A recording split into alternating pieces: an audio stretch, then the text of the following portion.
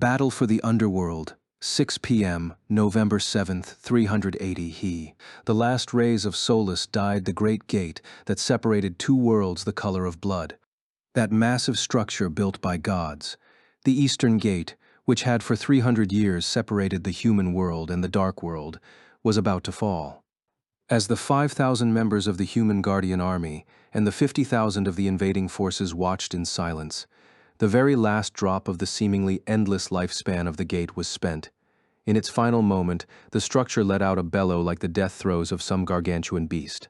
The rumble that ensued rippled from Centauria in the west to the imperial city of Obsidia in the east, causing all the residents of the underworld to look to the sky for the reason for that booming thunder. A few seconds later, a single fissure ran down the center of the 300-mel gate. Brilliant light poured from the inside, burning the eyes of the soldiers stationed on either side of it. The fissure spread and branched as it reached every corner of the great gate, and as it went, the light followed like a shining net. On either side of the gate appeared enormous, burning sacred letters. But out of the entire battlefield, only two people understood the meaning of the words "final stress test." The letters hung there, burning until the flames ran out. At that moment, there was a flash of light that shone all the way to the heavens, and the top of the eastern gate began to crumble. Whoa! It was difficult for Vasago Casals to contain his sense of wonder as he leaned over the railing of the command vehicle. Final stress test, huh? This should put Hollywood movies to shame. Forget the AI, bro. Let's scoop this image generation package.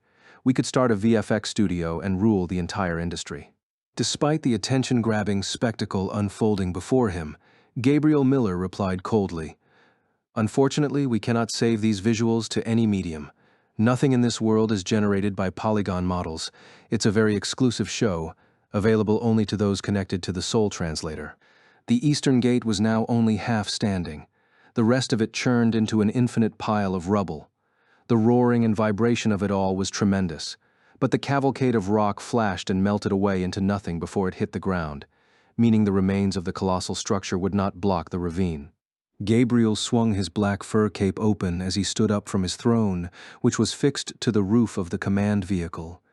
He walked toward a large skull that had been installed by one of his 10 Lords of Darkness, the Chancellor of the Dark Mages Guild, DIL. The skull, which rested on a small table, was a magical artifact with the power to transmit voices. If he spoke into this master skull, his voice would come out of the slave skulls each of his generals possessed. It didn't live up to the multi-channel communication system in a striker armored vehicle, but it was much better than giving orders that had to be personally relayed. Gabriel stared down into the blank sockets of the skull and summoned the cold gravitas appropriate for the god of darkness and emperor of the dark territory, Vecta. Soldiers of the Dark Empire, the time you have long awaited is nigh. Kill all that lies before you while you yet live. Take all that is ripe for the taking. Plunder. From here and there among the lines of infantry, roars and bellows of excitement arose, loud enough to drown out the collapsing of the gate. Swarms of scimitars and spears glinted blood-red in the setting sun. The 1st Regiment of the Dark Territories Army was 13,000 strong, consisting of 5,000 mountain goblins, 5,000 flatland goblins, 2,000 orcs, and 1,000 giants. This would be the first group to charge ahead and elicit a strategic response from the enemy. As the player in this wargame, Gabriel thrust his raised arm forward, giving his first command. 1st Regiment, forward march. Leading the 5,000 goblins of the invading army's 1st Regiment of the Right Wing was a new chief named Kosogi. He was one of the 17 sons of Hagashi, the previous chieftain, who died in the violent rebellion of General Shasta. Of all the chiefs to ever rule the tribe, Hagashi was praised for being especially cruel and greedy. His son Kosogi had inherited that streak from him, but he also hid an intelligence behind his hideous features that was unbecoming of his kind. Kosogi, who would be 20 this year, had spent over 5 years pondering a very serious topic. Of the 5 tribes of darkness, human, giant, ogre, orc, and goblin, why was it assumed that the goblins must always come last? They were the smallest and weakest members of the tribes. That was true. But that was why they had such great numbers. to overcome that individual weakness. In fact, in the ancient age of blood and iron, the goblins were a force equal to the orcs and black Iams, as they referred to humankind, when they fought head-to-head. The chaos came to an end when the tribes tired of slaughter, leading to a peace treaty. In that treaty, the goblin leaders earned seats in the highest body of the Land of Darkness, the Council of Ten, but in reality they were not treated as equals by their peers. The mountain and flatland goblins were given only the thin, barren wastes in the north as their new land, which wasn't nearly fertile enough for them to grow crops and hunt creatures in large enough quantities to support their population. Their children were constantly starving, and the elderly did not last long. In other words, the chiefs of the other tribes had betrayed them. They had pushed the goblins, whose greatest asset was their plentiful numbers, into a spacious but barren stretch of land to keep their population under control. Ever since, the goblins had been dedicated solely to the drive for survival and could not nurture any civilization. They could not send their children to train at facilities designed to develop them, as the Black Iams did. They were reduced to sending them down the river on boats, simply to reduce the number of mouths to feed. And they knew the fate awaiting those children when they washed up in the territory of other peoples. If they had rich land and ample resources instead, they could outfit their kind with fine steel weapons and armor, rather than the crude cast-iron scimitars and armor plates they used now. They could eat heartily to stockpile their life, and could learn how to fight and strategize in battle. They might even grow to understand the dark arts that the Black Iams had sole control over now. No one would dare call the goblins a lower race then. Kosogi's father had always been tormented by an inferiority complex toward the Black Iams, driven by hatred and jealousy, but he hadn't had the smarts to consider what he might do about it.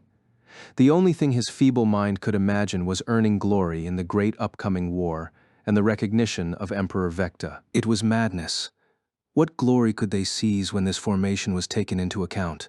It must have been the Dark Mage Chancellor who had put the idea into the Emperor's head.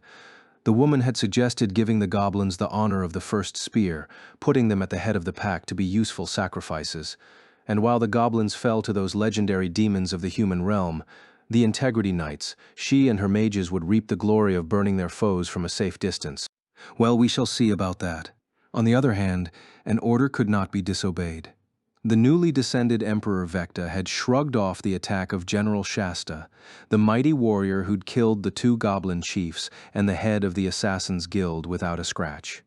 The Emperor was all-powerful, and it was law in the Land of Darkness that the powerful must be obeyed. But that Black Iam woman was different. Kosogi was now one of the 10 lords, meaning, in theory, he was of equal standing with her. He was under no obligation to bend the knee to that scheming vixen's machinations.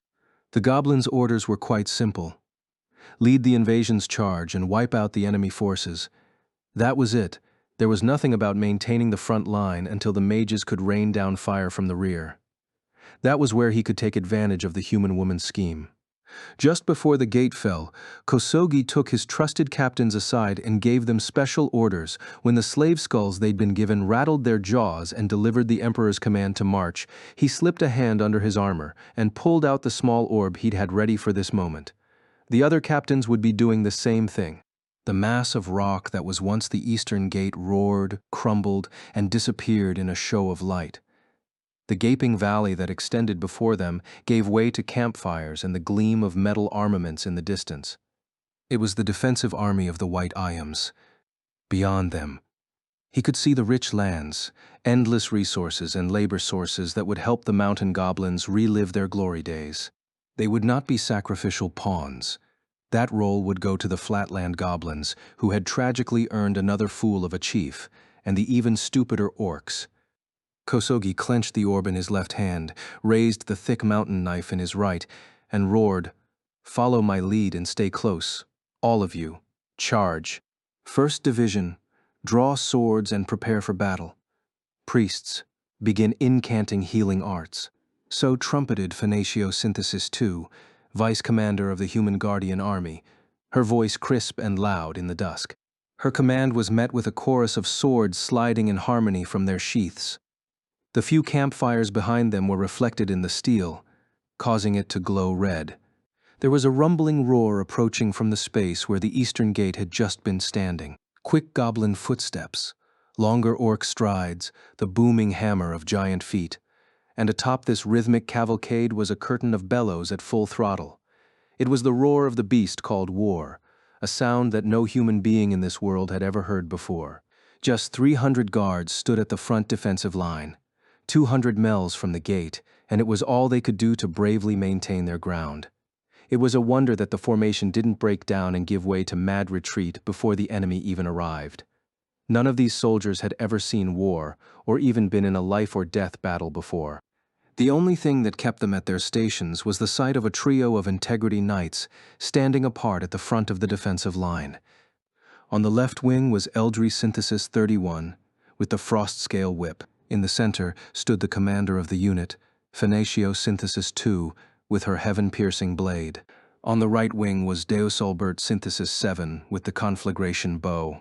These three knights, their armor shining beautifully in the dark, planted their feet on the ground and awaited the coming enemy without budging. There was dread in their hearts, too. They at least had battle experience, but nearly all of it was merely one-on-one fights against Dark Knights. Vice Commander Phenatio did not have any experience fighting against a full army, and neither did Berculi Synthesis 1, the commander of the Integrity Knights, who was leading the 2nd Division in the rear. On top of that, there was no longer an administrator who ruled over the human empire's Axiom Church. The absolute justice that the Church once stood for was long gone. The final defense for the knights preparing for battle was, ironically, the one emotion that should have been destroyed by the synthesis ritual. As Deosulbert Synthesis 7 boldly awaited the arrival of the enemy, he brushed the ancient band on his left ring finger with his free hand. One of the oldest Integrity Knights, he had spent over a century maintaining order in the northern reaches of the realm. He had fought off invaders who attempted to cross the End Mountains from the Dark Territory. He had eliminated large magical beasts when they appeared within his range of protection. On rare occasions, he had even apprehended people who had violated the taboo index. He had long since given up wondering why he was given these duties. He simply believed that he was indeed a knight summoned from the celestial realm, and he gave not a single thought to the personal lives and society of the people he protected. But in his quieter moments, Deosulbert was tormented by a strange dream that he always experienced at the break of dawn. A small, pale hand, so white the skin seemed clear. A simple silver ring that glinted on its finger. The hand brushed his hair, touched his cheek, and shook his shoulder. There was a soft, gentle whisper. "Wake up, dear. It's morning." Deosulbert never told anyone about the dream. He suspected that if the Prime Senator learned of it, he would use sacred arts to cut it from his mind. He did not want to lose the dream, because from the moment he awoke as a knight, he too had worn a silver ring of the same make as the one on the delicate hand in the dream. Was the dream a memory of the celestial world? If he completed his duty as a knight down here and was allowed to return above, would he see that hand and hear that voice again? For many, many years, Deosulbert had harbored this question, this hope deep in his heart, until the great incident that shook Central Cathedral half a year ago. Two young men, rebels against the church, invaded the cathedral. Deosulbert made use of his perfect weapon control art and still lost. The black-haired youngster used sword techniques he'd never seen before to break through the conflagration bow's flames, and when the fight was over, he said something that was impossible to believe. The Integrity Knights had not been summoned from heaven. They were ordinary mortals born here, whose memories had been stolen so they could be remade as knights, nothing more. The idea that administrator, the pontifex of the Axiom Church and the embodiment of supreme virtue, absolute order and complete justice, was involved in such underhanded methods to deceive her knights was simply impossible to accept. But those young men had dispatched Vice Commander Phenatio, Commander Berculi, and Prime Senator Chudelkin, and then reached the top floor of Central Cathedral to defeat even the glorious administrator herself. Surely their blades would not be infused with so much power if they were mere disgruntled rebels. In fact, he understood when he first fought them. It was clear from their forthright, honest combat that there was no lie to their statements. That would mean that the owner of the little hand in his dreams was not in the celestial realm, but was born a human on earth. When Deosulbert understood this truth, he did something he had never done before as a knight. He clutched his ring to his chest and wept. For he knew that unlike the Integrity Knights, the life of a mortal person would be depleted at no more than 70 years. And thus, he would never again meet the person who called him dear in his dreams.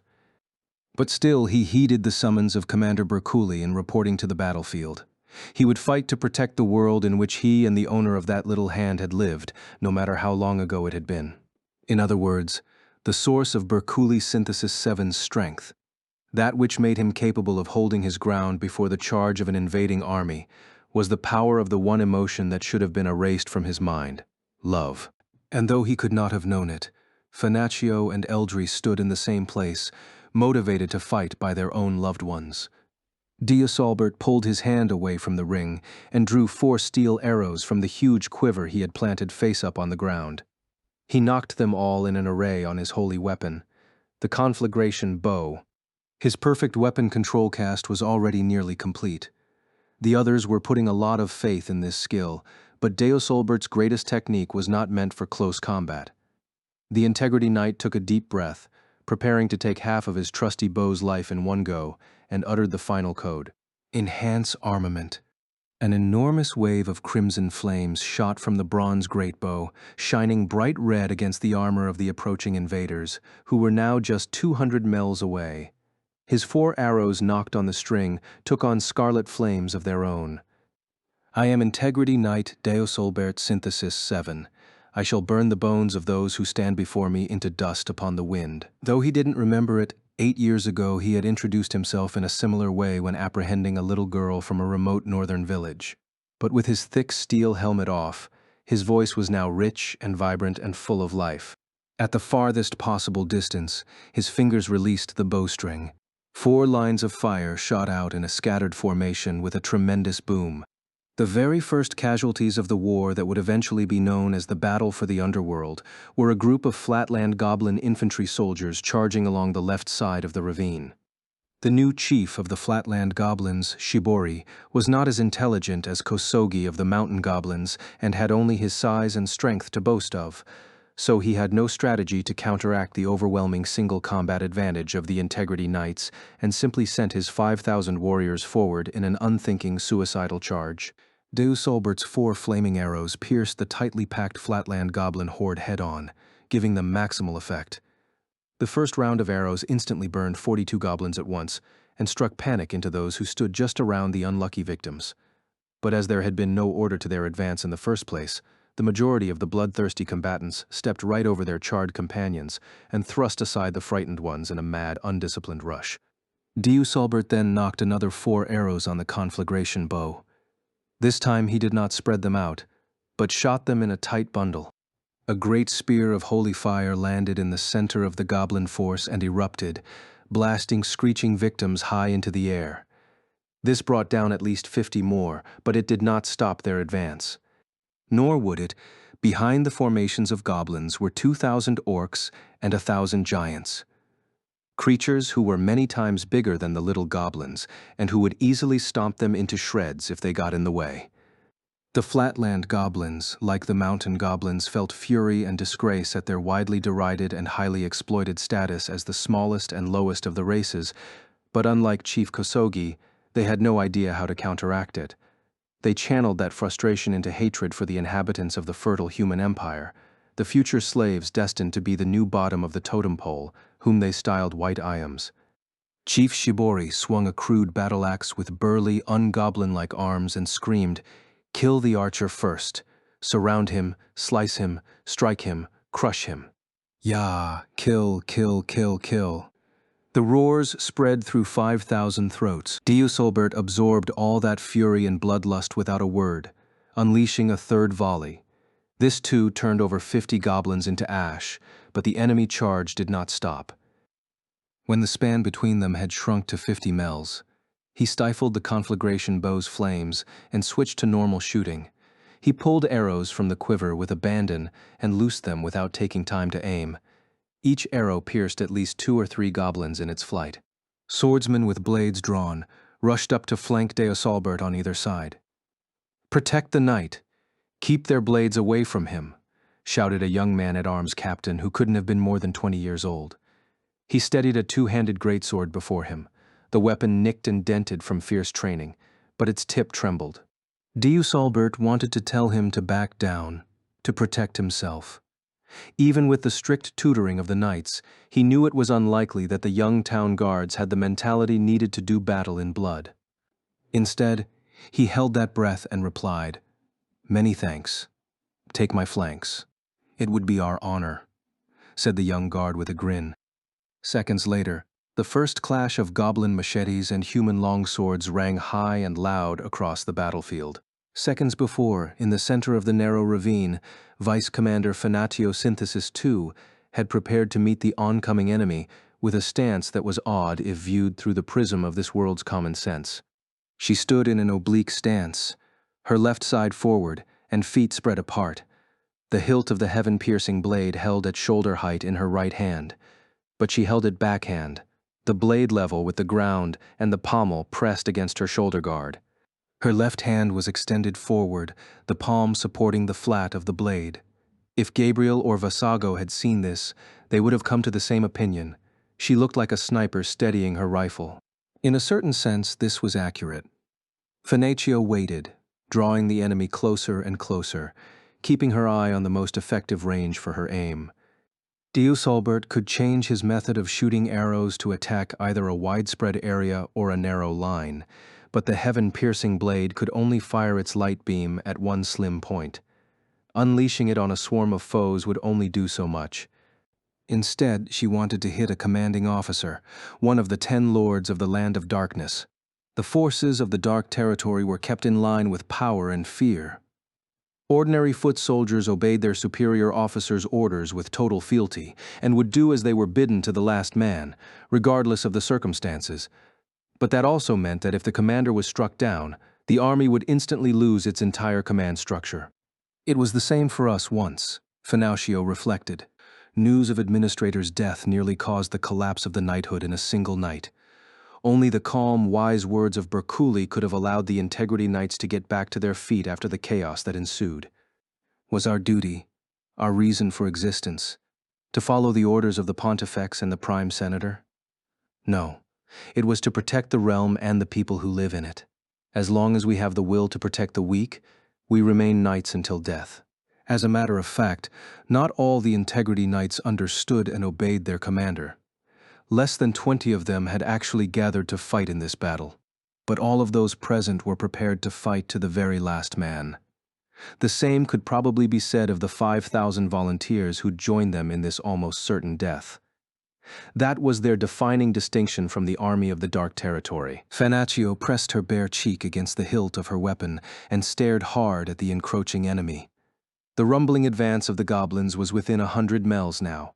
On the right wing, Deusalbert was attacking with his perfect weapon control art already, red explosions lighting up the dusk. It was in that momentary flash that Fanatio finally found the target she was searching for. There were enormous shadows at the very rear of the enemy army, chasing the goblin troops forward, the giants who stood over twice the height of a human. The especially large one who stood out among his peers must be their chief, she reasoned. It was an individual she had seen just once before, named Sigurosig. The giants were an excessively proud people, if not downright arrogant. Thanks to their superior size, which was the only metric they prized, they secretly looked down on even the darker-skinned humans who were the truly superior class in the Dark Lands. So if she defeated their chief in one blow before the battle even began, their alarm, too, would be gigantic. Fanatio breathed deep, held it, and whispered, "Enhance armament." The heaven-piercing blade thrummed and began to glow, shrouded in the brilliant light of Solus. The straight line extending from its sharp point intersected directly with Sigurozig's massive body. "Pierce him, light," she cried. Shwoopa! The air itself shook as a beam of compressed sunlight shot, blinding across the battlefield.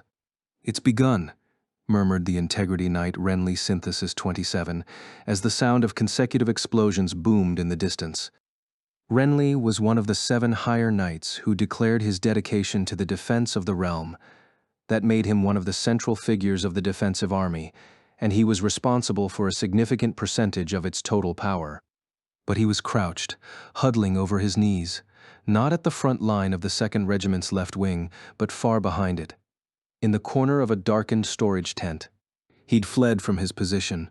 Less than an hour ago, amid the rush to prepare for the battle, he'd slipped away and found an unoccupied tent to hide in, where he now hunkered down and listened.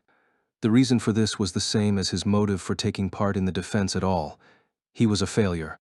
Such had the Holy Pontifex labeled him, and thus he'd spent 5 years frozen, rather than carrying out any integrity knight duties.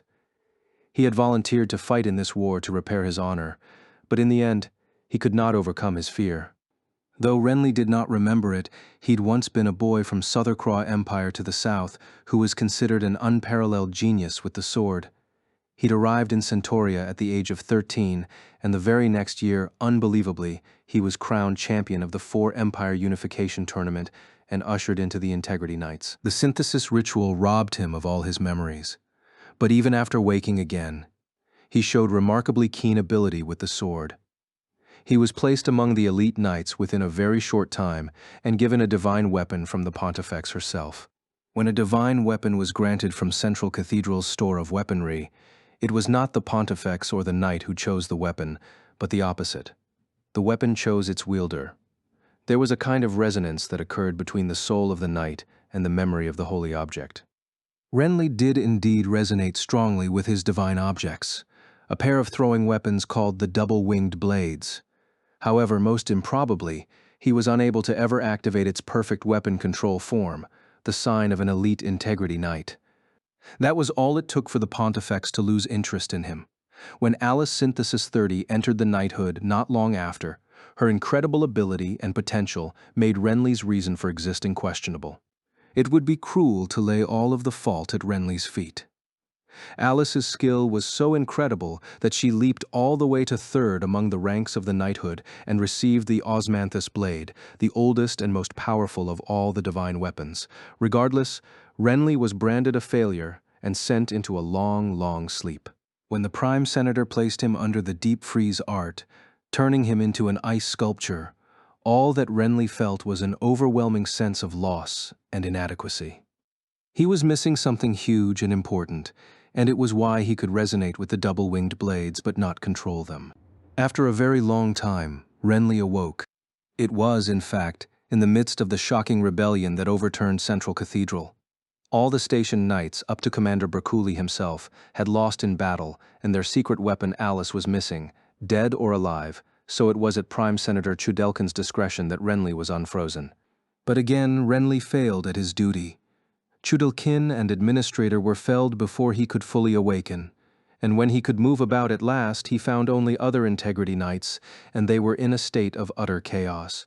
In the position of commander, without the Pontifex to give orders, Bercouli asked the others to take part in the desperate last-ditch attempt to stand up against an organized invasion from the Dark Territory.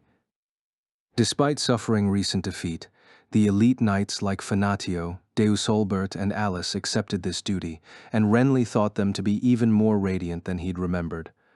If he joined them, he might understand at last. He might find what he was missing and learn why the weapon would not respond to him. Renly had stood up from the corner of the hall where he had huddled, and he timidly raised his hand. Bercouli had nodded with great satisfaction, placed his large hand upon Renly's shoulder, and said simply, "I'm counting on you." But now, in his first battle, his first combat, the pressure was more than he could handle.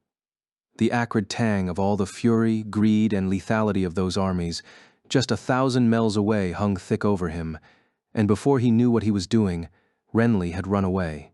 "Stand up. Get back to your station. If you don't fight now, you'll be a failure for eternity." He scolded himself over and over as he hid in the tent, but he couldn't even bring himself to undo the grip he had around his knees. Soon the rumbling charge and approaching roars told him that the battle was beginning. "It's begun," he repeated to himself. He thought he felt his weapons, one on either hip, vibrating with rebuke of their master. But he could not go back. How could he stand again before the commander and the soldiers who looked to him for help? "It will make no difference whether I am there or not. An elite knight who cannot use perfect weapon control is more of an impediment than a boon." He told himself these excuses and more as he wriggled his face even farther between his knees, when a soft voice from the entrance to the tent caused him to start. "What about this one, Tiza? Have they come looking for me? Renly quaked, unbefitting of a knight, but then he heard another voice. They both sounded like young women. Yeah, this tent should work, Roni. We'll hide him in here and stand guard at the door. Sigurosig, chief of the giants, was a legendary warrior built like a small mountain, with unkempt copper hair and beard, ferocious features, and countless scars that ran the length of his body. If anything most purely expressed the one law of the Dark Territory that strength rules all, it would have to be the giants. From the moment they were conscious, they engaged in competitions of strength, technique, and courage, so that they established a pecking order more severe than even the Dark Knighthood. The giants lived in the highlands in the west of the Dark Territory, but the supposedly ample numbers of huge and magical beasts were always in short supply. The giants used them as targets for every imaginable rite of passage and had hunted them to scarcity. Why were they so driven to be powerful? Because if they weren't, their very souls, their fluctlights, would collapse. The four non-human races of the Dark Territory were twisted things, human mental prototypes implanted into non-human bodies. They required mental stability to prevent themselves from completely dissociating and collapsing. The goblins, for example, converted their inferiority complex toward humans into jealous and hateful energy that they used for motivation and self-preservation. The giants, on the other hand, were the opposite. Their superiority complex over humans gave their human minds inhuman strain. Every single giant, at least in a one-on-one fight, would always triumph over a human. That was their mental refuge and their ironclad rule. It was why they put their young through such extreme rites of passage, accentuating their individual superiority at the cost of their overall numbers. So the 1,000 giant warriors summoned to this battle were silent, but harbored great drive to fight. It was the first large-scale war that this generation, born after the age of blood and iron, had ever experienced. Chief Sigurosig had one serious thought: to flatten the enemy in their initial charge and end the battle altogether. The Dark Knights, Dark Mages, and Pugilists were placed in the main force of Emperor Vecta's army, but he would not allow them to shine. By surpassing those troops and claiming victory, he could prove definitively that the giants were supreme among all. When the little jaw of the slave skull chattered with the Emperor's order to charge, Sigurosig felt the old scars crisscrossing his body begin to burn. It felt to him as though he was channeling the strength of all the great beasts he'd torn apart, barehanded. "Crush them," he thundered. It was his only order, and it was enough. He raised his mammoth warhammer alongside his hardy fellows and began to charge, the ground trembling beneath their feet. The warriors of the human empire crammed the space in the ravine ahead. To the giants, who stood at least 3.5 miles tall, they were tiny, hardly bigger than goblins. Their swords were smaller than the fangs of newborn rock-scale worms. Smash them all. Kick them all. Tear them all to pieces. Sigurosig's sense of superiority, hard-coded into his soul, flared up and gave off sparks of pleasure. His angular jaw sagged and stretched into a ferocious grin. Instantly, an alien yet familiar sensation ran up his backbone. It was cold. It numbed him. He felt pierced by needles of ice. He had experienced this feeling in the distant past, deep in the fledgling valley close to his village. His first trial. He had gone to snatch the eggs of a snapping bird, and the mother bird had swooped down from overhead. Sigurosig's eyes flared as he ran, seeking the source of the sensation. At the front of the row of enemy soldiers, right in the center of the ravine, he spotted a tiny, tiny human. Its hair was long, and its frame was slender. A woman, a knight, clad in shining silver armor. Just once before, he had witnessed one of the dragon riders of the human realm crossing the End Mountains. He had wanted to crush it, but the little creature had merely circled a time or two, then flown back over the mountaintops. They were nothing to him, and yet that she-knight's black eyes. Despite the distance of over 300 miles between them, he could feel her gaze keenly on his skin, and there was no amount of fear or mortal terror in those eyes, not even as much as a tiny pinch of salt for a cauldron of stew. All he sensed was the coldness of identifying a target and taking aim. Am I being hunted? Me? Chief of the giants? mightiest warrior of the 5 tribes of darkness, the great Sigurosig. Herc. A falsetto scream burped out of his throat, completely at odds with his fearsome appearance. The strength went out of his legs, and the great hammer in his hand felt unbearably heavy.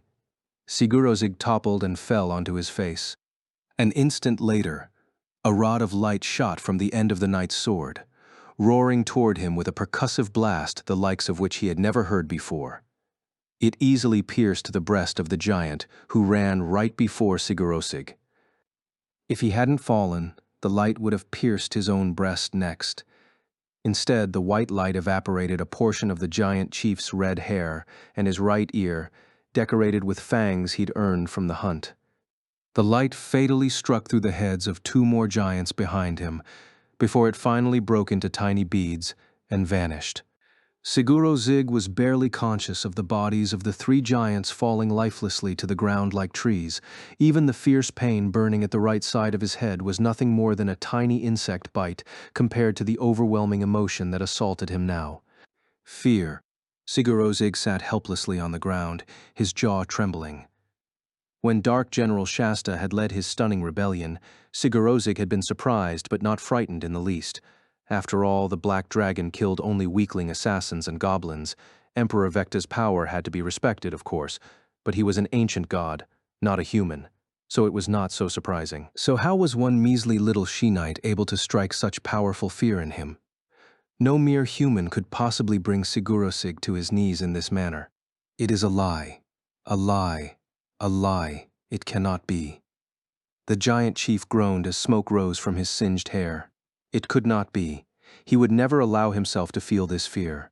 But the more he repeated it, the more sparks flew deep in his mind, paralyzing him with pain. His mouth and tongue spasmed, causing strange words to spill forth without pause. Can't be. Can't be. Can't be. Kill. Kill. Kill. Gildil. Dill. Dill. Dill. Dill. Dill. In this moment, the subjective identity packed tight in the center of Sigurosig's flucklight, his self-image as the most powerful warrior, collided unavoidably with the circumstances of his present terror. It was bringing about a collapse of the quantum circuits in his light cube. Red light shot from the giant's eyes. Dill, dill, dill, dill, dill, die. As the surrounding giants watched, stunned, Sigurosig suddenly leaped to his feet. He swung the huge war hammer around as if it were a twig, and he resumed his mad charge. Sigurosig bowled over his fellow giants before him and soon caught up to the goblins ahead. He charged through them without slowing, his feet producing wet crunches and high-pitched screams. But the giant, his mind collapsing from within, did not even register them. All he was conscious of was a single order, resounding and reverberating, to kill that night. Ultimately, both Chief Shibori of the Flatland Goblins and Chief Sigurosig of the Giants underestimated the power of the Integrity Knights. Only Chief Kosogi of the Mountain Goblins, on the right wing of the invaders' spearhead charge, was different. He had just learned, at great cost, of the overwhelming military power of the Knights. It was Kosogi who had designed and arranged the recent invasion of Rulid, re-excavating the cave in the northern End Mountains and leading a great force of goblins and orcs through it. He himself had been tied down to Obsidia Palace, but he'd set up the plan by putting troops under the command of his 3 brothers and convincing some orcs to join in as well. But the plan had been a horrific failure. The troops had been wiped out, including all his brothers. The few members who had escaped with their lives reported details he could scarcely believe through the shock. An invasion force of over 200 goblins and orcs had been decimated by a single Integrity Knight and Dragon Mount. It was difficult to take at face value, but Kosogi was not so foolish that he would allow this bitter lesson to go to waste. He was determined that he would never again repeat the folly of attempting a straightforward attack on the Integrity Knights of the human realm. But the role that Emperor Vecta had demanded of the mountain goblins in this great invasion was just that. Chancellor Dil of the Dark Mages Guild would be well aware of the Integrity Knight's might. It was why she had advised the Emperor to cast forth the goblins, orcs, and giants as sacrificial pawns, throwing the narrow ravine into chaos before they used their dark arts to burn all of them, Integrity Knights included, into ash. Once the Emperor accepted Dee's strategy, there was no choice but to obey. Kosogi spent 3 days and nights considering it. How could they carry out the order to charge stupidly forward and escape the jaws of death that were the Integrity Knights ahead and Dark Mages behind? The stunt play he devised involved the little gray spheres he gave out to his troops. When the Emperor gave the orders, and Kosogi sent his forces into the valley floor, he spotted a tall Integrity Knight in gleaming armor far ahead. It was not Alice Synthesis 30, the knight who'd wiped out the invading force at Rulid, but her apprentice, Eldri Synthesis 31. However, Kosogi could not make that distinction. In either case, the figure was a demon who meant nothing but merciless death for goblin-kind. "Now throw," he ordered, when they were within 50 mels of the knight. He crushed the little orb in his left hand. A small flame licked out of the broken sphere with a crackling sound. It was not some kind of explosive, of course. That would be an artifact of a civilization beyond anything that presently existed in the underworld. It was not a flame element generated by arts, either. Embedded in the center of the spheres were tiny insects called flint bugs, found only in the northernmost volcano of the Dark Territory, the sacred ground of the mountain goblins. If crushed, they emitted ferociously hot flames that would scar the palm. The gray orb around the flint bug was a kind of moss, also from the north, that had been dried, ground, kneaded, and dried again. It then created a great amount of smoke when lit, making it useful for smoke signals. But Kosogi, using methods similar to the Assassin's Guild, had refined the substance until it was dozens of times more potent than its original source. In essence, what Kosogi and his goblins threw were smoke grenades. When the flint bugs burst into flame, they produced plumes of thick, choking smoke that reduced visibility to zero. Now that curtain covered the northern side of the ravine, which ran east to west. Even goblins, with their excellent night vision, could not see through this layer of smoke. But Kosogi's plan was not to use the screen to defeat their foes. Before they plunged into the thick plume, he gave his third order. "Now run." He returned his mountain blade to the sheath behind his back and got down on his hands. When a goblin, already small, got down on all fours, he was barely above the knee of a human. Close to the ground, the smoke was just barely thinner, offering them a better chance at spotting the enemy. Kosogi and his 5,000 mountain goblins completely ignored Eldri and the guardsmen as they rushed deeper through the ravine. The Emperor's order was to charge the enemy army. It did not specify which part, so Kosogi plotted to ignore the main force, meaning the Integrity Knights, and chose to send the goblins toward whatever supply line they had in the rear.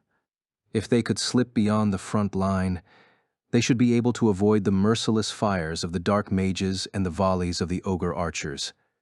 If these attacks succeeded in decimating the Knights and Guards, the goblins could turn back to finish the job.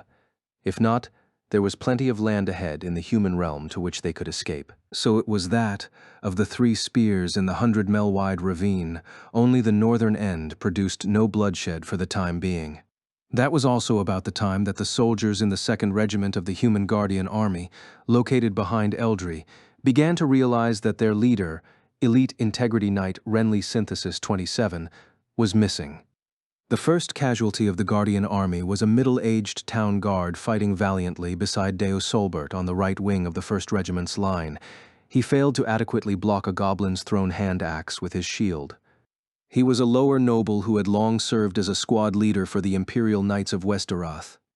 His skill with the sword was solid, but there was nothing to be done about the downturn of his life value as a whole, and the axe head that bit into his wrinkled, sagging neck proved to be quickly fatal. The healing arts of the priests located behind the fighter were not effective enough to repair the damage caused. Diosolbert briefly paused in his arrow, launching to attempt higher healing arts on the elderly soldier, but the man shook his head, blood spattering from his lips as he cried, "You mustn't. It is a fitting end for this old soldier. The fate of our country rests on your shoulders, Sir Knight." Then the elderly guard passed away, his last remaining life force spilling forth as spatial resources. Deus Solbert gritted his teeth, used those resources as fuel to light the conflagration bow, and shot the goblin that had thrown the axe with a flaming arrow. More soldiers among the Human Guardian Army fell after that, here and there in bursts, but their comrades never stopped their charge. The non-humans, who outnumbered them over 10 to 1, ferociously and mercilessly carried out their orders. The large quantities of life resources that spilled forth onto the battlefield turned to little flecks of light that rose and rose. Into the sky, far above the narrow ravine, where a single dragon hung in the air, hidden in darkness, and they swirled and condensed toward the Integrity Knight clad in golden armor who stood atop its back. There was no time nor space for hiding. Renly simply huddled in the supply tent, clutching his legs, waiting for the approaching figures to find him. From what little light came through the round port in the canvas, he could see girls who looked to be maybe 15 or 16 years old. One had brilliant red hair, while the other's was dark brown. They had on light armor over gray tunics and skirts, uniforms from some academy. They both had slender longswords on their left side. He did not recognize their faces, and based on the make of their equipment, he took them to be civilian fighters, not knights. What was much odder was the metal chair that the brown-haired girl was pushing. Instead of legs, the chair had 4 wheels, and a black-haired young man sat slumped in it. Renly found his eyes drawn to the man's face. He was about 20 and terribly thin, and he was missing his right arm from the shoulder down.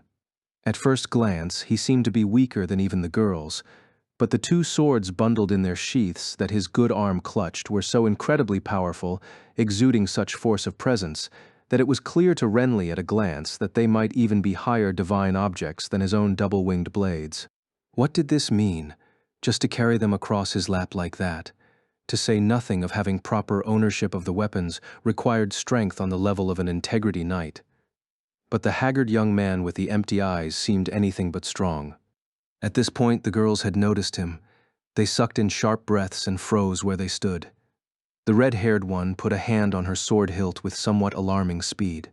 Before they could draw their weapons on him, Renly rasped, "I'm not an enemy. Forgive me for startling you. May I stand up? I will show you my hands are empty." "Go ahead," the girl said, her voice hard, and Renly slowly lifted himself up. He stepped forward, hands raised, until the light through the canopy revealed his top-level armor and dual weapons. The girls gasped and straightened up. They removed their hands from sword and chair handle and made their salutes across the left breast. Cess, Sir Knight, forgive the impertinence," stammered the red-haired girl, her face pale, but Renly just shook his head. "No, it's my fault for startling you. And besides, I am no longer an Integrity Knight," he said, his voice nearly vanishing by the end, to the surprise of the girls. They couldn't be blamed. The fringed white cape over his back and combined cross and circle of the Axiom Church gleaming on his breastplate marked him as none other than the highest of knights. Renly moved his fingers to cover the symbol and wryly admitted, "I abandoned my post and fled to this tent. The battle's already begun at the front. I bet the squad I meant to command is in a panic now. People are dying already. And here I am, frozen with fear. I am no knight, and I can claim no integrity." He bit his lip and finally looked up. He saw his own face reflected in the large orange eyes of the red-haired girl, gray-colored hair tufting briefly over his forehead, rounded cheeks, and big, girlish eyes with long lashes and none of the proud fierceness of his position. A young failure of a knight, just 15 years old. He wanted to tear his eyes away from that appearance he hated so much, but the red-haired girl covered her mouth, reeling from some fresh shock. He stared at her, puzzlement on his face, and this time it was the girl who averted her eyes and shook her head. Nothing, sir. I'm sorry." She would not look up again. So the previously silent girl with the burnt brown hair and eyes said, in a faint but firm voice, "Forgive our late introduction. We are primary trainee Roni Arabelle and primary trainee Tisa Strinen of the supply team, and this is elite disciple Kirito." Kirito. Recognition of that name brought a gasp to Renly's throat. He knew that name. It belonged to one of the 2 rebels who'd laid siege to Central Cathedral half a year earlier. The very person whom Renly had been unfrozen to fight, only to fail to reach the battle in time. This withered young swordsman was responsible for felling the almighty administrator. Was his missing right arm a scar from the battle? So intimidated by the presence of this empty-eyed young man was Renly that he drew back his foot. The petite young woman named Roni did not seem to notice. She pleaded, "Please, Sir Knight, We have no right to comment on your circumstances. We are members of the Guardian Army too, but hang in the rear rather than fighting at the line of battle. But that is our duty for now. Miss Alice instructed us to dedicate ourselves to his protection. Alice. Alice Synthesis 30. The young genius knight, who was a foil for Renly in every way. Even in this moment, she would be standing alone at the front line, preparing a mammoth sacred art that would prove to be the linchpin of the Guardian Army's strategy. As if to put even more pressure on Renly and his feelings of inferiority, primary trainee Arabelle desperately insisted, "Sir Knight, I'm afraid to be so rude, but will you please help us? Even the two of us are not certain we can fight off a single goblin. Please, please, we must protect Kirito." Renly squinted at the pureness of the look in Roni's eyes. It was the kind of thing found only in those whose duty was carved into their souls, and whose determination to achieve said duty would be stopped by nothing, even the loss of their own lives. If they are primary trainees, then they haven't even graduated yet. And yet even these girls have something I've misplaced, or maybe I've been missing it from the moment I awoke in this world as an integrity knight. He heard his own voice issuing from a cracked throat as though it belonged to someone else. "You'll be safe here, I think.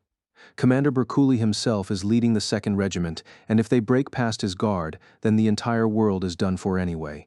The end will come sooner or later. I'm going to sit here until the battle is over. If you want to stay here too, then I won't bother you." His voice was nothing more than warm air by the end. He returned to the back, where he had been, and plopped down again. Right about that time was when Kosogi and his mountain goblin smoke bombs began to erupt on the left wing of Eldry's line. With thick smoke hanging heavy over the battlefield, a swarm of goblins slipped past the defensive barricade like water through a coarsely woven net. But neither Renly nor the girls could have known that they were plotting to wipe out the supply team at the rear line of the human Guardian Army. The collapse of the quantum light aggregation, the Fluchtlight, that made up the soul of Chief Sigurazig of the Giants happened rapidly. But because the collapse was not complete and did no more than inflict massive damage on specific areas, it did not immediately reach the level of the Fluchtlight itself becoming invalid. In fact, the phenomenon brought about a particular side effect. The result of decades of Sigurozig's hatred and fury toward humankind being unleashed all at once spilled out of his Fluchtlight and, through the main visualizer that interfaced with the light cube cluster, reached the light cube that contained the soul of Vice Commander Finaccio. Direct manipulation of events through the sheer power of one's imagination was a power that the Integrity Knights called incarnation. It briefly stole control of the veteran warrior Finaccio's body. As the chief of the Giants charged, standing a fearsome 4 mells tall, he held his great hammer high overhead. "Why can't I move?" Finaccio wondered, urging her stubborn legs to obey her, but she couldn't so much as clench a fist. The vice commander of the Integrity Knights must be bold enough to withstand a simple glare from anything, even the fearsome chieftain of the Giants. But it was as if her body was frozen in place, in that sniping position with her knee to the ground. In practice bouts against Commander Bercouli, she had at times been completely unable to step forward to attack, even with her weapon in hand. But that was against the presence of the commander, heavy but gentle and enveloping. This was more like the pain of being held down all over by many leather straps covered with gouging steel spikes. Sigurozig charged through his own allies, the goblins and orcs, kicking and stomping them aside as he let out an unearthly bellow. There were just 50 mells of distance left. In a one-on-one fight, he would be no match for her. Of the lords on the Dark Council, only Commander Shasta of the Dark Knighthood had earned her respect as an opponent. When she'd fought him before, their 30-minute battle had ended when he'd split her helmet and seen her face. The way he'd pulled back his blade still stung with humiliation. But even that fight she did not consider a defeat. By Bercouli's strict order, perfect weapon control arts were forbidden in battle against Dark Knights. So surely she would not be found lacking against anyone lesser than that. The idea that she would be frozen with fear was simply unthinkable. And yet a reality that surpassed Finaccio's understanding was approaching. Moment by moment, less than 10 seconds remained until that giant hammer would be lowered on her head. She had to stand and raise her blade. If she could just strike with it properly, the famed heaven-piercing blade would never be overcome by something as crude as Sigurozig's hammer. But she couldn't stand, bound by invisible shackles, Finatio could only watch as the giant chief, eyes red with raging darkness, screamed incoherently, "Human, kill, gill, dill, dill, dill." The hammer hurtled, roaring toward her. My lord, Finatio mouthed. Since her awakening as an Integrity Knight, Lower Knight Dakira Synthesis 22 had dedicated her entire existence to just one person. It was not to Administrator the Pontifex, absolute ruler of all. It was not to Berculi, commander of the knighthood. Her sworn benefactor was Vice Commander Finatio. Dakira was smitten with Finatio's ferocity to the cause, and with the anguish that she hid beneath that firm exterior. By the standards of the human world, her feelings were nothing short of romantic love.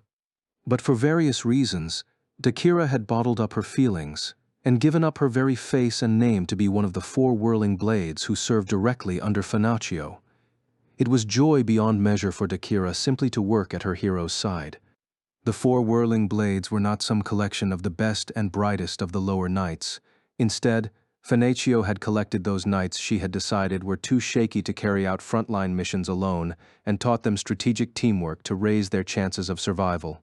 In other words, they were the loser squad. So they were poor in the eyes of the Pontifex and the Prime Senator.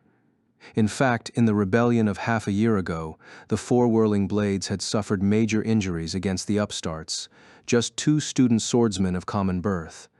But far more painful than that to Dakira was knowing she had failed to protect Finatio.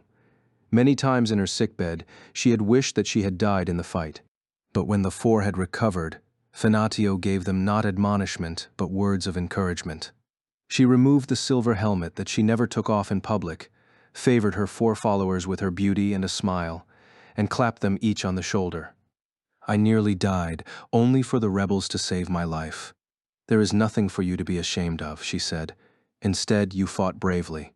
In fact, that was the greatest cyclic blade dance I have ever seen you perform." As she shed tears beneath her helmet, Dakira swore to herself that the next time, she would not allow her beloved vice commander to come to harm. And this was that next time. Despite being ordered to remain at her station until further instructions were given, Dakira leaped from the formation at her own discretion as soon as she sensed something wrong with Finatio. She was over 20 miles away from the kneeling knight and the giant chief swinging his tremendous hammer down toward her head. It was an unbridgeable gap for her physical abilities, but Dakira raced at blurring speed, her body becoming a beam of light until she leaped before Finatio and met the plunging hammer with her 2-handed greatsword. The earth rumbled from the shock of the impact, and a reddish light burst forth. Dakira's greatsword was a fine weapon in comparison to those of the men-at-arms, but was still a far cry from the divine weapons of the elite knights in terms of priority. And Sigurd-Sig's hammer, thanks to his murderous incarnation, was raised to a tremendous priority level. The stalemate lasted only half a second, when a number of fissures ran through the blade of the greatsword. The next moment, a faint light spilled forth from where it broke into pieces. Dakira cast the handle aside and held up her empty hands to receive the dropping hammer. A number of dull sounds rattled throughout her body. Her arms had broken from wrists to elbows.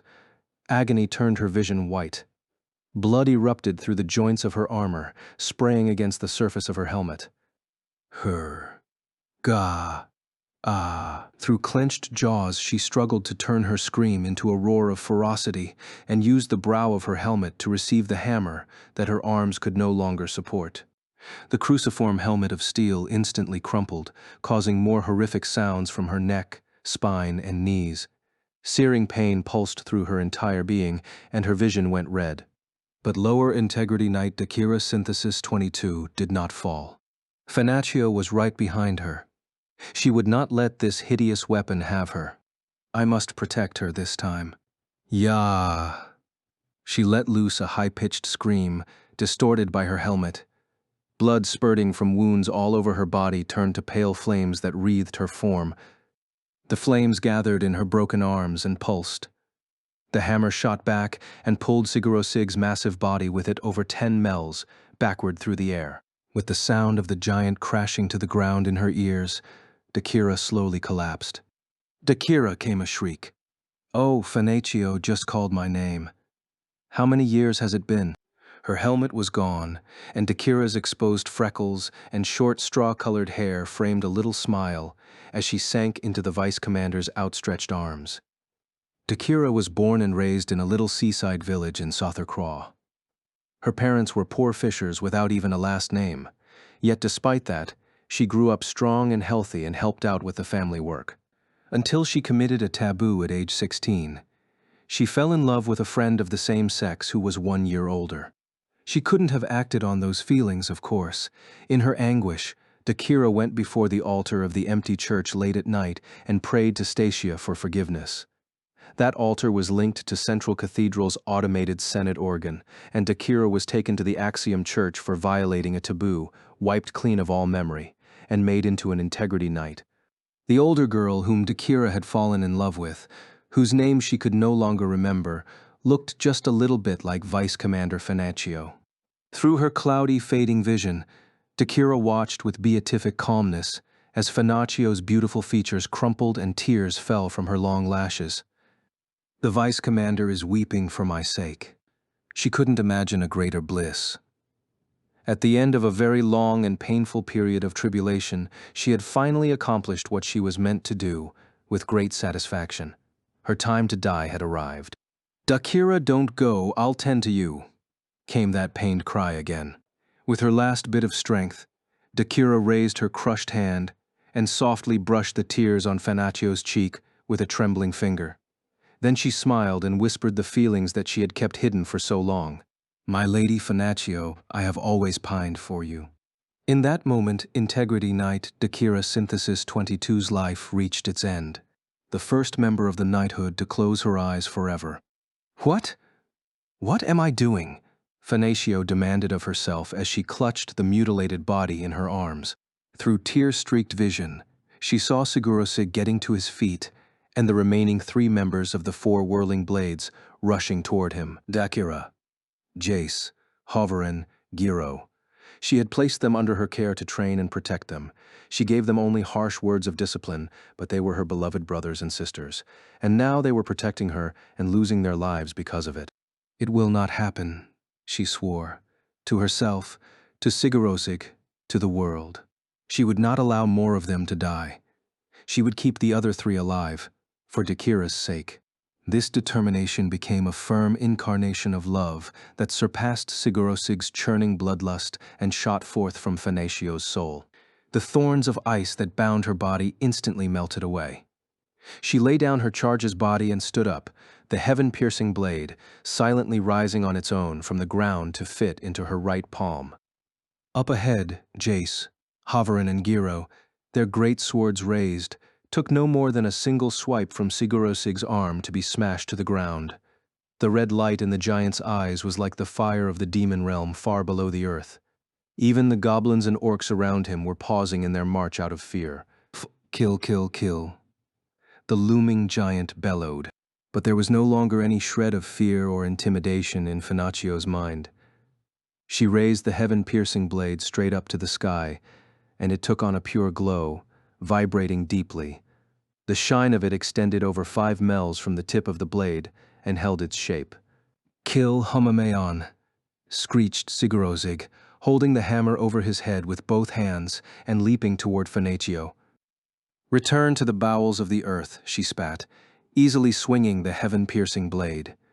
The blade of light, well over twice the length of the original weapon, left a brilliant afterimage in the air as it met the massive blunt end of the hammer. With a crisp thwick, the sword cleaved the enormous weapon in 2. Flecks of melted iron spattered from the burning red cut on the hammer. The tremendously long sword of light then made contact with Sigurosig's head and, without losing the tiniest bit of momentum, sliced straight down to the ground.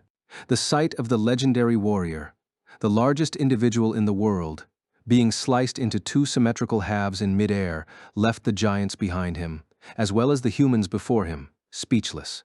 With soggy squelches, the 2 hunks of meat that had previously been Sigurosig crashed to the earth. While in their midst, Finaccio swung the sword of light with a hum and called out, "1st Regiment Central Unit, advance, drive back the enemy." The waves upon waves of flatland goblins that crashed against his side only made Deosolbert more worried as time went on. In single combat, he could take on any number of goblin soldiers in a row without ever being in danger of losing, and in fact there was a small hill of corpses before him, pierced with arrows and burned by the flames. But it was impossible for him to shoot every last enemy soldier on his own when they rushed in a horizontal wave. He would have to leave the majority of the goblins on the sides to the Guardian army behind him. In a direct comparison of ability, it was the guards who were much superior to the enemy soldiers. Their sword techniques, after half a year of fierce training, were much quicker and sharper than those of the goblins, who preferred to rely on brute strength and nothing else when using their crude knives. But that advantage was much less secure than the one the goblins had over the Integrity Knights. Their discipline would be hard-pressed to make up for the sheer disadvantage in numbers. If only he could share the tremendous power he possessed with all the guardsmen under his command. Deosolbert wished, but there was no such sacred art, of course.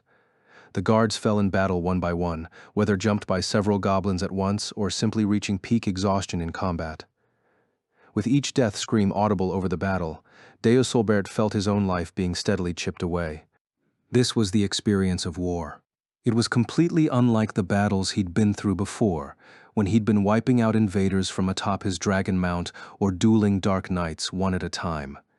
This was a horrible struggle of attrition, in which the total number of dead was undeniably rising from moment to moment. An Integrity Knight's pride meant nothing in this situation. Was there still no command to withdraw yet? He couldn't even tell how much time had passed since the fighting had started. Deosolbert slashed the oncoming hordes with his longsword, and when time and space allowed, he sprayed arrows with the conflagration bow. So overwhelmed was he by the action around him that he failed to notice when some of the enemy troops began acting strangely. Chief Shibori of the Flatland Goblins was far stupider than his mountain counterpart, Kosogi, and far more cruel. At first, Shibori considered the Integrity Knight leading the enemy army to be little more than a large magical monster. No matter how strong, he was still just an individual white Ayam, and when surrounded, would succumb to the right amount of beating in the end. But once the fighting began, the Integrity Knight turned out to be far more troublesome than any beast and did not allow himself to be surrounded. No matter how many troops Shibori sent after him, he could blow up a full 10 goblins with a single exploding fire arrow, and his ordinary arrows struck the brain and heart with unerring accuracy. So what could be done about this? After some thought, Shibori came to an extremely simple and merciless answer. He would continue throwing troops at the enemy knight until his stock of arrows ran out. But of course, the grunts who were artlessly thrown into battle to their certain death did not appreciate this strategy. More than a few of them were smarter than Shibori, and they orchestrated things to their favor as far as they could without disobeying an order. They lifted the corpses of their fellows, hid behind them, and began to circle around the knight laterally, drawing his attention and his arrows. Under ordinary circumstances, Deosolbert would see through such a simple tactic at once. But the screams of his men-at-arms dying were sapping his ability to stay cool and rational, unbeknownst to him. The goblins were helped by the fact that the battle had begun at sundown. By the time Deosolbert recognized that the enemies were taking too long to fall, the overly liberal stock of steel arrows he'd prepared was nearly gone. There we are. He's finally run out of those wretched arrows. Shibori chuckled to himself, scratching at his neck with the tips of the battle knives he had resting on his shoulders. The sight of all his fellow warriors' miserable corpses did not seem to bother him in the slightest. He had inherited an incredible resistance to the horrors of war from his ancestors' experience, surviving the ghastly age of blood and iron. About a third of his troops were dead, but he still had over 3,000 of them. When they invaded the White Ayam's territory and had all the meat and land they wanted, the tribe would quickly repopulate. But in order to gain those spacious lands, they would need to earn them with skill. He had to finish off the knight in the red armor. "Let's go, you slugs. Surround the archer, grab him, and pull him to the ground. His head will soon belong to Shibori," he instructed the crude and hardy warriors around him as he steadily strode forward. "How foolish of me," Deosolbert groaned. At last he realized that the enemy soldiers he saw flitting about in the darkness were merely scarecrows using the bodies of their fallen friends. He shot at the legs, not the heart of a scarecrow goblin to finish it off for good, then reached over his shoulder for another arrow only to close his hand on empty air. Even the divine conflagration bow was just as vulnerable to running out of arrows as any ordinary longbow. He could create new arrows from steel elements with sacred arts, but that was possible only in singular fights where he had enough time to chant the command. Besides, the atmosphere here was bereft of spatial resources, as all of them were being absorbed by the Integrity Knight hovering above. Diosalbert clenched his jaw, hung the bow over his left shoulder, and drew his sword again. Then he saw a group of larger goblins approaching fast through the gloom ahead. These were clearly a different type of individual than the rabble he'd been slaying. They had thick metal plates from chest to waist and leather strips covered in tacks over their arms. In their hands were thick cleavers that looked capable of cutting a cow in two. Behind these 7 individuals came one even larger, a goblin that appeared to be taller even than the average orc, by Diosalbert's estimate. Its gleaming cast iron armor, pair of great axes, and richly colored headdress made it clear that this goblin was an enemy general. The moment Diosalbert made eye contact with the gleaming red orbs under the goblin's protruding brow, he felt the very air around him squeal. The sound of clanging and slashing swords and knives grew distant until he could not hear them at all. The guards and goblins formed a silent perimeter, watching the face-off of the 2 leaders breathlessly. Diosalbert held out his free hand to stay the men-at-arms who tried to rush to his side. With his sword raised and at the ready, he said in a firm but raspy voice, "You must be one of the 10 lords, a goblin chief." "That's right," said the large goblin, exposing yellowed fangs. "The great Shibori, chief of the Flatland Goblins." Diosalbert faced the enemy leader head-on, taking the time to steady his breathing after the long stretch of unbroken combat.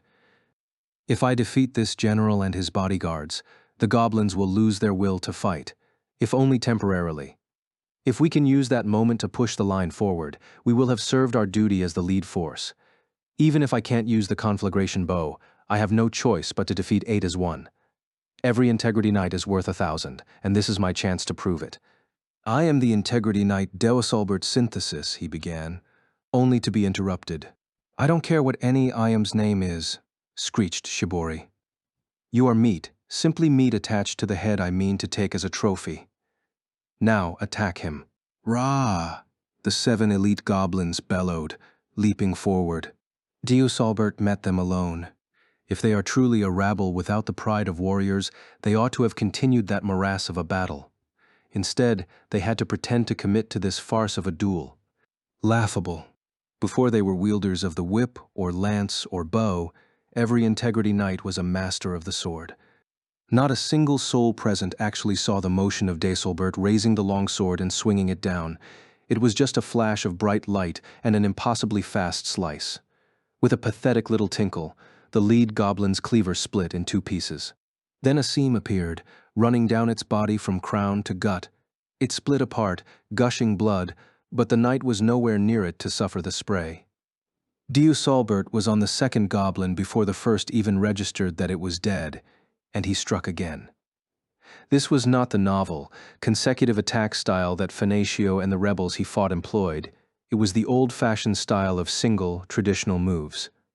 But Diosalbert's technique was so refined by years upon years of training and use that his movements were practically divine in their purity of form. Only an elite Dark Knight or pugilist would be capable of handling such blows. In fact, the 2nd goblin, which was sliced on the left side at nearly the same moment that the 1st goblin was killed, was only just starting to swing down its knife when the sheet metal armor gave way for the sword to pierce its heart. The difference in ability was clear for all to see. But the elite goblin warriors knew no fear.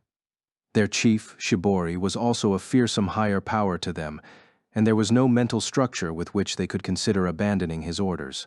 2 more flanked Diosalbert, bathing in the bloody spray of their comrades, and attacked him from both sides at once. The practiced knight was not alarmed at all. He promptly swung upward to catch the goblin on the left from below, then followed through in a circle to smite the right-hand goblin from above, all in one smooth motion. It was impeccable. 3 left.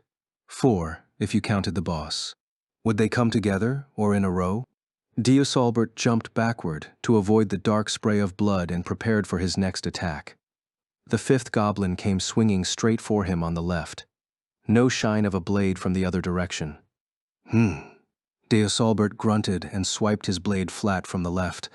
A silver arc of light followed the deadly tip, which sank into the goblin's right flank.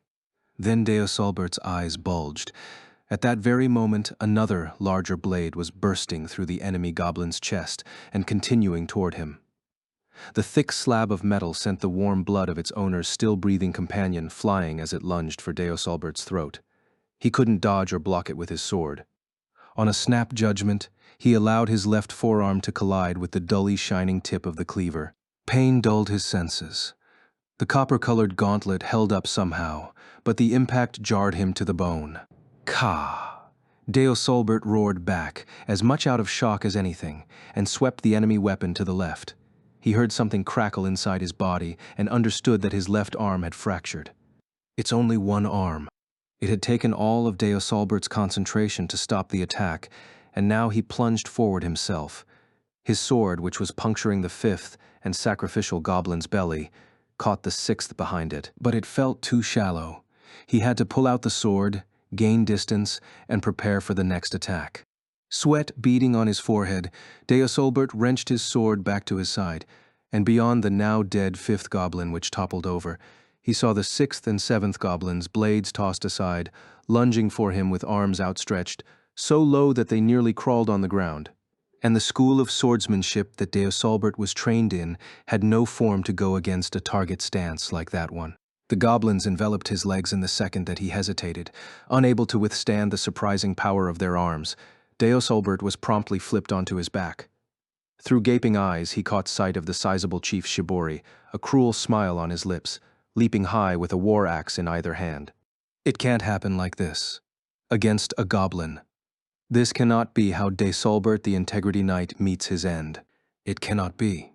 The firmer the will of the mind that thought it, the more dangerous a poison this idea became. It did not send him into a berserk, unthinking rage as it did Sigurosig, but it did freeze Deosalbert's mind solid and thus stop his body from moving. All he could do was look upward at the certain doom of those cruel blades, when he heard a fierce shout, ragged with exhaustion. Sir Knight, a single human guard, was charging at the ferocious goblin leader. It was the young man at arms captain. The fellow, whose name Deosalbert never even learned, had his great sword high overhead, ready to hurl his mightiest slice.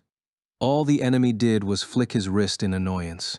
There was a deep, loud crash, and the heavily laden, if not as much as the enemy, human warrior shot backward as lightly as if he were made of paper. He bounced again and again. No advantage in technique, speed, or equipment could make up for that devastating gap in strength. The glowing red eyes of the non-human narrowed. He leaped, as feral as any beast, his hand axe sweeping backward to deliver a finish to the crumpled man-at-arms. No, as a knight, as a commander, I cannot allow for any more losses. That thought hit Deosalbert's paralyzed mind like a lightning bolt. He stood up, briefly kicking off the two clinging goblins, but he didn't have the time to get in front of the fallen guard. He could throw his sword, but that would only delay the inevitable by a few seconds. Before his mind could conceive of a plan, his hands moved on their own, taking action in a way he had never consciously considered. He held the conflagration bow sideways in one hand and knocked his sword against the string as a makeshift arrow. It was so heavy, he felt as if he were pulling a rope tied into the earth. Agony threatened to obliterate his conscious mind. But Deosalbert groaned through clenched teeth and pulled the string all the way back. When he was in shooting position, he shouted, "Come, flames!" The divine weapon heeded his call, even without the proper sacred art command. The force of the conflagration that erupted from the bow was easily superior to any single use of perfect weapon control he'd made before. The long sword set on the bowstring was not counted among the divine weapons, but it was still a fine model, generated by Administrator herself. It had a much higher priority level than any of the mass-produced steel arrows he normally shot. Every last bit of the sacred power contained in the blade transformed into flames. Even Deosalbert's armor, which was supposed to be flame-resistant, began to redden under the blistering heat. The two goblins, now clinging to his legs again, didn't even have time to scream before their eyes and mouths emitted flames of their own. The enemy leader, finally noticing the anomaly, looked both shocked and furious and made to throw an axe. But before he could, "Burn it all!" bellowed Deus Albert, releasing the string. The longsword exploded from the bow, flying in a straight line on wings of scarlet flames. It looked just like the original form of the conflagration bow, a phoenix that was said to have lived in the biggest and oldest volcano in the Southern Empire. Grua. The enemy chief crossed his axes before his body. The fiery phoenix made contact right in the center where they met, and the pig-iron war axes simply melted into nothingness. In a blink, before he could even catch fire, the matter that made up Chief Shibori of the Flatland Goblins turned to blackened soot and crumbled into dust on the wind, gone forever. The goblins that witnessed the horrific death of their leader turned on their heels and fled. But there was little escape from the righteous flames of the phoenix, and all told, 300 goblins perished, burned entirely to ash.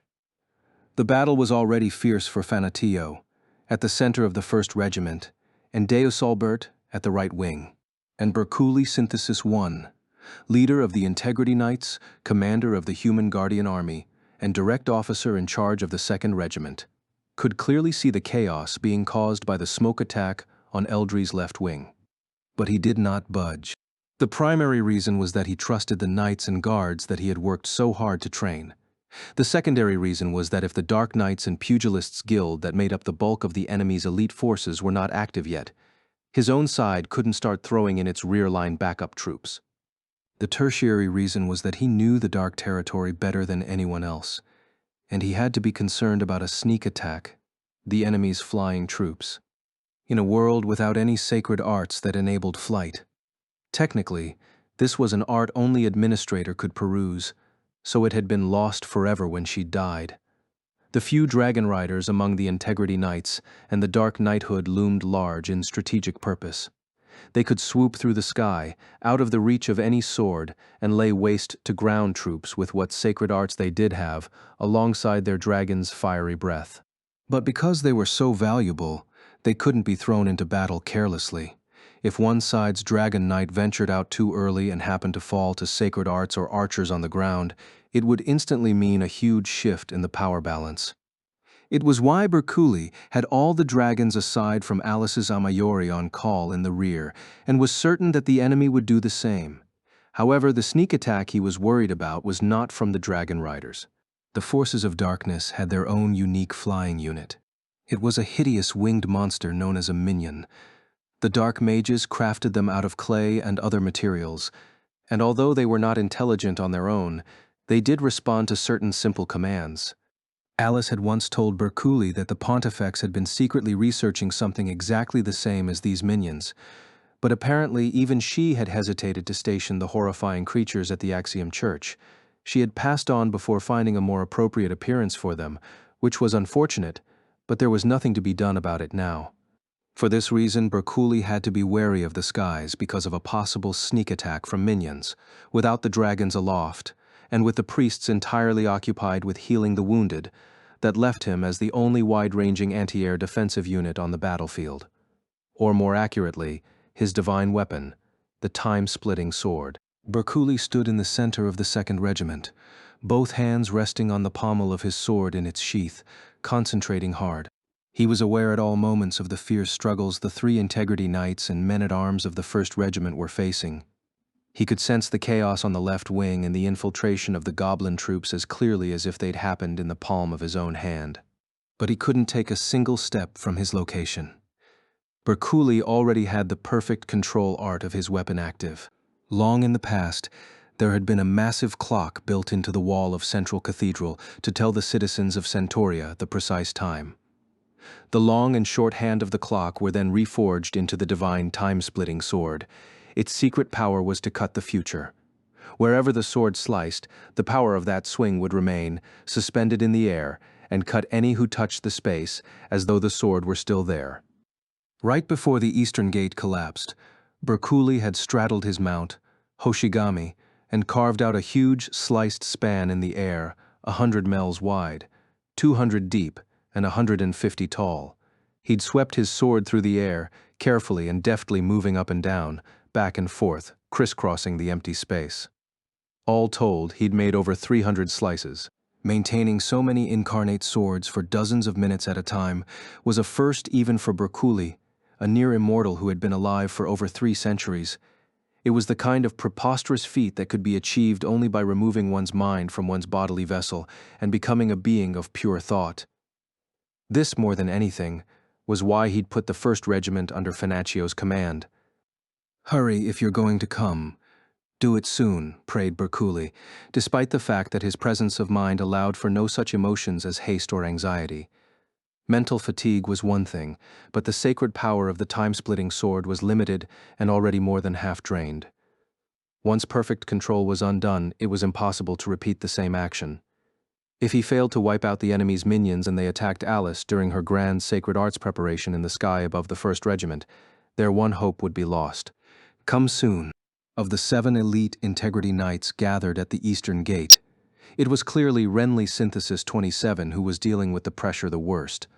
But despite his actual combat experience, Eldry Synthesis 31 was not doing much better. Eldry was the disciple of Alice, and he worshipped her. It was not the same as the romantic longing that Dakira had felt for her superior officer, Finaccio. He felt 2 contrary desires at once: to dedicate his all and serve her, and to protect her as her senior in age. As soon as she'd awoken as an Integrity Knight, Alice had been hailed as the greatest genius in the history of the Church. On top of her ability with sacred arts, which was greater than even the priests and bishops, she was chosen by the Osmanthus blade, the oldest divine weapon and a symbol of everlasting permanence, which had refused all knights before her, and she absorbed all the lessons that Commander Berculi could bestow upon her. Alice might have looked like a young woman, but to the majority of the knights, she was as distant as a lone star in the northern sky. That isolation was made even worse when rumors spread that she might one day succeed Administrator as Pontifex.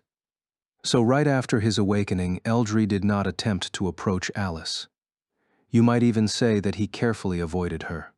Though the synthesis ritual had robbed him of all his earthly memories, Eldry was, in fact, the heir to Estor Wulsberg, a first-rank noble and the greatest general of the Norlengarth Empire. Eldry was chosen as first representative of the Northern Empire for the year 380 HE and won the 4-Empire Unification Tournament. Even as an Integrity Knight, the noble-born pride and self-confidence did not leave him. The idea that a younger girl could be a far greater knight than he was, and that she could be the foremost pupil of Commander Berculi, was something he found distasteful, and it did not endear her to him. But late one night, a good deal of time since he'd been made a knight, Eldry witnessed a side of Alice that he'd never expected to see. He snuck out deep into the rose garden, intending to get in more sword practice without anyone else knowing, and there he found Alice dressed in a simple nightgown, weeping over a crude little grave marker. It was just a little cross of wood, but carved into it was the name of an elderly dragon that had perished just a few days earlier, the mother of Alice's Amaiori and Eldry's Takigori. The dragons were a valuable weapon, to be sure, but they were just dragons, servile beasts. Why was it necessary to build a grave for it and mourn its death so deeply? But when he tried to snort and turn away, he was stunned to realize that the corners of his own eyes were growing hot and wet.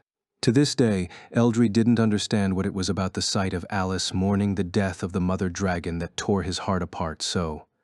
But he did understand, as the tears fell down his cheeks undisturbed, that this tender, graceful vision was indeed the real Alice Synthesis 30. From that day onward, Alice the solitary knight was entirely different in Eldry's eyes. She was like a crystal flower, bowing her head against the incredible pressures against her but never breaking. He wanted to protect her, to shelter that girl from the chilling winds that tore at her. Eldry's wish only grew stronger by the day, but the idea that he would protect her was simply arrogant folly. In sacred arts or in sword work, Alice's talent far outstripped anything Eldry could do.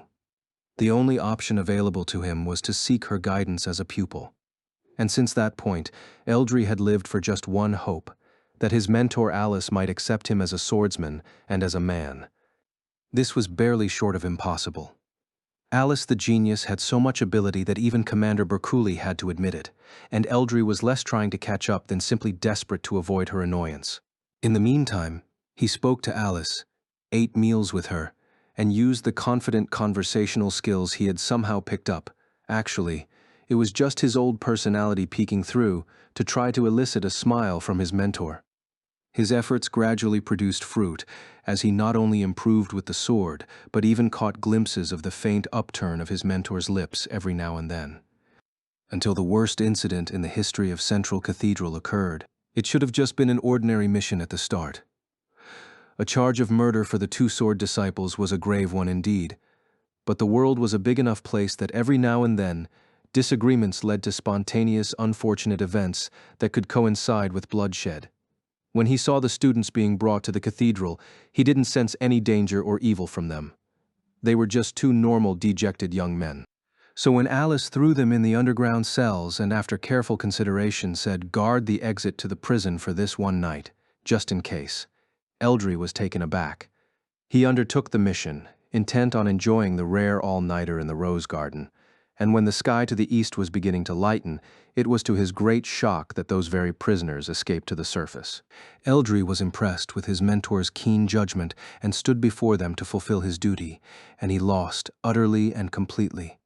He had no excuse for his performance. He had used the memory release of his divine frost-scale whip, while they had just been normal boys with dangling prison chains for weapons. But he had to accept his defeat. In the end, the two toppled elite knight Deus Albert, Vice Commander Finaccio, his mentor Alice, and even Commander Berculi, until at last they defeated Administrator herself. Even Alice admitted, in that little shack outside the tiny village to the frozen north, that one of the two criminals was the greatest swordsman alive, beyond even the Integrity Knights. Eldry wasn't frustrated that he was inferior to the black-haired youth. Instead, it was the realization that it wasn't he who'd pulled off those feats that brought all the pain. It wasn't Eldry, but that newcomer who'd freed Alice from the cage of ice that had imprisoned her heart. This came as a severe shock to Eldry's system.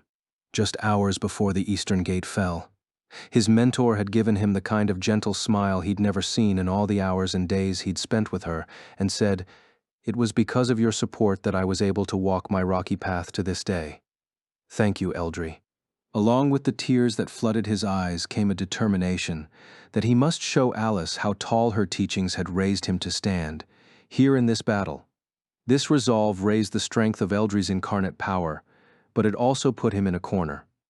If the mountain goblins that had attacked the left wing of the 1st Regiment had operated in as orthodox a manner as the goblins on the other side, Eldry would have fought with a righteous ability every bit as fierce as Deus Albert's. Instead, the mountain goblins had taken away their visibility with smoke screens, slipped through his soldiers' legs, and snuck around to attack from the rear. He'd been outdone by goblins, of all things. As Alice watched from above, he had just disgraced himself. The panic that ensued took away Eldry's rational decision-making ability. He spun around in the blinding smoke, attempting to give orders to the guards under his command. But all he could tell was that if he ordered them to attack, they were liable to do more damage to one another than to the enemy. He had no idea how to get rid of the smoke. He bit his lip hard enough to draw blood, his lilac hair wild and unkempt. But Eldry could do little else but stand still in disbelief. If you ask me, the left is looking a little dicey," Faisal warned the commander, her voice slow. Her partner, Linnell, bobbed her head, braids swaying, but the commander did not respond. Linnell looked forward again, noting to herself just how silent he always was. The apprentice knights Linnell Synthesis 28 and Faisal Synthesis 29 were situated at the front of the right wing of the Human Guardian Army's 2nd Regiment, just 100 miles ahead. The 1st Regiment was locked in a pitched battle, but no enemies were breaking through the defensive line. Desolbert, the veteran knight, was putting up a very good fight so far. Vice Commander Finaccio was also holding up in the center of the 1st Regiment. She was the kind of big sister type who was anathema to Linnell and Faisal, but her ability was unquestionable. And since she had taken off her helmet and shown her face to everyone, things hadn't been nearly as strained. The problem was the left wing. Eldry Synthesis 31 was a rookie, just 7 months into his time as a knight, and while he had made great improvements lately, this grave duty seemed to be a bit too heavy a burden for him to bear. While it was his desire to lead on the front line, maybe it would have been better to leave it to one of the veterans. Linnell envisioned the layout of the battlefield and the placement of each Integrity Knight. There were only 7 elite knights at the battle.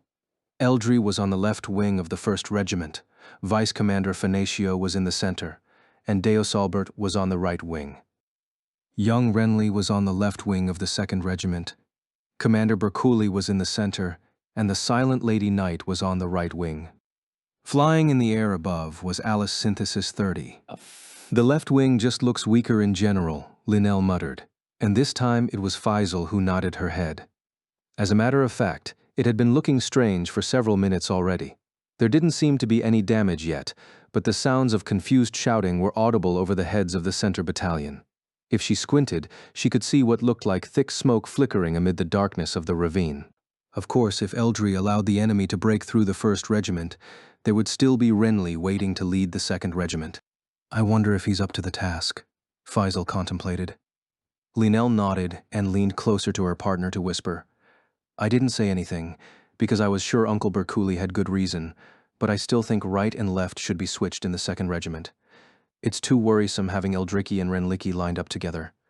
In an even more hushed voice, Faisal said, I've been thinking. I bet he just wants to minimize the chance that our unit has to fight at all. Oh.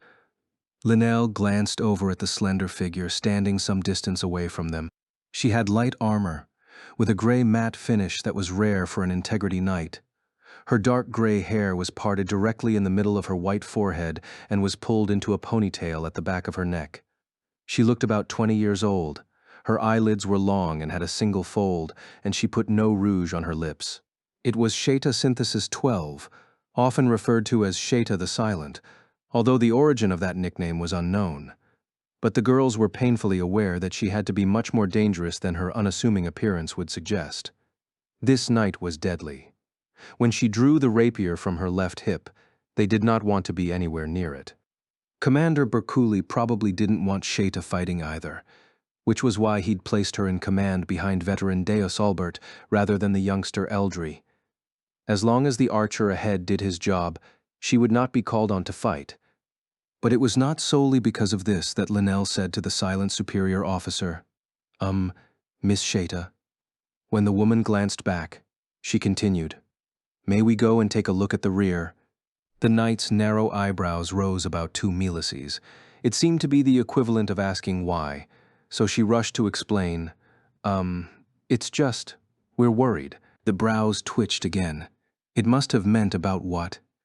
It was very hard to admit the answer, so Linnell struggled to say, it's the guy with the supply team, you know the one, the rebel Kirito. Next to her, Fizzle nodded rapidly. Fizzle and Linnell had fought with the rebels Kirito and Yu-Gi-Oh on the great stairs of Central Cathedral 7 months ago. Technically, they had used their hidden poisoned blades to paralyze the two and had intended to drag them to the vice commander before cutting their throats. It should have been an easy job, but somehow Kirito the rebel chanted the antidote art, snatched away their daggers, and paralyzed them instead. When he lowered the paralyzing dagger toward them where they were lying on the floor, they felt no fear. At most, it was a bit of regret. Oh darn, we were nearly out of apprenticeship and made full-fledged Integrity Knights. Linnell awaited the moment that her life would end, hoping only that Kirito would make a clean go of it and ensure she died without too much pain. But the young man didn't kill them. He stabbed the dagger into the ground, turned his back on them, and faced Vice Commander Fanatio in combat. Then he proceeded to win a fight, ragged and wounded, that he had no business winning. Before he left, Kirito's partner, the criminal Yu-Gi-Oh, said something that Fizzle and Linnell still remembered vividly. Knowing you two, you might be tempted to think that Fanatio and Kirito are as strong as they are because they have divine objects and perfect weapon control at their disposal, but you'd be wrong. They're strong to begin with. Their hearts are strong, not their techniques or weapons, and that's how they can fight through such terrible pain and perform such incredible feats. Even now, 7 months later, they didn't entirely understand it. But it was simply fact that the rebels Kirito and Yu-Gi-Oh had toppled Administrator, the pontifex of the church. Yu-Gi-Oh had given up his life in the process, and Kirito had lost his mind and an arm. What was it that the rebels had sought? What made a heart strong, It was the search for those answers that had brought Faisal and Linnell to take part in the Human Guardian Army all the way here at the Eastern Gate. She still didn't have the answers, but when she'd seen Alice pushing that wheelchair with Kirito in it, Linnell had felt an unfamiliar emotion cross her breast. It was the first time she had ever been unable to analyze what she was feeling and thinking. The apprentice knights Linnell Synthesis 28 and Fizzle Synthesis 29 were born in Central Cathedral. They were told that their parents were a holy man and woman of the Axiom Church, but they did not know their names or faces. Their parents had had children on the order of the Pontifex and placed the babies in a facility within the tower. There had been a total of 30 children from similar circumstances in that place, but only the 2 sisters were still alive today. The other 28 had been unable to withstand the Pontifex's resurrection arts experiment and died. Fizzle and Linnell had survived because they'd studied extremely hard to discover the best way to die that caused the least mental and physical damage. They'd pierced each other's hearts as instructed, died, and been revived according to the sacred art. By the time the Pontifex had given up on the experiment, they'd been able to kill each other virtually without pain. To them, strength was the ability to kill efficiently. If the opponent was better, you had to run away. Run, then practice, and if you got better than the opponent, you could kill them next time. So facing a stronger opponent and standing there, allowing yourself to be damaged and hurt, was a pointless act, according to their way of thinking. The rebels Kirito and Yu-Gi-Oh had been no better than lower knights in terms of sheer battle ability. But they'd given up body and life to fight the Pontifex and won. For what purpose?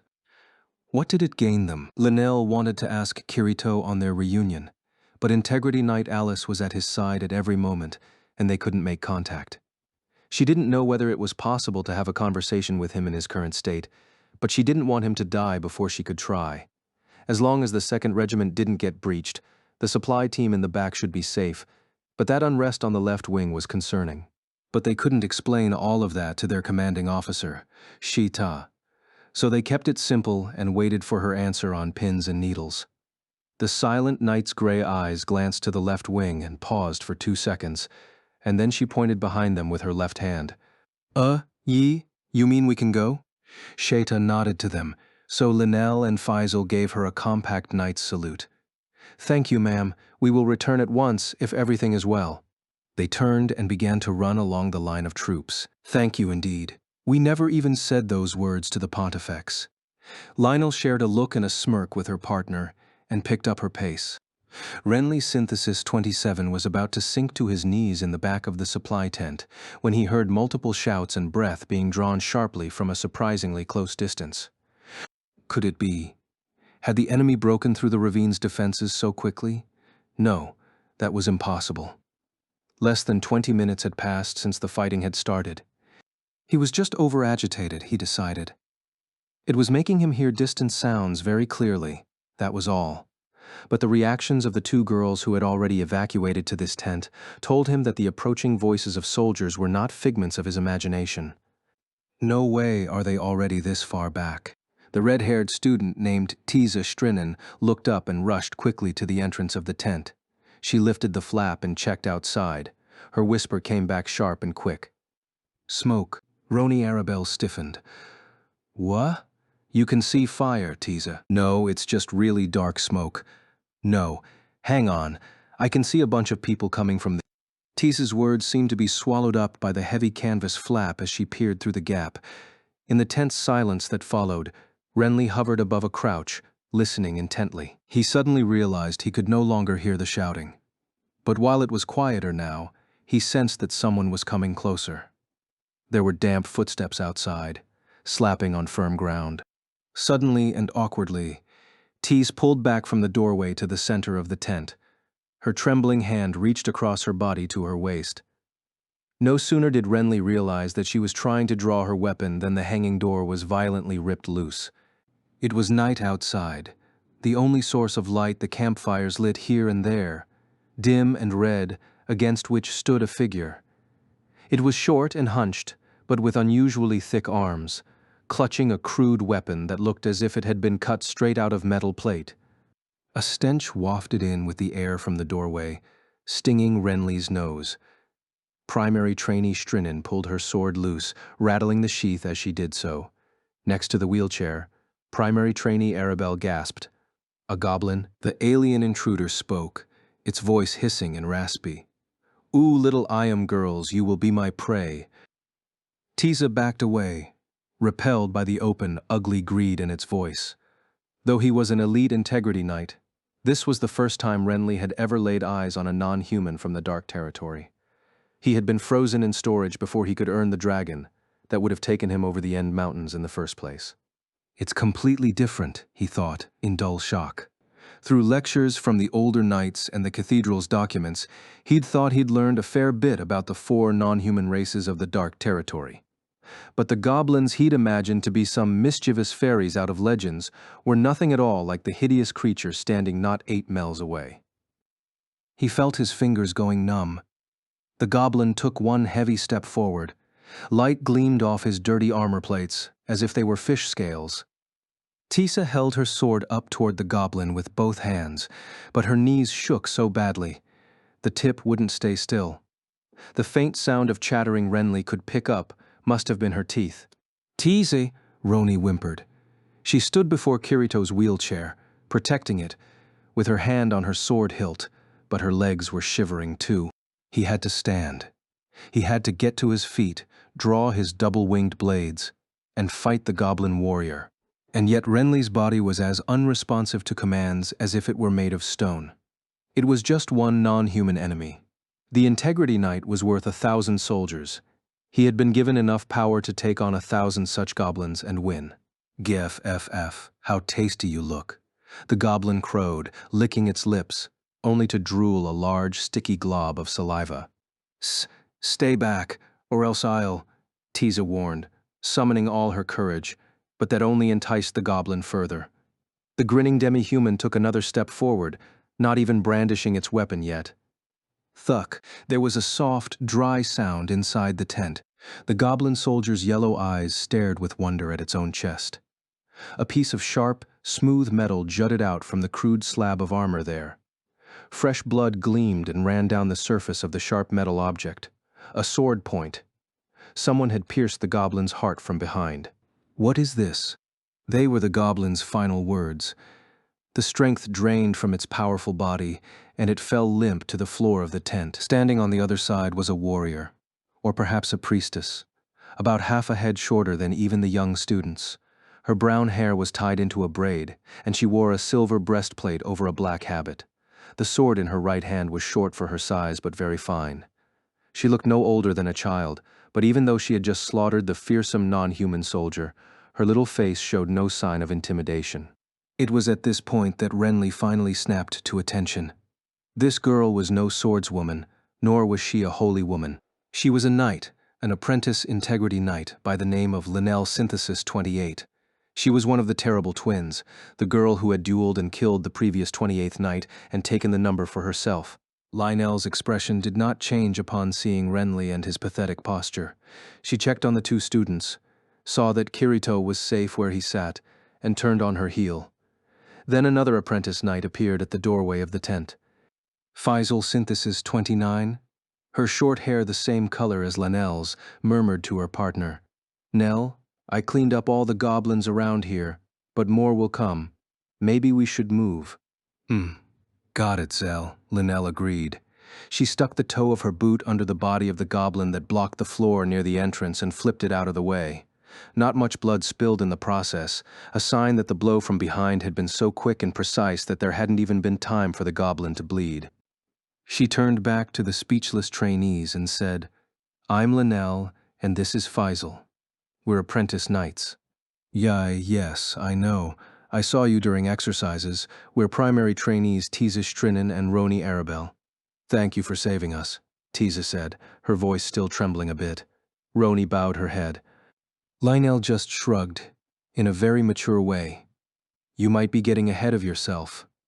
Over 100 goblins broke through the defensive line along the left wing of the 1st and 2nd regiments, thanks to the smoke screen they set up. She paused then and finally looked right at Renly.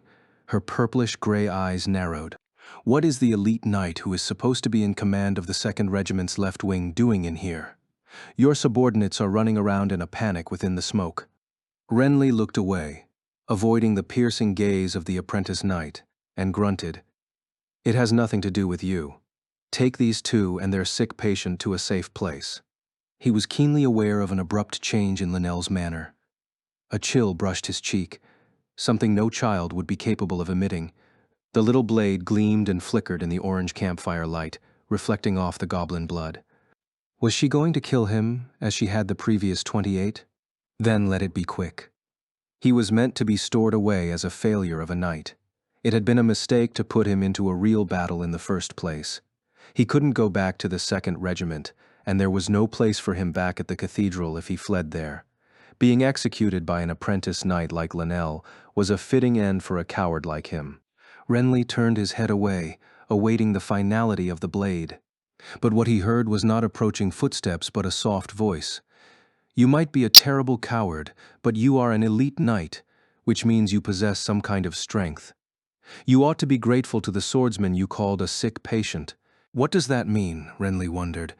By the time he raised his head, he saw only the back of Linnell's habit. "Trainees, bring Kirito and follow me." Linnell ordered at the same time that Fizzle reported, "Nell, they're here. 8, no, 10 of them." There were indeed multiple sets of footsteps approaching from the east. Tiza and Roni were rooted to the spot, so Linnell turned to them and said, "Ignore that command. Stay here for a while. We will go clean up the goblins." Yes, Miss Knight," Tiza said. Linnell slid out of the tent and disappeared with Faisal. Immediately they heard a goblin yell. There, I am younglings and fading footsteps. They were going to put some distance between them and the tent before they killed their targets.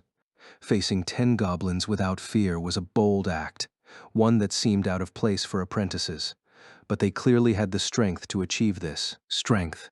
Linnell had identified Renly as a coward, but also said that he had some kind of strength, and also that he should be grateful to the very rebel, Kirito, who had once been their opponent. He didn't know what that meant, and he didn't feel the tiniest bit of this strength he supposedly had. He had been within eyesight of the enemy and couldn't even find the bravery to get to his feet. Renly hung his head, unable to even look up at Tize and Roni. But that lasted for only a few seconds. Just to the left of Renly, the thick hemp wall of the tent tore in a straight line. This time, he was startled into lifting off the ground and leaping away from the disturbance. Standing on the other side of the rip was a goblin in finer armor than the one before, though it was a bit shorter. This leather armor was well crafted and dyed black. Assuming it had slipped past the twins, this one seemed to be an advanced scout adept at clandestine actions. Without realizing it, Renly was reaching for his throwing weapons. But he couldn't draw them. As with the first goblin, the terror that bubbled up from his gut seemed to freeze his fingers. Renly wasn't clearly aware of this, but the source of his fear was not the sight of his first close-up non-human enemy. It was fear of fighting itself. To be precise, fear arising from the knowledge that if he fought with this goblin, it would continue until one of them died. He was afraid of being killed, and even more afraid of doing the killing. More feet marched closer as he stood there. This must be a separate unit from the ones Linnell and Fizzle were drawing away from the tent. More than just 10 or 20 goblins had slipped through the defensive line. The scout saw Renly's fear in the way he stood still, so it grinned and turned to Tize and Roni. The girls stepped in front of Kirito and bravely raised their swords, but their faces soon turned to despair. More figures were approaching behind the scout, silhouetted against the smoke. The scout raised the scythe-like weapon it held and crept closer to the girls. Stop right there. Come any closer, and I'll attack," the redhead bravely warned, but her voice was thin and wavering. The goblin closed the distance. It was clear from the way it kept in motion, rather than wasting time with threats and gloating, that it was a well-trained elite soldier. But Tiza held her ground and pulled back the sword, her face resolute. "You can't run away." But Renly's lips wouldn't move. Even now, his body, his soul refused to fight. Then he heard some faint sound, like creaking. His eyes flitted to the right. In the darkness at the back of the tent, the black-haired young man sat lifeless in his chair, expression blank. The sound was coming from his left hand. A vein rose on the skin where he clutched the two swords, the tendons bulging. There was great strength being expended there, as though furious that he had no right hand with which to wield a sword. "Are you?" Renly whispered, all air and no voice. "Are you trying to save them, when you cannot stand or use your sword or even speak?" All at once he understood. The strength that Linnell and Faisal spoke of it was not about technique or sacred arts or divine weapons or perfect control arts. It was that simple power that everyone, Integrity Knight or common folk alike, possessed but could lose so easily. Bravery. Renly's right hand began to move. Ever so slowly, his numb fingers brushed the double-winged blades at his waist. All of a sudden, the feeling returned to them. The divine objects were saying something to him. The goblin pulled back its wicked scythe, preparing to swing it at Tiza. All at once, there was a swift swishing of air being split, and a pale shine flashed briefly, reflecting throughout the tent. The light curved from Renly's hand on upward, brushing the roof of the tent before plunging. It swept through the goblin's body, changed angles, and snapped back right between the index and middle fingers of Renly's outstretched right hand. Gri Urch G. The goblin's growl sounded more confused than anything. A pale red line appeared, running through the middle of its face. Then, the top half of the goblin's head slid wetly off the bottom and plopped onto the ground. The double-winged blades were very thin steel throwing blades that curved at the center. There was no hilt or handle to hold the 40-sen blades. Both ends had sharp tips, which he gripped between his fingers to throw the blades. They then flew, rotating rapidly, changing angles on the fly, before returning to their master for him to catch them between his fingers again. In other words, even in ordinary use, they required far more concentration than a simple sword did. If he lost any bit of focus, he would fail to catch the returning blade and could easily lose a finger or two. The fact that he could capably use such a weapon was proof enough of Renly's considerable skill, but he was completely unaware of this. The lack of perfect weapon control was a huge weight on his shoulders, an inadequacy that softened his resolve. So a single attack that instantly killed its goblin target did not suddenly bring Renly back to his senses, ready to fight. Cold metal rang faintly in his outstretched fingers. He breathed in and out, shallow and quick. I killed it," he repeated in his head, over and over. "Sir Knight." It was Tiza who broke the silence. There were little tears in her maple-red eyes. Thank you," she practically whispered. You saved us." The words were a warm balm on the icy fear that enveloped Renly's heart. But he didn't have the wherewithal to respond. Multiple figures were approaching from the smokescreen. It looked like more than 10, in fact. I can't fight anymore. A single goblin was already too terrifying. The meager bravery he had summoned from his every fiber was already fleeing him. His breath was quick. His legs felt weak. His eyes swam around, looking for an escape. Once again they were drawn to the two longswords clutched under the black-haired youth's arm. One of them, a sword with a beautiful, finely carved rose on its hilt, seemed to be faintly glowing in the gloom. The light was blue but seemed almost warm somehow. It pulsed, beating like a heart.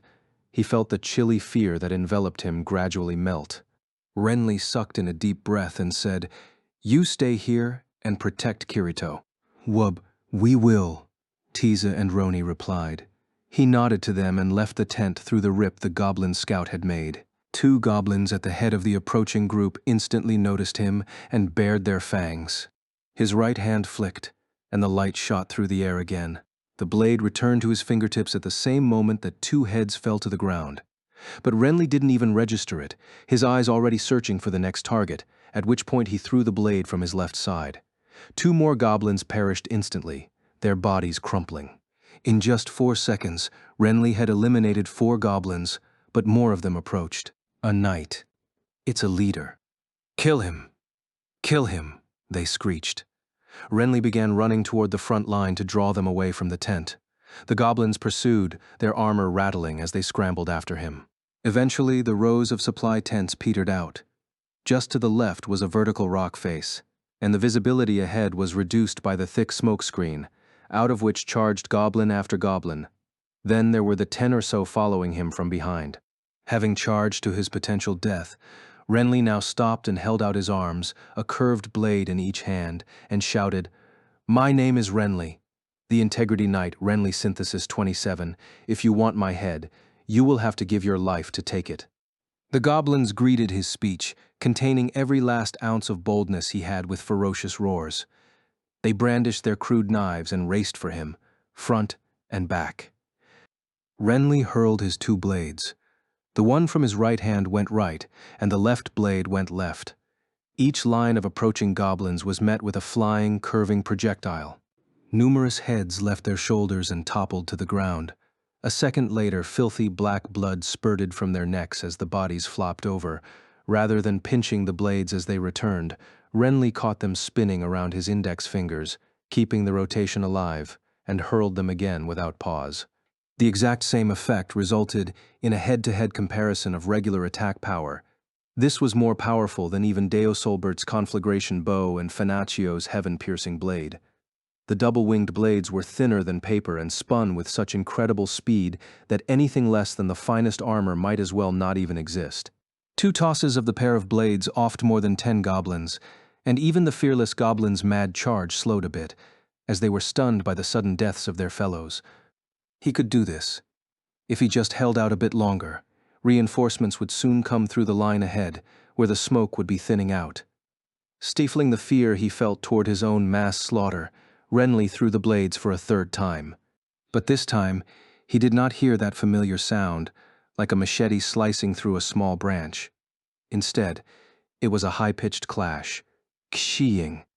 Renly reached out as far as he could to catch the blades, which just barely managed to return, despite being knocked fiercely off their trajectory. He couldn't nimbly catch them on 1 finger this time, and had to gingerly receive the lethal blades on the fly. Through gaping eyes, he saw a single goblin appear through the hazy smoke. It was large. In height, it was not far off from Renly, whose physical frame was that of a 15-year-old, but the rippling muscles that covered its body and the malevolent look pouring like fire from its yellow eyes were not at all like the other goblins. It wore light armor of studded leather, perhaps for better mobility, and a thick cleaver hung from its right hand. "Are you the captain?" Renly asked, his voice low. "I am, Kosogi, chief of the mountain goblins," the creature replied, and made a show of looking around. "Well, well, you've done quite a number here. I didn't think there would be an Integrity Knight stationed back here. So much for my guess." In addition to its stature, this goblin did not speak like the others either. While it was just as malicious and hostile, the brutishness was held in check by what was clearly much higher intelligence. "That doesn't matter. Just because it was lucky enough to deflect the double-winged blades once doesn't mean it can keep it up," Renly told himself. He crossed his arms before him and shouted, "Your war ends here." He threw his blades as hard and fast as he could. The right blade swept down at an angle from above, while the left skimmed the ground and leaped upward, both aiming right for Kosogi's neck. But again, Renly's attack resulted in a loud, clear, ringing noise. With speed that reduced his weapon to a gray blur, Kosogi had swung it and blocked the attacks coming from both sides in one capable motion. The deflected blades barely made it back to Renly's grasp. Why? The blades should be able to slice through any goblin weapon, he thought, scarcely believing it. His eyes were drawn to Kosogi's cleaver. It was the same crude style of knife that the other goblins carried. But the color of the blade was different. That was not primitive cast iron. It was refined steel that had been forged over a long period of time to increase its quality. Sensing Renly's shock, Kosogi hefted the blade up close to his face and chuckled. It's a test model. Pretty good, isn't it? Much blood was shed to steal the materials and methods from the Dark Knighthood. But this isn't the only reason I was able to block you, Boy Knight. How about this, then? Renly hurled his hands upward. The blades vanished out of sight into the darkness of the night sky, then swooped down to attack Kosogi from behind. Surely that would be impossible to stop. But Renly's certainty was proven wrong immediately. To his disbelief, Kosogi swung the cleaver behind his back and struck the high-speed blades that he couldn't possibly see for himself. The weapons wobbled their way unsteadily back, and Renly just barely failed to catch one of them, cutting the middle finger on his left hand. He didn't have time to register the pain. However, "They're too light, boy, and they make sound," Kosogi explained simply. He had perfectly identified the weakness of the double-winged blades. The weight of each blade was almost impossibly light for the weapons known as divine objects.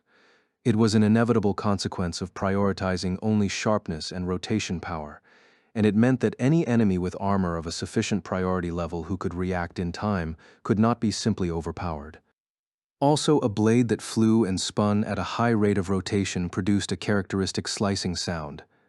Someone with good ears listening for that sort of anomaly could predict where it was going if they were skilled enough.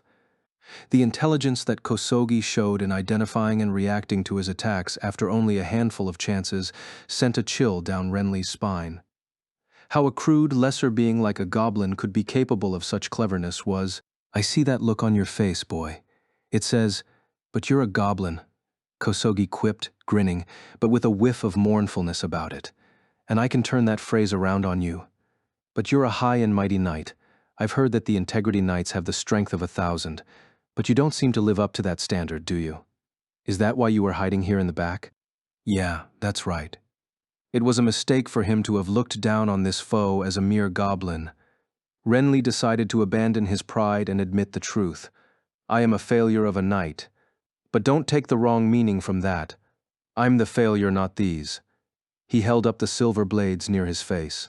The only way to eliminate the inherent weakness of the double-winged blades was the special technique of the Integrity Knight itself, perfect weapon control. These weapons had once been a pair of holy birds that had each lost a wing, one right and one left.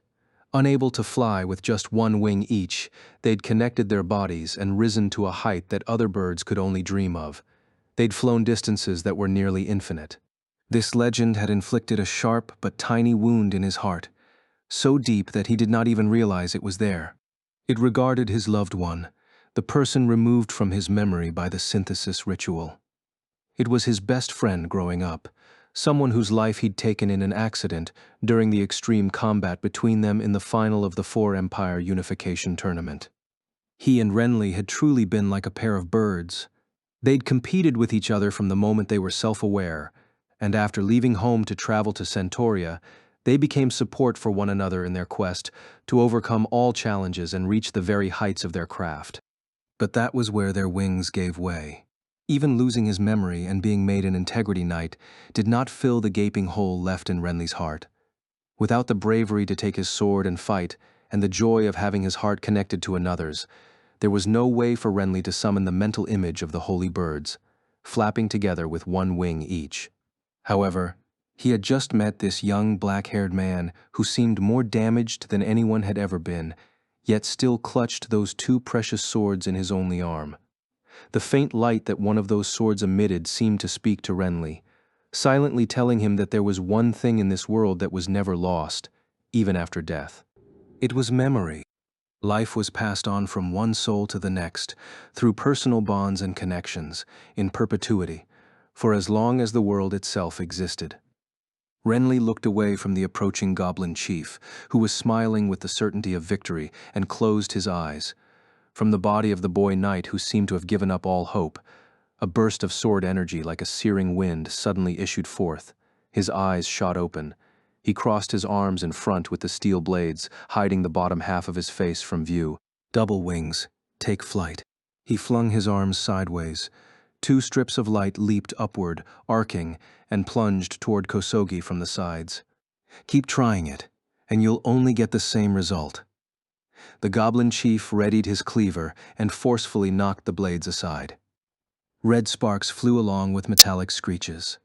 The two flying blades were easily deflected, but they rose into the air again, rather than falling to the ground. Like a pair of birds soaring together, they swept into a spiral formation, growing closer and closer. The moment that the blades touched, Renly shouted, "Release recollection." It was not simply perfect weapon control, but the ultimate secret technique beyond it. The command to unleash the weapon's memories. Pure, blinding brilliance lit the ravine. The steel blades drew into the center of that light, where they connected and fused.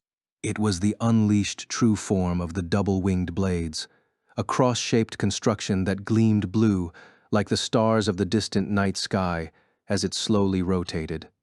Renly lifted a hand toward his counterpart glowing in the far heights.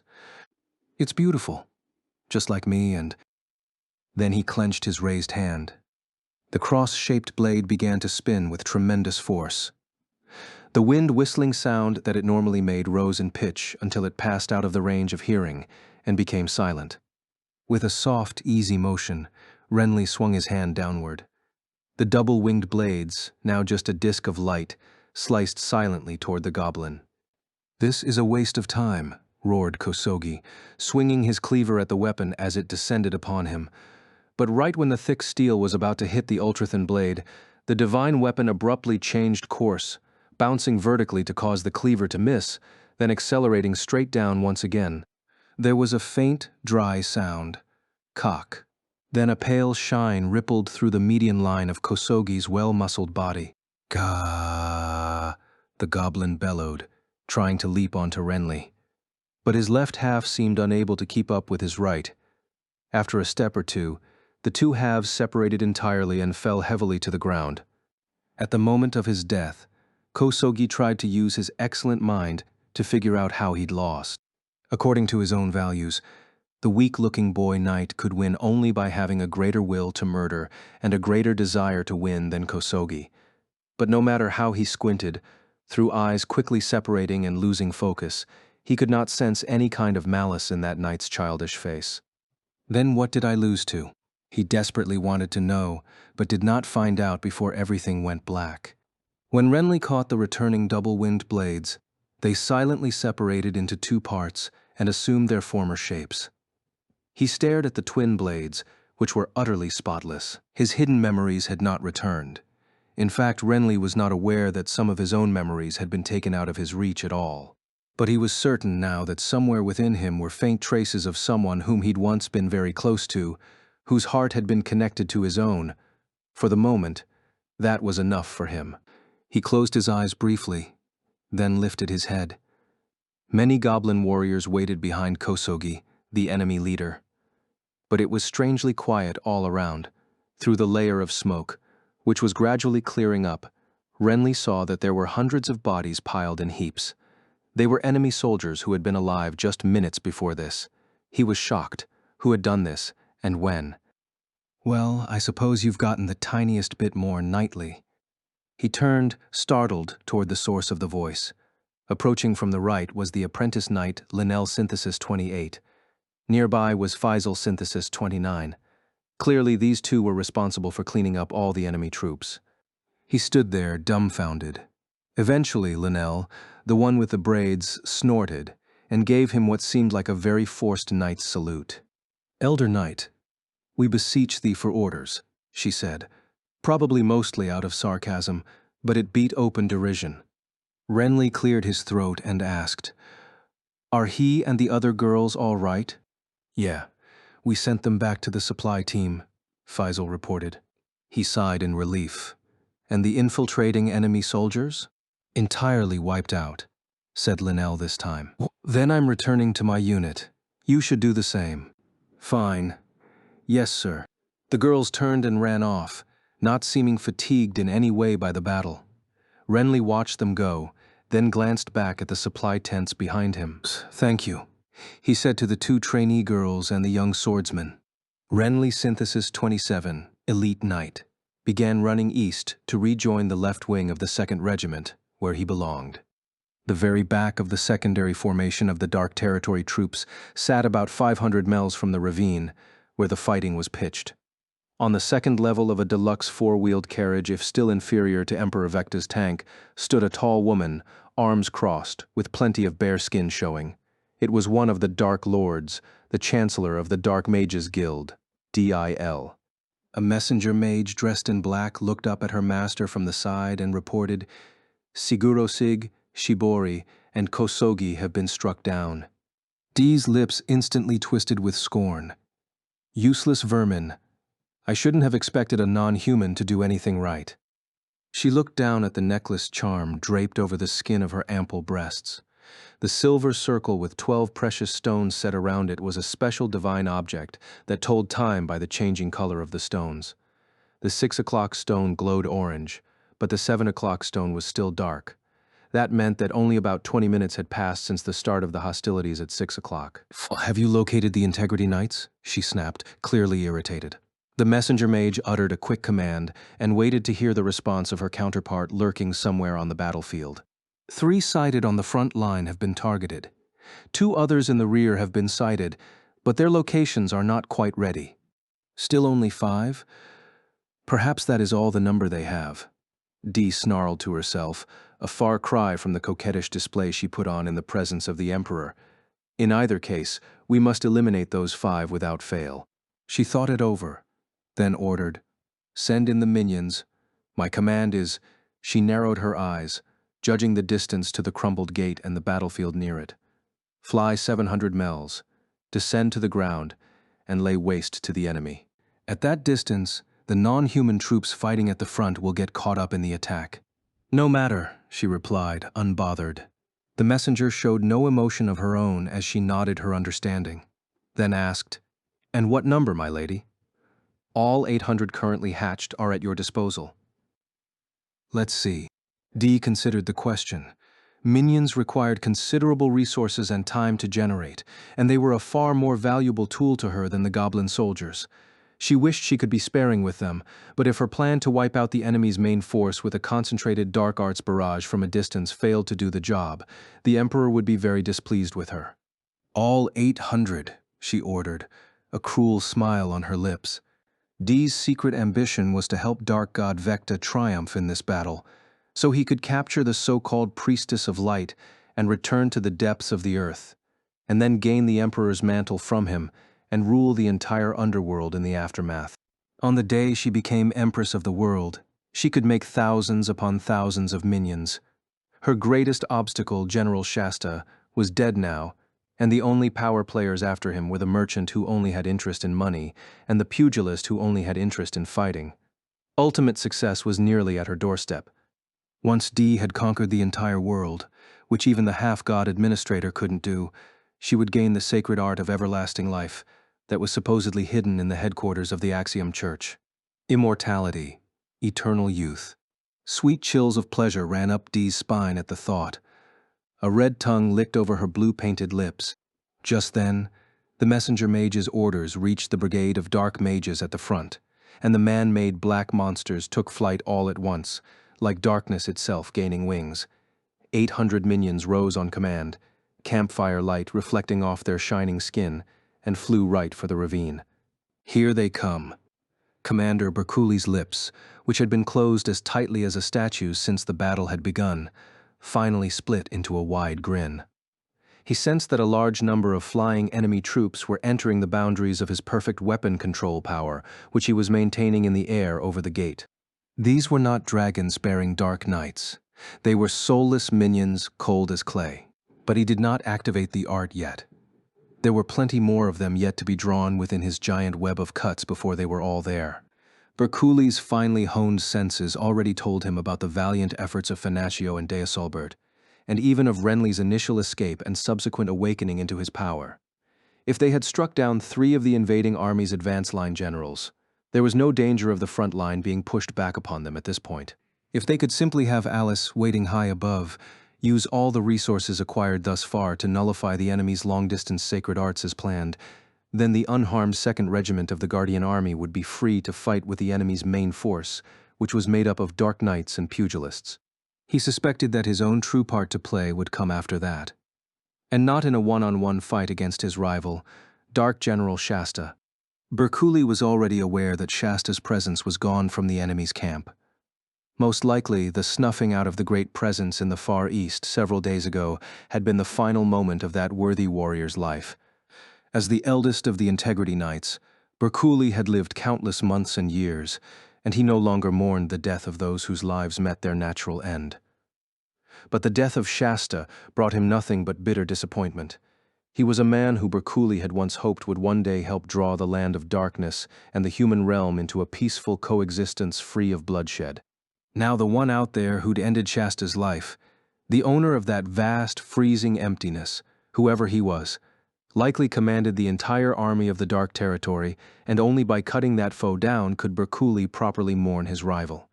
Or perhaps it would finally be the end of his own life, he sensed. But there was no longer even a shred of him that still clung to living on. If the time had finally come for him to die, then so be it. When Finacio's lower night unleashed her incarnate power in that final desperate moment, Bercouli was both impressed and even a little jealous. But of course now was not that time for him.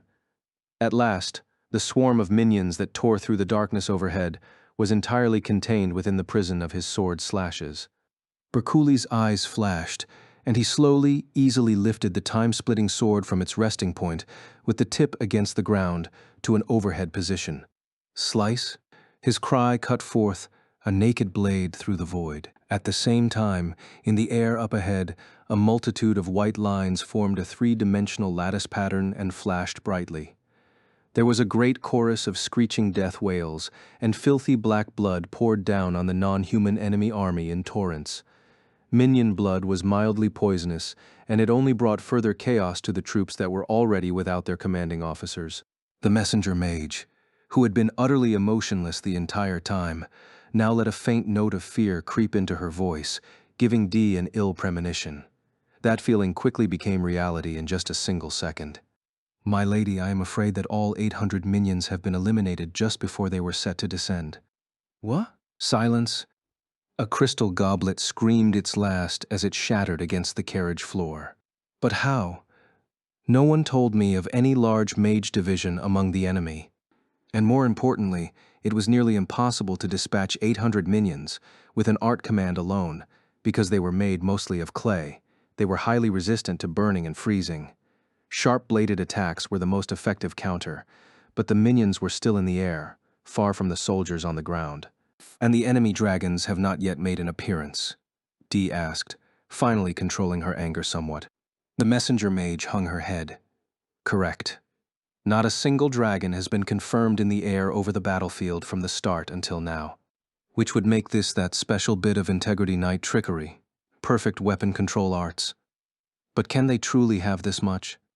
She swallowed the final word of the sentence and let her bared fangs gnash with frustration. Like Dark General Shasta, Dee had attempted to collect information on the secret technique of the Integrity Knights, but it had been nearly impossible to witness it in action for herself. The only thing she had unveiled was that it combined and amplified the power of the divine object and of the knight him or herself.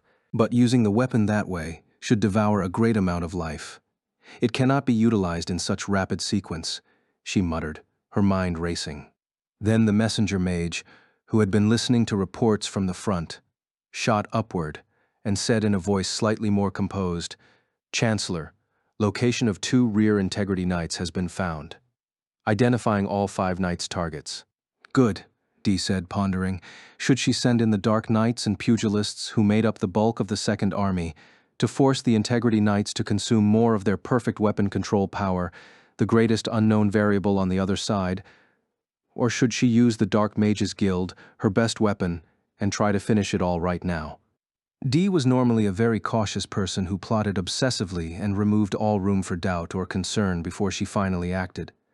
But the instantaneous destruction of her 800 precious minions left her at a loss and filled her with a panic and haste that she wasn't aware she was feeling. She filled a new crystal glass with more dark purple liquid and told herself, "I am calm. This is the moment when I seize my first true glory." Dil downed the drink in one go, then held the glass high and commanded, "Ogre archers, dark mages, advance. Proceed into the ravine, then begin preparing the cast of the wide-range incineration projectiles." "Kroo-roo-roo," crooned a lonely voice. Amayori was concerned about its master. Alice, the Integrity Knight, managed her best attempt at a smile and whispered, "It's all right. Don't be worried." But as a matter of fact, she was not all right at all. Her vision was strangely warped, her breathing ragged, and her limbs felt as cold as ice. She might pass out at any moment. It was not the massive sacred art that Alice had been weaving since before the fighting started, and that even now placed so much pressure on her insides that she felt as if she might explode, that had her so fatigued. It was the source of the sacred power that the art itself was consuming, all those deaths, knights, guards, priests, and the enemies, goblins, orcs, giants, so many lives being lost at such an astounding speed, and the fear, sadness, and despair they felt in those final moments all plagued Alice without end. The old Alice would never have paid any heed to the lives or deaths of the common people of the human empire, much less of any who lived in the Dark Territory. Through half a year of living in Rulid, she understood the divinity of the humble lives of the villagers and realized that it was worth protecting. But she did not find herself caring about the lives of those who dwelled in the dark world. In fact, when the goblins and orcs had attacked Rulid just 10 days ago, Alice had slaughtered them without hesitation. The forces of darkness were pillagers without mercy or compassion and ought to be killed to the very last one. She had always believed without a shred of doubt, until the mission Berkuli had given her. To her shock, the sacred power that arose from the spilled lives of the soldiers on either side of the battlefield below, whether human or non-human, was of the exact same nature. They were all warm and vivid and pure, and it was absolutely impossible for her to distinguish which side either of these souls fought on. At first it shook Alice to her core. But if the people of the human realm and the monsters of the Dark Territory had, in essence, the same souls and differed only in which side of the mountains they were born on, then why were they fighting in the first place? Why are we fighting in the first place? Kirito, if you are still alive and well, you might have found another way, she did not say aloud. She had to focus on the sacred art she was still preparing. At the military council before the battle, Alice had expressed her reservations to Vice Commander Fanautio, who would actually perform such a massive sacred art that it would devour all the spatial resources that existed within the battlefield, narrow for a ravine, but a vast space nonetheless. Fanautio looked Alice right in the eyes and said, "It is you, Alice Synthesis 30. You might not realize it yet, but your present power surpasses the bounds of the Integrity Knight itself. I believe that you are capable of true godly power that splits the heavens and tears the earth asunder." At the time, she thought it was an exaggeration, a misunderstanding. But she also felt, in that moment, that it was a duty she needed to give her own life to fulfill, if need be. It was her responsibility, for having turned her sword on the pontifex and shaken the Axiom Church's very power structure. She stopped thinking about this and tried to focus on nothing but gathering the necessary sacred power and converting it to the sacred words that would further weave the great art. But the screams never stopped echoing across the ravine, and Alice could not prevent them from affecting her. They were dying. Someone's father or brother or sister or child. "Hurry," a voice said from deep within her consciousness. If only that moment would come even a second sooner. The moment that would invite many times more death, all in one awful instance to bring this entire atrocity to an end that much sooner. The non-human first wave of the invading army, consisting of mountain goblins, flatland goblins, and giants, was holding fast just one tiny step short of absolute defeat. The 3 leaders had died in battle. That meant the knights commanding the enemy force were stronger than any individual among the non-human division, and the one rule carved into the souls of the Dark Territory's inhabitants was, "The one who is mightiest rules." If this had been a fight between demi-humans, all of the soldiers would have surrendered completely the moment that their commanders had been struck down. The only thing preventing that outcome now was the existence of Emperor Vecta, the god of darkness, who stepped onto the soil of the Dark Territory in person. The Emperor was stronger than any of the 10 lords, and it had not yet been determined whether he or the knights of the human realm were stronger. So they had to stay fixated on their original orders and fight desperately against the Guardian army, which was growing bolder with rising morale. The few minutes this ill-fated conflict bought allowed the Dark Territory's secret long-range weapon, the Ogre Archers and D's Dark Mage Brigade, to move into position just short of the collapsed gate. The plan called for the 3,000 ogres to ready their huge warbows in the front, with the 3,000 Dark Mages chanting their attack arts from the rear. It would be not Ogre Chief Ferger who took overall command, but an Archmage who also served as D's associate. This mage listened for the orders from the rear and then shouted, "Ogress, prepare to loose great bows." Mages begin chanting the command for the wide-range incineration projectiles. Spotters begin chanting the command to guide projectiles toward the location of the enemy integrity knights. The wide-range incineration projectiles were a large-scale eradication art that DIL had designed specifically for this battle. It involved converting all the spatial dark power filling the battlefield into heat elements that could be transferred to the ogre's arrows for extra long-range attacks. Because transforming commands like bird shape and arrow shape did not consume extra dark power.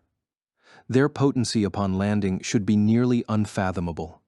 These were the kinds of unprecedented attack arts that were possible only now and not during the Age of Blood and Iron, because all the races were united under Emperor Vecta's rule.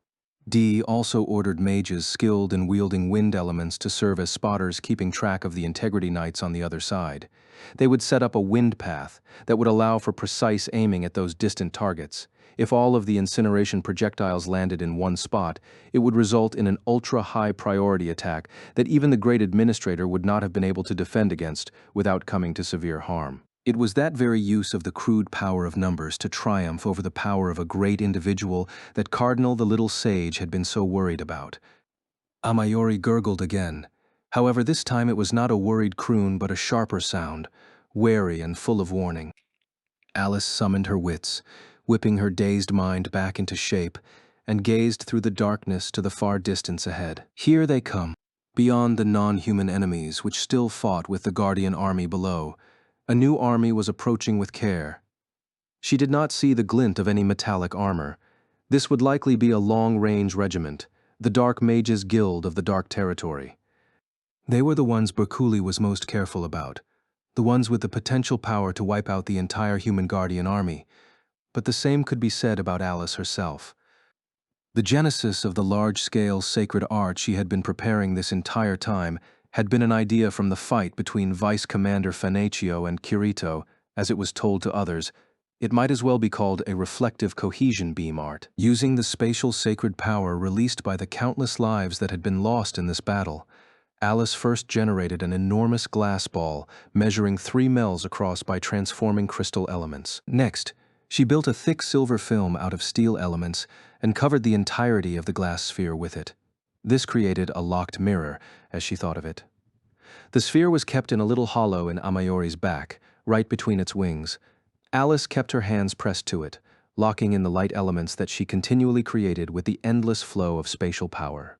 Maintaining elements was a basic but incredibly powerful technique that had tormented greater arts wielders for generations. If you didn't keep your focus on whatever flame or ice or wind element you generated, the orbs would float freely, eventually expending the heat or chill they contained, and vanish. The upper limit of elements that could be simultaneously maintained was locked to the number of terminals the caster could use, meaning the number of fingers on their hands. Prime Senator Chudelkin had utilized his unique body type to do a headstand that allowed him to use his toes as output points as well, so he could maintain 20 elements at once. And through some technique known only to her, Administrator had turned her own silver hair into endings, enabling her to maintain over 100 elements all at once. But Alice could mimic neither of these things, and neither 10 nor 100 were even close to enough in this situation. The enemy's Dark Mages Guild boasted 3,000 members. Assuming each one averaged 5 elements at once, that meant there would likely be over 15,000 in total. So Alice had tried to come up with a method that would allow her to save the elements she generated, even after letting them drift away from her mind's control. The first idea she'd had was some kind of container. The problem was that the heat and ice elements used in typical attack arts simply affected the temperature of whatever they touched, and then they disappeared. But in the fight on the 50th floor of Central Cathedral, Kirito had used a mirror he'd fashioned from a few steel elements and crystal elements to reflect the light of Fanaccio's heaven-piercing blade. When Alice heard that story, she had a flash of inspiration.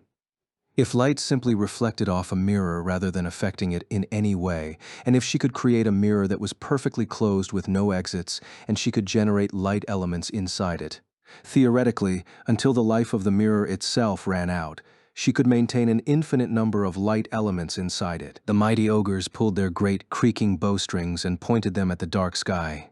3,000 dark mages raised their hands high, uttering the command that would infuse the rows of gleaming, pointed arrowheads with the power of flame. System call. It was a chorus of death, delivered exclusively by female voices.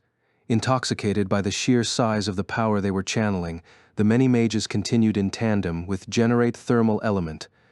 Long, slender fingers blinked with faint red points, but the color promptly dimmed and snuffed out with tiny puffs of smoke. The archmage in command of the brigade could not tell what had just happened at first, and she issued the same command again. But the results were the same, to her bafflement. Then her mages, taken aback, began to shout, "I can't generate the flame elements. It's not going to be possible to execute the wide-range incineration projectile art like this." She looked around for the source of the phenomenon and heard the aide murmur into her ear, "Our archmage, I think that the spatial dark power might be entirely spent." That cannot be true," the commanding officer shouted.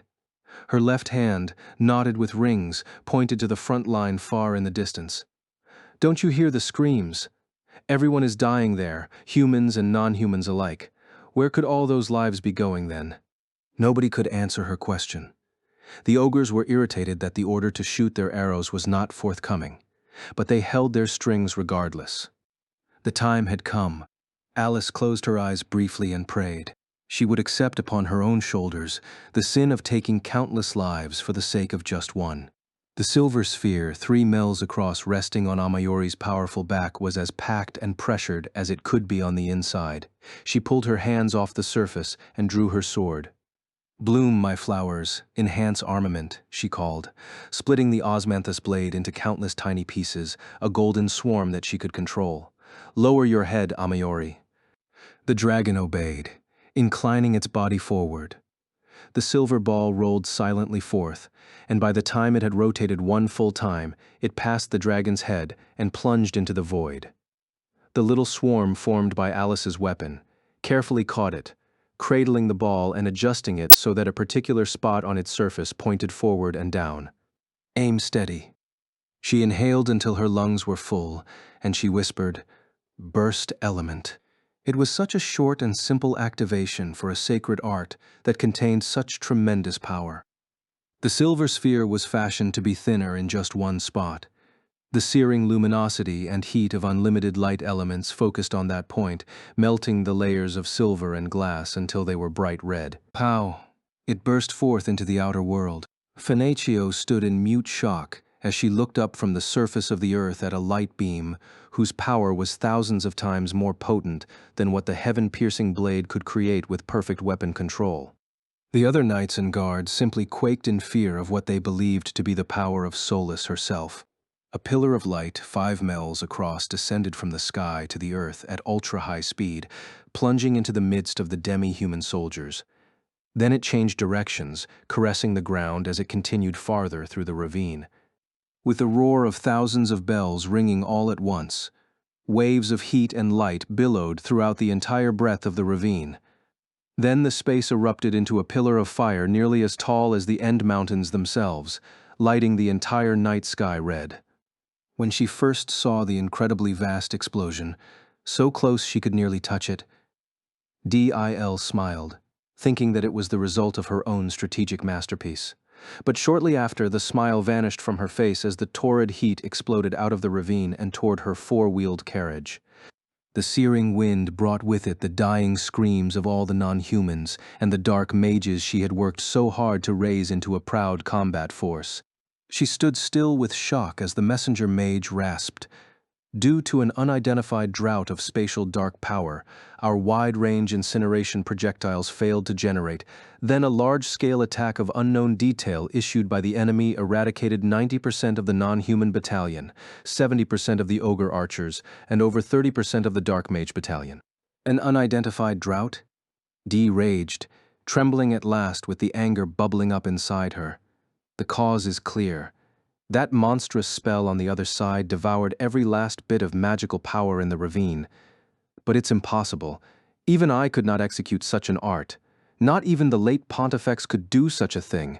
Whose work was this? But none of her screaming earned her the answer to that question. How would she salvage this quandary, and more importantly, how would she report this to Emperor Vecta? Dil was considered to have the sharpest mind in the Dark Realm, but all she could do now was breathe rapidly and raggedly. The blowback from that impossibly huge art and the destruction that it wreaked worked together to crush Alice. As soon as the osmanthus blade had returned to her sheath, she crumpled onto Amayori's back. The dragon gently cushioned her body, slowly descending in a spiral motion toward the front line of the human guardian army. The first to run to the dragon was Vice Commander Fanatio. Her outstretched arms caught Alice as she slid from the dragon's back. "That was incredible spell work and incarnation, Alice," Fanatio said, overcome with emotion. Alice's eyelids rose, giving her a glimpse of the burning red floor of the ravine and the figures of enemy soldiers fleeing in uncontrolled panic. She couldn't see any bodies, even. Either the initial burst of light had evaporated them instantly, or the explosion had scattered them to pieces. The sight of such merciless destruction and carnage did not fill her with pride, but soon there came a swelling roar of cheers from the soldiers around her. Individual voices blended and morphed into one great exultation of triumph, repeated over and over. Praise for the Integrity Knights and the Axiom Church ringing in her ears. Alice finally let out the breath she'd been holding and straightened herself up with Fanatio's help. The vice commander gave her a sympathetic smile and dipped her head. "The enemy has retreated. You guided us to victory." Alice smiled back at her, then said severely, "The battle is not yet over, Fanatio. We must consume the sacred power created by that attack for healing arts, lest the enemy reuse it against us." "You're right. The Dark Knights and pugilists that make up the core of their army are still in pristine shape," said the beautiful dark-haired woman, though her voice did sound tired. "In that case, everyone on their feet currently, take the wounded and withdraw toward the 2nd Regiment. All priests and those guardsmen with knowledge of healing arts, focus on curing the wounded as best you can until the power dries up, and keep an eye on the enemy in the meanwhile." The guards scrambled to carry out her order.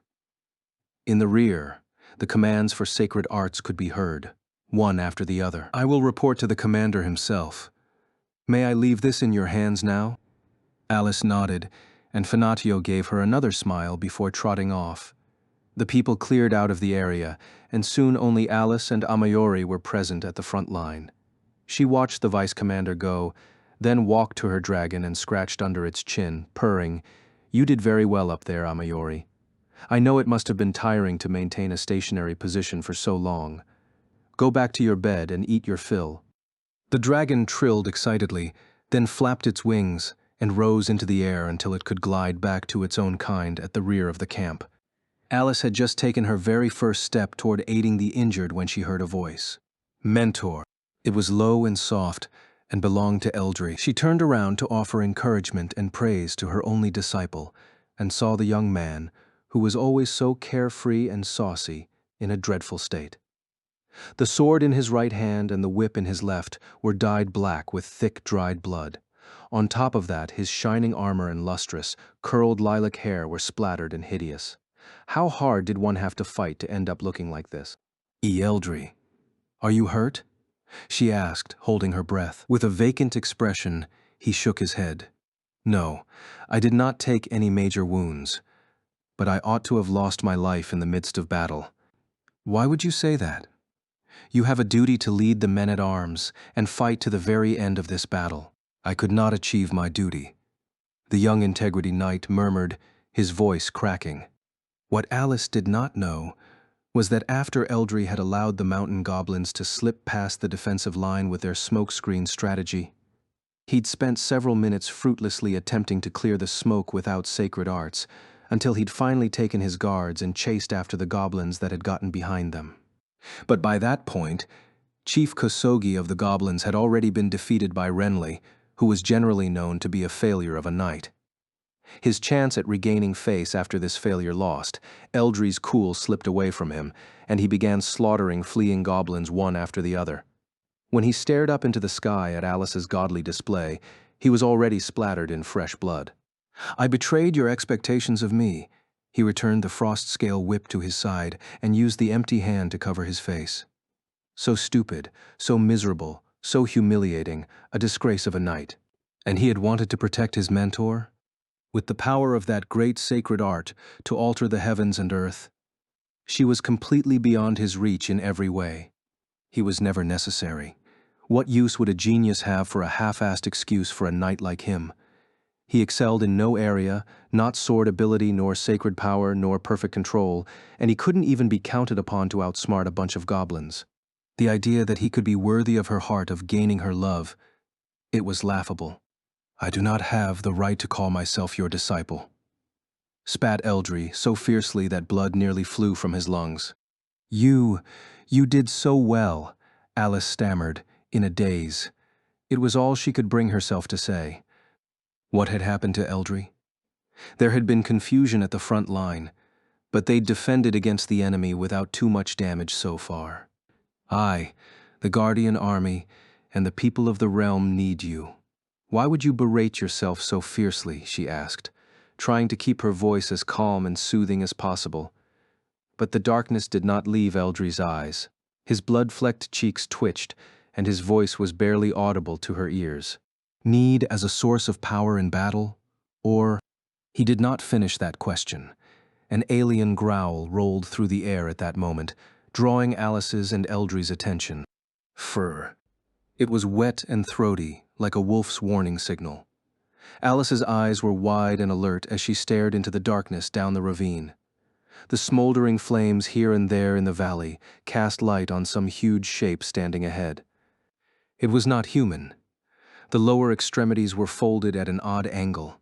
The waist was extraordinarily long, and the torso was powerful but slouching forward. The head atop its shoulders was nearly indistinguishable from a wolf. This was the last remaining demi-human race of the Dark Territory, the ogre. Alice had her hand on the pommel of her sword already, but she noticed that the ogre was unarmed. In fact, the left half of its body was badly burned, even smoking slightly. The burning light attack was responsible for these wounds, but why didn't it flee along with its surviving companions? She glanced around to see that the other soldiers were all in the back, and only she and Eldry stood at the front now. Wary of the ogre's movements, Alice asked sharply, "Your life must be nearly down to nothing. Why do you stand there without a weapon?" The demi-human growled miserably. "Grrr, I am Ogre Chief. Ferger." Its long tongue hung out of its open mouth as it panted. Alice squeezed harder on her sword. If it was chief of the ogres, it was one of the 10 Dark Lords, among the highest rank of the enemy army. It must be expending its last bit of strength to attack. But the ogre's next words took her aback. "I saw you created spell of light, that power that look you are priestess of light. Grrr, if I take you war will end." Ogress returned to the plains. What is it saying? Priestess of light? The war will end? It didn't make sense to Alice, but she could tell she was on the verge of obtaining some extremely important information. She had to find out more. What was the Priestess of Light? Where was she to be taken? But the moment the ogre's words halted, she heard a voice scream, "Why, you overgrown beast!" It was Eldry. His bloody sword was high overhead, then swooping downward directly toward the ogre chief. But it did not finish its swing. Alice leaped so quickly. She practically teleported, pinching the edge of Eldry's blade between her fingertips and using all her strength to stop his momentum. Mentor, why?" he gasped, falling to his knee, but she couldn't take the time to explain it to him. She let go of the sword and turned, approaching the still ogre. Up close, she could see that the creature's wounds were not just deep, but mortal. It was charred black from its left arm to its chest, and its left eyeball was cloudy. Alice sensed that its consciousness itself was hazy, but she asked her questions anyway. "Indeed, I am the Priestess of Light. Now, where are you taking me? Who is it that seeks me?" Grrr, the ogre's good eye shone. Blood-flecked spittle ran down its long tongue. Emperor Vecta said, "Only once Priestess of Light. Grab Priestess Deliverer's wish comes true. Ogres return to plains, keep horses hunt birds live." Emperor Vecta, the name of the god of darkness as he was known in the human lands. and that figure was now present in the dark territory. And he had started this war for the purpose of gaining this priestess of light that he wanted. Alice committed these details to memory as she favored the creature that stood before her with a look of compassion. None of the stink of greed and desire found wafting off the goblins exuded from this wolf-headed warrior. It merely took part in the war as commanded and pulled back its bowstring, and nearly all its people had died out before they could even loose their arrows. "Don't you despise me? I was the one who slaughtered your people," Alice said. She couldn't help it, even knowing that nothing would come of it. The ogre's answer was simple. "The strong bear as much as they have strength. I too bear chief's duty. So I capture you and take two." Grow. The ogre suddenly bayed ferociously. Its powerful right arm lunged for Alice, quicker than the eye could follow. Ting.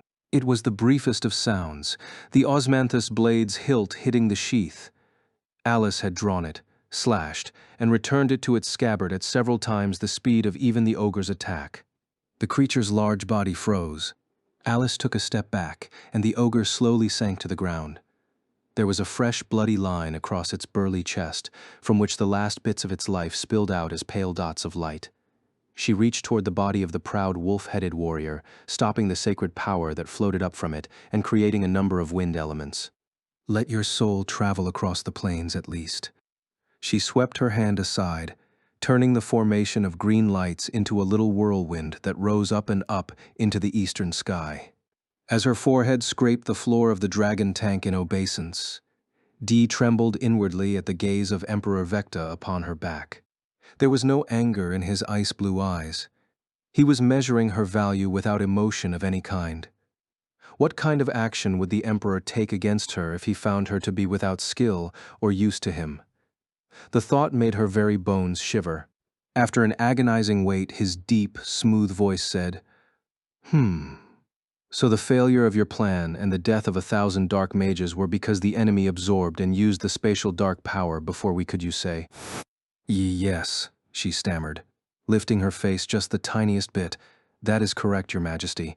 We had no knowledge that suggested the enemy had a caster so powerful after the Pontifex, so—" "And there is no means of replenishing that power?" he asked, interrupting her excuse. But she could not give him a satisfactory response to that question either. I'm afraid that we will need rich land and ample sunlight to replenish enough spatial dark power to eliminate the enemy Integrity Knights, neither of which is in good supply here.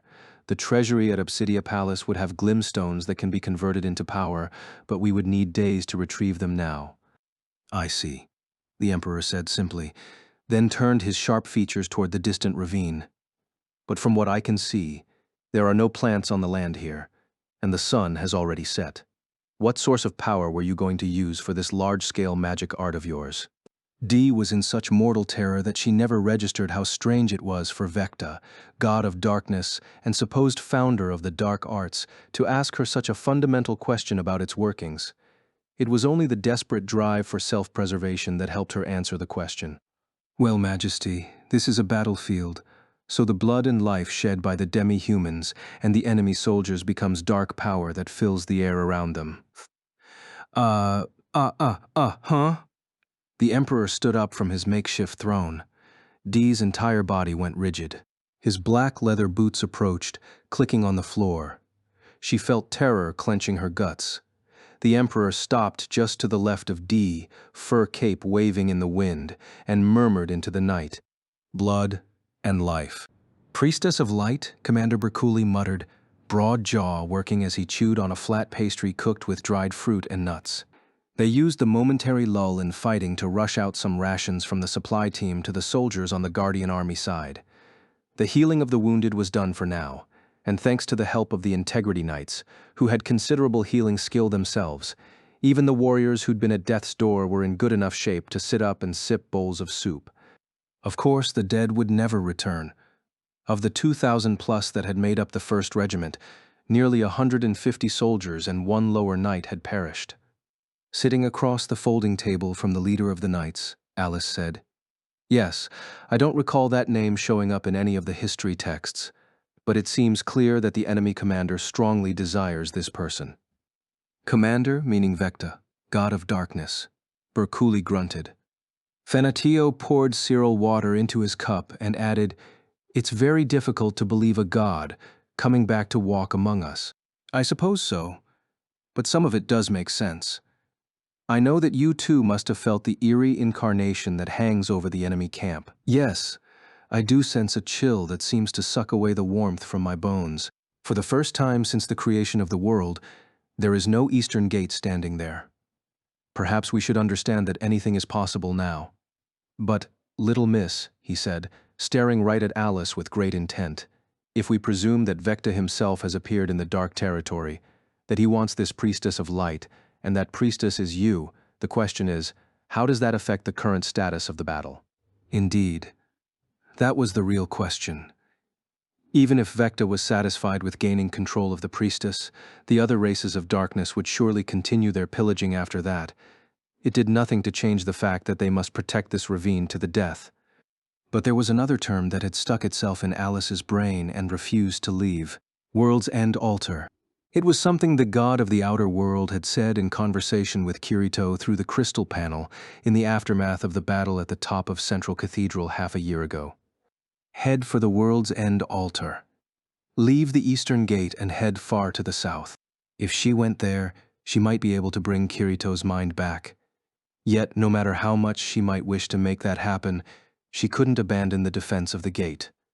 But what if they chase after me? What if she went through the gate and Vecta and his armies chased behind her, the priestess of light? It might even draw the enemy away from the human world and buy the Guardian army enough time to fortify its defenses. Alice chose to keep the vague topic of the altar a secret for now.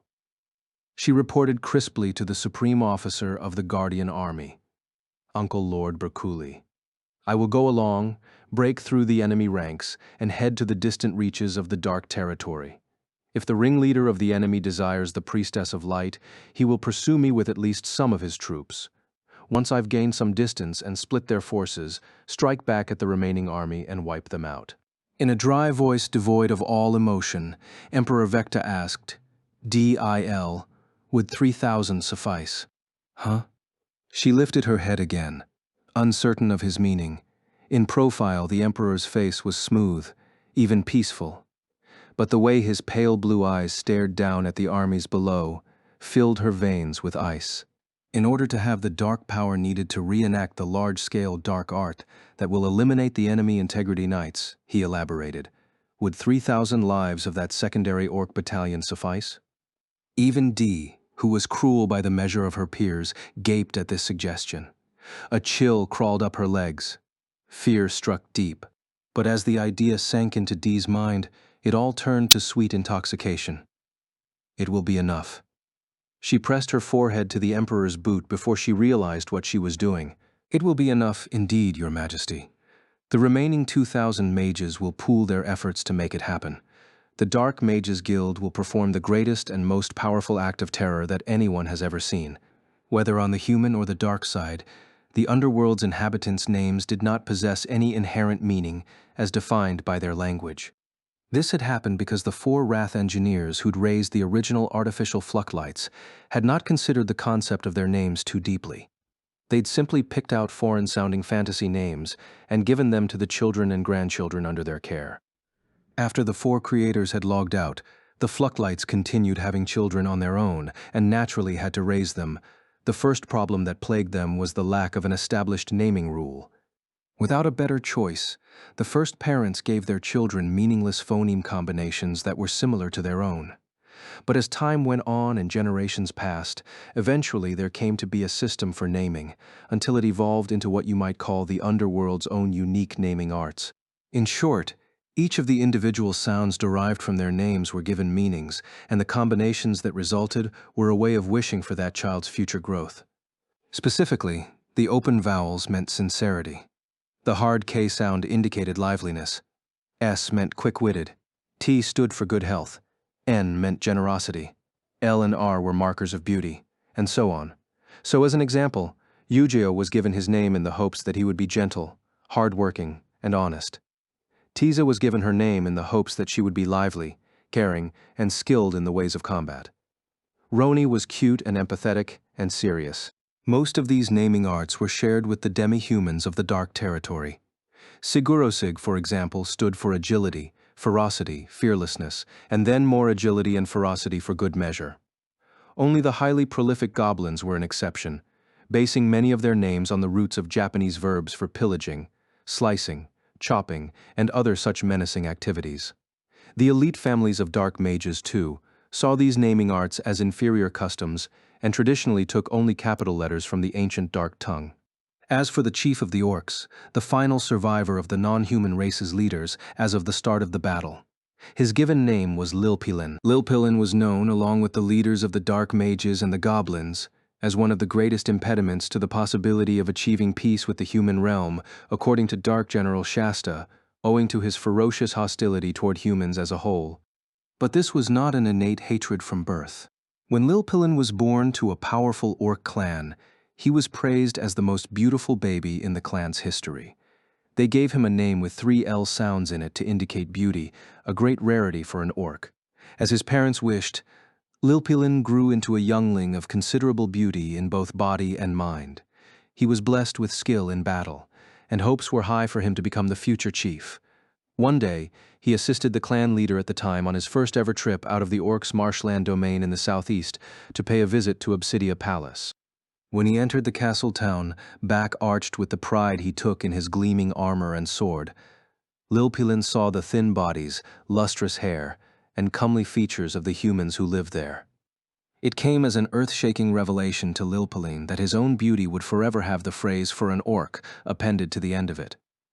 On this day he learned that the orcs were mocked by the rest of the Dark Realm as the ugliest of its races. A rounded gut, short legs, a huge and flat-ended nose, squashed little eyes, and drooping ears. The only reason other orcs called Lilpilin beautiful for these features was that his face was just barely more human in appearance than theirs. Lilpilin's soul very nearly reached its breaking point. The only way he could maintain his functioning mind was to cling to one blistering emotion. It was hostility. The brutal and fierce determination to destroy and enslave all of humanity, crushing all their eyes so they could never again mock orcs for being ugly, was the force that drove Lilpilin into the position of chief. So he did not have the innate cruelty of someone like Kosogi. His hatred of humanity was simply an imprint of his massive inferiority complex. To his own people, he was a wise and benevolent leader. "Dis is unfia," shouted Lilpilin when he heard the emperor's orders. The orcs had already sent 1,000 of their number as supplementary troops in the first group, nearly all of whom had been lost. He'd already felt his heart being crushed by the knowledge that his people had fought and died under the orders of goblins and giants removed from his command. But this order was simply beyond the pale in its cruelty. Offer 3,000 sacrifices to be the cornerstone of the Dark Mage's attack spell. It was a death that offered no recognition of a warrior's honor or respect for the wise. They were simply fuel or meat, no different from the long-haired cattle that the provisions troop brought along as a food supply. "We came here to fight. Owa lives aw not de pois fo yo falaya," Lilpilin argued, his nasal voice high-pitched and strained. But Chancellor D of the Dark Mages merely stared at the orc with cold eyes and folded arms. She said, "This is by the edict of the Emperor." With a grunt, the orc chief's words stuck in his throat. Emperor Vecta's power had been made explicitly clear during the Dark General's attempted betrayal. He was almighty, far outclassing any of the Council of Ten. And the strong must be obeyed. It was the ironclad rule of the Land of Darkness. But Lilpilin stood there, clenched fists trembling. Behind him, a voice that was smoother than usual for an orc said, "Chieftain, we have no choice but to follow da Empewa's odas." He turned around with a start and saw a female orc who had a comparatively slender build and elegantly long ears. She was from a clan that was distantly related to Lilpilin's, and they had spent time together as children. With a gentle, comforting smile, she said, "Me and my Twi Tusan Tuops would gladly give up Owa lives, Fo da Empewa, and Fo Owa people." Speechless, Lilpilin could only gnash his long tusks so hard they nearly broke. The woman stepped closer and whispered, "Lil, I still believe dat it is not just da humans, but also orc souls dat aw summoned to heaven after death. We can meet again in that holy place. He wanted to tell her that she didn't have to give up her life too. But he also knew that if 3,000 soldiers were to accept an unfair order, it would be easier done if they knew their fates were shared by their Princess Knight, whom they held in a certain esteem even higher than their chieftain.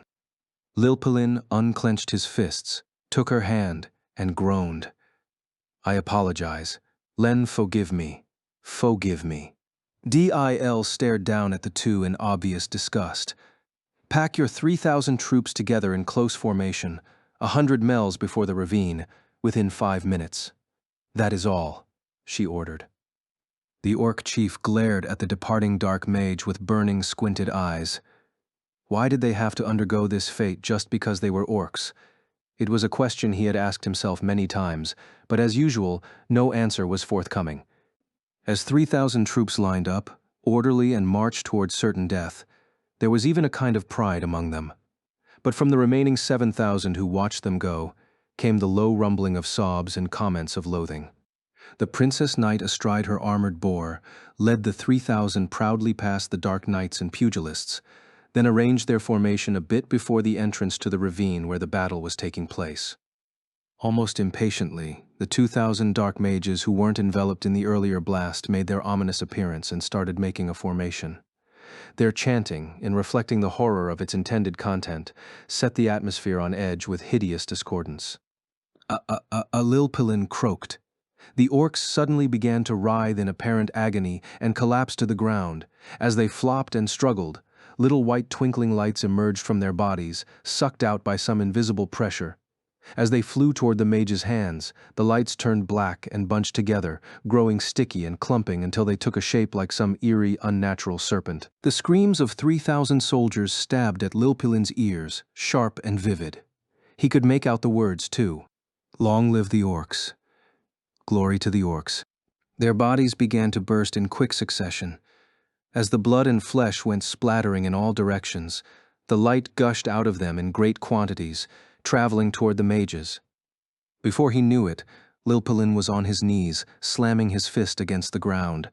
The tears that flowed from his eyes trailed down either side of his large nose before falling to the black gravel. Through stained vision, he watched as the Princess Knight in her especially conspicuous armor issued blood from all over her body, like the petals of a crimson flower. Lenju, he gasped as the Princess Knight slowly toppled toward the ground and out of sight. His jaws clenched so hard that the fangs burst through his lips, dripping blood of his own. Humans. Humans. Damnable humans. With each internal scream of fury and loathing, the orc felt his right eye pulse. Less than 20 minutes earlier, at the camp of the human guardian army, the soldiers who'd been separated into two groups had shared warm handshakes and embraces at their safe reunion. After the announcement from Alice, Commander Bercouli added a decision of his own. He ordered that the so-called Priestess of Light, Alice, be given half of their number when she diverted the enemy's attention. Alice was strongly against this, of course, and insisted that she would act alone, but the leader of the Integrity Knights would have none of it. We still have plenty of reinforcements. If you're the only one acting as bait, little miss, there won't be many enemies going after Ya. Only if you've got a good number with you can the strategy to split up the forces actually work. She had no rebuttal to that.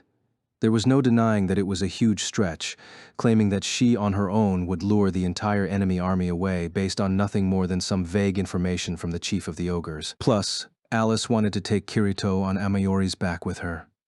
Admittedly, she was uncertain about being able to protect both herself and him against the enemy army. So the idea of military cohorts was reassuring. When Bercouli announced his splitting of the Guardian army, he had another surprise in store. He decided that he, the overall commander of the army, would join the decoy team. Finaccio and Deosalbert, who were designated the commanding officers of the remaining portion of the army, were vehemently against the idea. Hey, you've done enough in this battle already. Give me a chance to fight too, Bercouli argued. Finaccio's eyes screwed up in frustration as she said, You can barely fold your own clothes without me there at your side. That one got a big jeer from the knights and guardsmen who heard it. Bercouli grimaced, leaned over to Finaccio, and whispered something into her ear, and surprisingly enough, The vice commander looked away and backed down. As for Deus Solbert, he had to accept the inevitable, especially when it was pointed out that he had fought to the point of exhausting his arrows earlier. A supply team was heading for the nearest town to get more, but this would take longer than an hour or two. Concern and nerves were in abundant supply among the soldiers of both the advancing team and the remaining team. In fact, it wasn't clear which assignment posed more danger. How much of the enemy army would pursue the decoy team, and how much would continue attacking the ravine? Only God knew, specifically, Vecta, the god of darkness, commander of the enemy forces. Eventually, the decoy force was complete. Berkuli, Alice, Renly, Sheta, the 4 elite knights dragons, 1,000 guardsmen, 200 priests, and a 50-member supply team. Eldry insisted on joining the decoy team, backing down only after Alice scolded him. The apprentice knights Linnell and Faisal threw a fit as well, but when the commander told them to hold down the fort, they didn't have much choice but to accept his order. To carry their supplies, they set up 8 high-mobility, 4-horse carriages. One of them would contain Kirito in his wheelchair and the 2 young trainees. Alice was very conflicted about the idea of allowing Tiza and Roni to come along, but she would need someone to look after Kirito, and whatever it was that had happened between them, Renly, the elite integrity knight, now insisted that he would protect the girls with his life. In all honesty, Alice had few memories of Renly, but the determination in his young face and the impressive shine of the double-winged blades on either hip suggested that he was the real deal. Berkuli's dragon, Hoshigami, began its heavy running start to prepare for flight, giving way to a muted cheer from the guards on the ground. As Alice waited for her turn, clutching Amayori's reins, she looked back to Eldry below. Her loquacious disciple had been quiet as she'd prepared to leave, a fact that gnawed at her. But before she could think of something to say, Hoshigami took off into the air. She had to look ahead and gave Amayori's sides a gentle kick. Her dragon mount ran powerfully across the ground and floated up into the air, followed by Renly on Kazanui and Sheta on Yoyobi. Berkuli, flying slowly up ahead, turned back and shouted, "When we leave the ravine, we use the dragon's breath against the enemy's main force.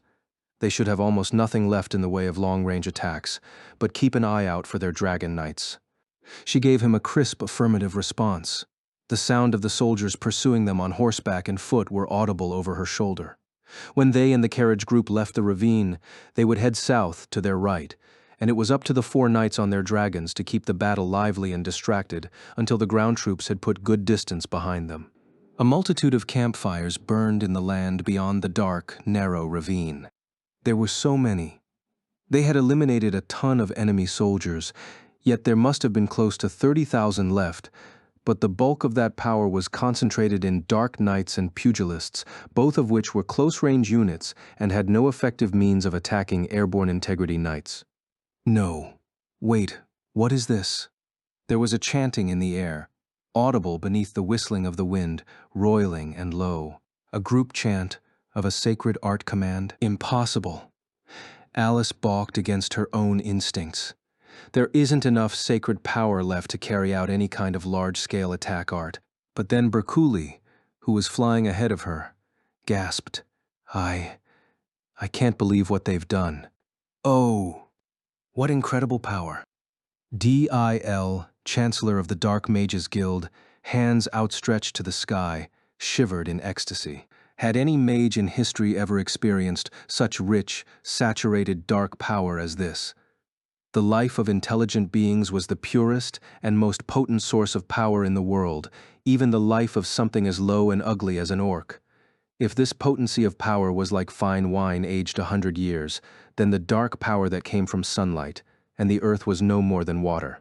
What they had tried to consume for the wide-range incineration projectiles before had been merely the dregs of the lives expended in battle. But this now was power directly and freshly converted from 3,000 lives through sorcery. The misty black substance gathered around the extended hands of Dee and her 2,000 cohorts, forming a number of hideous long insects, each with countless writhing legs. They were simulacrums of life, things generated from darkness elements, and were called life-eaters. Nothing with physical form, not even the highest priority swords and armor, could stop them. It was a less efficient form of conversion from darkness than fire attacks were, but that didn't matter when the source of power was so rich.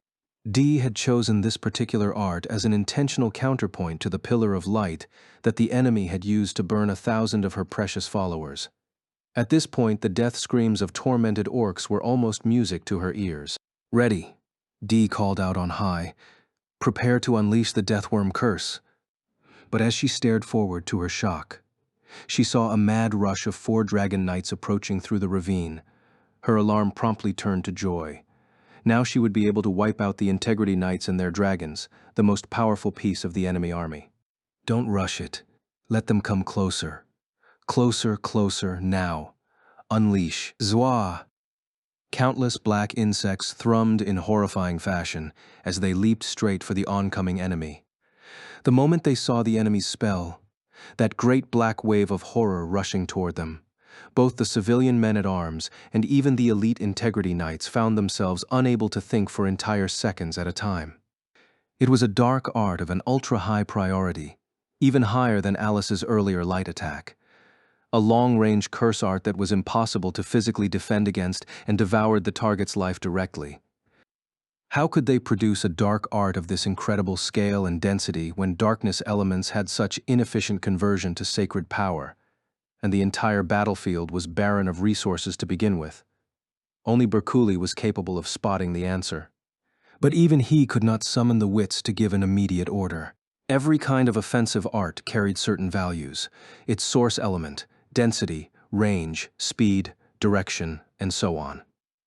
In order to defend against a sacred art, you needed to cancel out those elements, or utilize them to your own ends. You could snuff out flame attacks with ice elements, confuse a tracking art with a decoy, evade a direct line attack with enough speed. Part of what made a high-level caster was the ability to react and respond appropriately without skipping a beat. But not in this case. The enemy's attack was simply beyond the pale. Only light elements could counteract dark elements. But light, too, was difficult to convert from raw power, and they could not generate enough of it to dispel that kind of curse. Finaccio's memory release would certainly be able to punch a hole through the enemy's curse, but the heaven-piercing blade's light was far too thin in its effect, and more importantly, she wasn't in the decoy group. "Invert. Pull up," shouted Berkuli, about the only thing he could do. 4 dragons turned quickly, spiraling around, heading higher right above the ravine. With a terrible rustling of wings, the swarm of snaking creatures turned accordingly. But then Berkuli shouted no. The worms that chased after them were not even half the total. The rest proceeded straight for the guardsmen and the supply team running along the ground.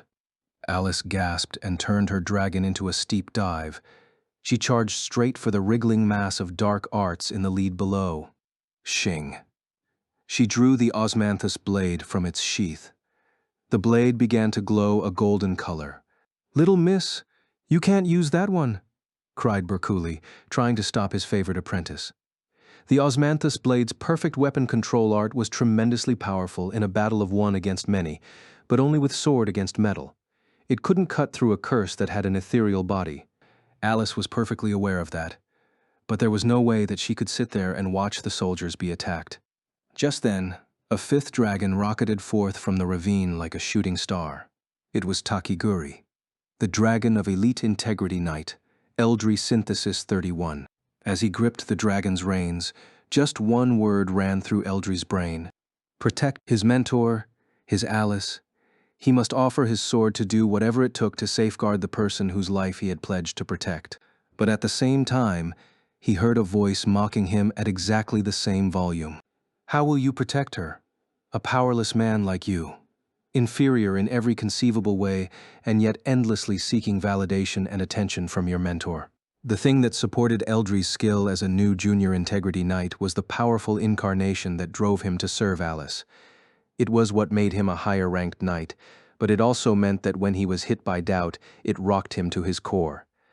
"I don't have the strength to protect my teacher Alice, nor the right to stand at her side," he concluded, which caused a rapid loss in power. Swept up by an unpleasant emotion, he leaped onto Takiguri and chased after the decoy group, though he had no idea what he was going to do. If it came to it, at least he could die here with his mentor. As he flew, clinging to this last resort, he thought he heard something, and he glanced down at the ground. The guardsmen below had noticed the oncoming dark magic and were beginning to panic. Behind them, the supply team's carriages were fraying apart the same way. A pale blue light flickered in one of the carriages, visible through the covered top. He heard a strange voice in his head. Your determination, your desire to protect, needs no payment in return, does it? Love is not something you ask for. You just give and give and give it, and it never runs out. Isn't that right? Ah, man, what got me so confused? That I didn't have enough strength. That I couldn't monopolize her feelings. That I wasn't able to protect her. What tiny, insignificant things. Lady Alice has been trying to save all of humanity. Eldri whipped Takiguri's reins with one hand and shouted, "Go!" The dragon beat its wings powerfully, sensing its master's thoughts, and sped up immediately. The instant they passed the plummeting Amayori, Eldri heard Alice calling for him to stop. But he did not slow down. He pulled the dragon higher, heading straight for the onslaught of worm creatures. With his free left hand, he removed the platinum whip from his side. The frost scale whip received its holy power from its core, a great snake that had once lived in the mountains of the Eastern Empire, known as the God Serpent. Unleashing the power of its memory transformed the whip to many times its original length, and gave it free control over its own trajectory. But this power was nearly meaningless against a curse-type sacred art. Even so, Eldri continued to pray, filled with absolute conviction. Serpent, God Serpent of yore, if you are indeed the king of the snakes, then devour this swarm of wretched worms. Release recollection, he called out, and the frost-scale whip shone a brilliant silver. Amid that light, the whip split into countless ends. Hundreds upon hundreds of beams of light lashed out at the squirming black things, and then the light turned into glowing snakes. The swarm of reptiles fanning outward from Eldri's hand opened jaws of sharp, glinting fangs and bit down on the deathworms. There was a horrible zormp sound, and the first creature to be bitten, in two, reverted to darkness elements that promptly scattered into nothing. Abruptly, the swarm that was heading for the guards and the swarm following the airborne dragons changed directions, recognizing the glowing hydra to be their most urgent foe. The snakeheads were soon beset by countless writhing worms. The curse traveled up their length, bearing down on the source. Eldri was using the one element of the enemy's dark arts that he could effect, its ability of automatic pursuit, to force all of the spell's attention on himself. Lady Alice, he grinned and closed his eyes. The next moment, darkness engulfed him. The life value of the Integrity Knight Eldri Synthesis 31, which was at slightly over 5,000, instantly plummeted to negative 500,000. The explosion that rippled outward from a center point in his chest tore his body into tiny, fleeting pieces. "Eldri!" screamed Alice. Her one apprentice, whose time with her had been short but memorable, slid off his dragon's back, missing over half of his body. Alice turned Amayori around yet again and plunged through the remnants of the vanishing worms, reaching out with her free hand to grab Eldri's. Her breath caught in her throat when she felt how light he was, but she gritted her teeth and sent the dragon upward anyway. Takiguri followed right beside them, concerned for its master. As the dragons shot upward in parallel, Alice shouted again, "Eldri, open your eyes. I won't let you leave me. Not like this." Eldri had nothing left from the chest downward. His pale eyelids fluttered. Underneath his lashes, his purplish irises shone, weak but firm, as he looked at her. "Mentor, you're safe. Yes, I'm safe, thanks to you. I told you that I needed you." Her vision went blurry. Droplets landed on Eldri's cheek. Alice held her disciple tight, not even realizing that they were her own tears. His voice was barely audible in her ear. "Lady Alice, you are needed by so many more people. I was such a small person to think that I could have you all for myself. I will give you whatever you want. Just come back. You are my disciple. I've had so much already," he whispered, full of satisfaction. She could sense what little weight there was in her arms rapidly beginning to fade. "Eldri, Eldri," she wailed. His final words were gentle, yet heavy. "Don't cry, Mother. And so the soul of Eldri Synthesis 31, the Integrity Knight, also known as Eldri Woolsberg, left the underworld forever. Through wet eyes, Alice watched the body of her beloved disciple vanish. It turned into a gentle light that illuminated the night and melted into it, as miraculous as the several seconds she was able to talk with him as he lay dying. Soon, Eldri was entirely gone, without even a trace of armor. Only the frost-scale whip remained, falling onto Amayori's back limply. Nearby, Takiguri howled sadly as it flew, sensing its master's death. Alice breathed in the faint scent of roses and lifted her head. This is a war. There was no point in taking any of it personally, no matter how the enemy tried to attack or what damages were suffered from it. Just minutes ago, Alice herself had unleashed a mammoth sacred art that had taken the lives of thousands of enemy soldiers. It could not be described as anything but merciless. So if she took all this anger, this sadness, and channeled it into power that would allow her to slaughter ever more foes, let it not be said that you were not ready for me. Alice drew the osmanthus blade and shouted, "Amayori, Takiguri, charge at full speed." The dragons, who were pressed into service by a binding art, normally refused all battle orders that did not come from their designated rider. But the two dragons, brother and sister, roared ferociously and beat their wings, rushing forward. The outer end of the ravine, where the charcoal dark territory stretched as far as the eye could see, grew closer. Through the burning rage that threatened to blind her, Alice's blue eyes quickly made out the formation of the enemy's main force. On the left side, about 500 miles past the exit of the valley, 5,000 dark knights stood in their matching metal armor. To the right, another 5,000 pugilists, their hardy bodies wrapped in light leather. These two groups were the bulk of the enemy forces. Behind them were backup units of orc and goblin infantry and a very large supply team. Somewhere in the midst of them would be the enemy's supreme commander, Vecta, the god of darkness. And right up front, packed between the rows of dark knights and pugilists, was a group cloaked in black. That was it. They were the dark mages who had set off that massive curse. There were nearly 2,000 of them, and now they were fleeing those who'd noticed the approaching dragons first among them. "You're going nowhere," shouted Alice, who then ordered the dragons, "Aim for their tail now. Breathe." The siblings craned their necks and opened their jaws wide. The flames that filled their mouths lit White Fang's red. Two parallel pillars of fire tore through the air and hit the ground right where the fleeing mages were attempting to run. There was an earth-shaking blast, and a fireball rose from the spot where the flames struck. The figures caught in its midst flew like leaves. Their escape route blocked by flames. The mages completely lost order and clumped into one place. Alice held the osmanthus blade high overhead. Its body shone a yellow gold brighter than the sun itself. Enhance armament. With a crisp metallic ring, the sword split into hundreds of tiny shards. Each one reflected Alice's incarnation and glinted with sharper edges than they'd ever had before.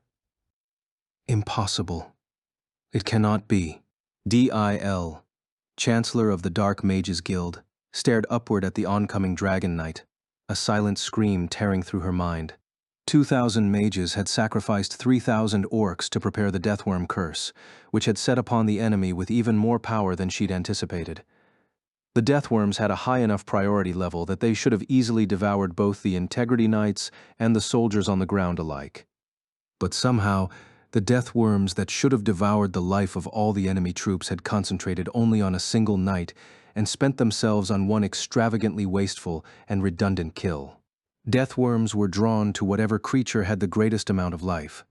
So if you were to guide them, it would require the creation of some artificial life form greater than any human or dragon, something along the lines of a magical beast out of legend, but there was no way they could have produced such a thing with a short command. There was no logic that explained this outcome. It was simply illogical. How can there possibly be some power that I, Chancellor Dil of the Dark Mages Guild, center of all the knowledge of the world, do not possess? Dee gnashed her teeth and let loose a screech that was all air. No voice. Whatever the answer, the enemy had sacrificed just one person and resumed its charge, and it was now unleashing all hell on her remaining 2,000 mages. Fall back. All units retreat, Dee called out in a high voice. But that was when two jets of blazing fire passed overhead and rammed into the ground just a few dozen miles behind her. An explosion erupted from that spot, drawing dozens of screams from her subordinates. A heat wave swept over the second floor of her carriage, singeing the black hair she was so proud of. "Yeek!" screamed Dee, practically falling off the carriage. Standing on it was only turning her into a target. She wanted to flee among the crowd of her followers, but then she caught sight of a bright golden light. Looking up despite herself, she saw an Integrity Knight atop a dragon, her sword splitting apart into many tiny pieces of light. Each one of them, it was clear, held a frightening level of priority, and there was no element she could generate from the thin layer of dark power hovering around the area that would help her defend against it. Shit, damn it. I will not die yet. Not here. Not when I am promised to become ruler of the world. Dee squinted, features twisted in a rictus of desperation. She swept her hands forward, fingers bent like claws, and jammed them into the backs of two mages running before her. The sharp nails tore through soft skin and flesh until she grabbed round pillars, the very spines of her mages. Lady Dee, what are you? Stop, please." The greatest of mages ignored the pleading screams of her subordinates and began to chant a command, a wicked smile on her face. This, too, was in all ways a curse. It was an art to change the shape of matter, a secret, forbidden art that used human life force as its energy source to alter the container of flesh that stored it. Schlurb. Two young, healthy individuals melted into uncertain structures, sloughing off flesh and blood in the process. The solution covered Dee entirely where she knelt on the ground, and it hardened into a resilient membrane of living armor around her. The golden swarm of death descended into their midst. Alice hardened her heart against the sound of all the screams. She would not let that art be used ever again. She would remove both the caster and the command from the world. With each swing of the glowing handle in her right hand, the blindingly sharp little petals followed the movement, slashing at the foes on the ground below. The dark mages, who wore no metal armor, had no physical defense against the metal shards that tore through their bodies. Alice maintained the memory release form of her weapon until she was certain that over 90% of the 2,000 or so dark mages were wiped out. It used up quite a lot of the sword's life, but she was not in the mood for conservation at this moment. 200 mages fled in terror, not sparing a glance for the stacked corpses of their fellows, but this time Alice returned the osmanthus blade to its original shape and let them go. Out of the corner of her left eye, she spotted about 10 dark knights lifting off the ground on dragons from the rear of their formation. She assumed they would rush for her, but the dragon riders merely formed up and hovered, keeping their distance. She learned why very soon. Berkuli's group was catching up behind her. "Don't push your luck, little miss," the knight commander called out as soon as he was in range, understanding that she was bereaved after the death of Eldry. I know," she managed to stammer. "I'm fine, uncle. Please watch over the ground troops. I must go and play my role as decoy." "Sure, just don't go charging too far ahead," shouted Berkuli, glancing at the enemy dragons. Alice ordered Takiguri to stay airborne where it was, and she had Amayori proceed forward and rise. She could sense the attention of dark knights, pugilists, orcs, and goblins, and some great, colossal presence, though she could not tell its location as she rose. Behind her was the low rumble of the soldiers and supply team leaving the ravine, heading south and proceeding at top speed. Then she shouted, loud enough to drown out the sound of all those footsteps. Her incarnate voice, heavily amplified, spread in all directions, crisp and clear. "My name is Alice. Integrity Knight Alice Synthesis 30. I am the proxy of the three goddesses who protect the human realm, the priestess of light." There was nothing behind this statement. It was, in essence, a bluff. But the effect it had on the enemy army was immediate. They rumbled and murmured. She sensed the desire to capture her extending toward her like giant invisible tentacles. It seemed true that the enemy was after this priestess of light at least as much as, if not more than, the actual conquest of the human empire and their lands. The question remained, was that really her, or was she merely pretending to own the title? It didn't matter to Alice. All she needed was for half of the enemy's soldiers to follow her. If buying time and getting the enemy to pull away meant that they succeeded in defending the human world, which Eldri, Dakira, and all those soldiers had given their lives in service of, that was all that mattered. Know that any who stand in my way will be struck down by my righteous light. Ooh. Emperor Vecta, the god of darkness, also known as Gabriel Miller, hunter of souls, stood up from his throne in wonder. Ooh.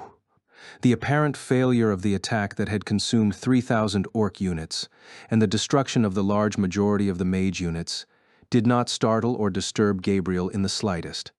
Only in this moment did his cold, inert soul feel any kind of rumbling. From his thin lips, which assumed only the shape of a smile, a quiet voice said, "Alice, Alicia." His eyes caught in full detail the sight of the young knight in her shining golden armor, standing on the back of the dragon in the distant night sky. Straight, long golden hair, pure white skin, blue eyes as cool and crisp as the midwinter sky. In Gabriel's mind, these features perfectly matched the image of a beautifully matured Alicia Klingerman, the very first victim of his desires. He had failed to capture Alicia's soul the first time, but now he knew she had returned to take her place in this virtual world. This time she would be his. He would take the light cube that contained her Fluctlight and devour it to his heart's content. As the knight pulled the dragon's reins and flew to the south, Gabriel poured into her a gaze like blue fire. He leaned toward the master skull and rasped an order, quiet but fierce. All troops prepare to march. Pugilists in front, then dark knights, non-humans, and supply. In that order, proceed south. You must capture that knight, the priestess of light, unharmed. The commander of the unit that captures her will be given control over the entirety of the human realm. Priestess of light, 8 p.m., November 7th, 380 He. The dust cloud kicked up by the march of the army of darkness was gray against the night sky of the dark territory and its red stars. Commander Berkuli took his eye away from the simple eyeglass made from crystal elements and growled. Well, this certainly looks like Vecta's got an obsession with you. He's sending their entire army. I suppose we should be happy. It's certainly a much better outcome than being ignored entirely, Alice muttered, washing away her nerves with a swig of lukewarm cereal water. After proceeding about 5 kilometers directly south through the uncharted, at least by inhabitants of the human realm, wastes of the dark territory, the Guardian Army's decoy force took its first break on a small hill. The guards' morale was high. The dreadful magic the enemy had used on them had been briefly terrifying, but the sacrifice of a single integrity knight had both relieved them and filled them with determination to succeed in his memory. But Alice had still not fully registered the fact of Eldri's death. The time they'd spent together at Central Cathedral had not been long, to be sure, but he had given Alice tastes of his favorite wines and sweets. He'd told silly, charming jokes, and there had never been an entirely dull day with him around. There had been times when she'd wondered whether the young man really wanted to learn sword techniques and sacred arts, or whether he just wanted to make merry. But only now, in his passing, did she realize how much his presence had lightened her heart and kept it fresh. I took him for granted such that I barely noticed when he was around, and it's only after he's gone that I finally realized what he meant to me. Pathetic. She gazed up at the End Mountains to the northwest, jutting up against the stars, and touched the coiled whip now fastened behind her waist. Now she understood how Kirito felt, the way he never let go of Yu-Gi-Oh's sword. Alice closed her eyes, and as if waiting for that very cue, the knight's commander said, "So shall we assume that our plans for now are to continue leading the enemy army onward, chipping away at their numbers until the last of the 4 remaining integrity knights have fallen?" She turned to the commander, who stood next to her on the northern end of the hilltop, and nodded. "That's what I'm thinking. We've eliminated half of the 50,000 members of the invasion army already, and the Dark Mages, the most vexing of them all, are essentially wiped out. Next, we fatigue the Dark Knights and Pugilists who make up the bulk of their strength, and if we can topple Vecta, the god of darkness, I think it is highly likely that those who remain will enter stalemate negotiations. What do you think?" "Yes, the only problem is who the enemy leader will be at that time. If only that Shasta boy were still alive." "So, is it true, Uncle? The Dark General is gone?" From what I could see of the battlefield earlier, he's not around. No sign of Shasta or of his apprentice knight, the woman you fought before. He sighed heavily. Alice knew that Bercouli had secretly had high hopes for the general and his disciple. The eldest of knights shook his head and muttered, "All we can do is hope that whichever Dark Knight took over Shasta's position has inherited some of his mindset, though I wouldn't bet on it." "You think it unlikely?" "Aye. The people who live out here in the Dark Territory have no book of laws like the Taboo Index. All they have is an unwritten rule to follow the mighty. And sadly, Vecta's incarnation is overwhelming. No buffed-up knight will serve as a true counterweight." True, when she had announced herself to the enemy army earlier, Alice had keenly felt some terribly cold and unfathomably dark presence reaching and tangling itself around her. She had never felt that sensation since awakening as an Integrity Knight. If the incarnation of Administrator was fierce lightning, this felt more like an endless black void. The memory of the sensation brought goosebumps to Alice's biceps. She rubbed her arms and nodded. "You're right. I can't imagine that there are many who would desire to fight back against a god." The commander chuckled and patted Alice on the back. "And yet, we had 3 on our side. You, Kirito, and Yujiro. Let's hope that there are some folks with similar backbone on this side." There was a powerful beating of wings overhead, and they looked up. Kazunui, Renly's dragon, was descending toward them. The boy knight leaped off even before the dragon's talons touched the ground, and he rushed to report to Bercouli, the words practically ejecting themselves from his mouth. "Report for you, Commander, sir. About 1 killer south of this point, there is a shrubland area that might serve for an ambush. Good spotting. Get all units ready to move again.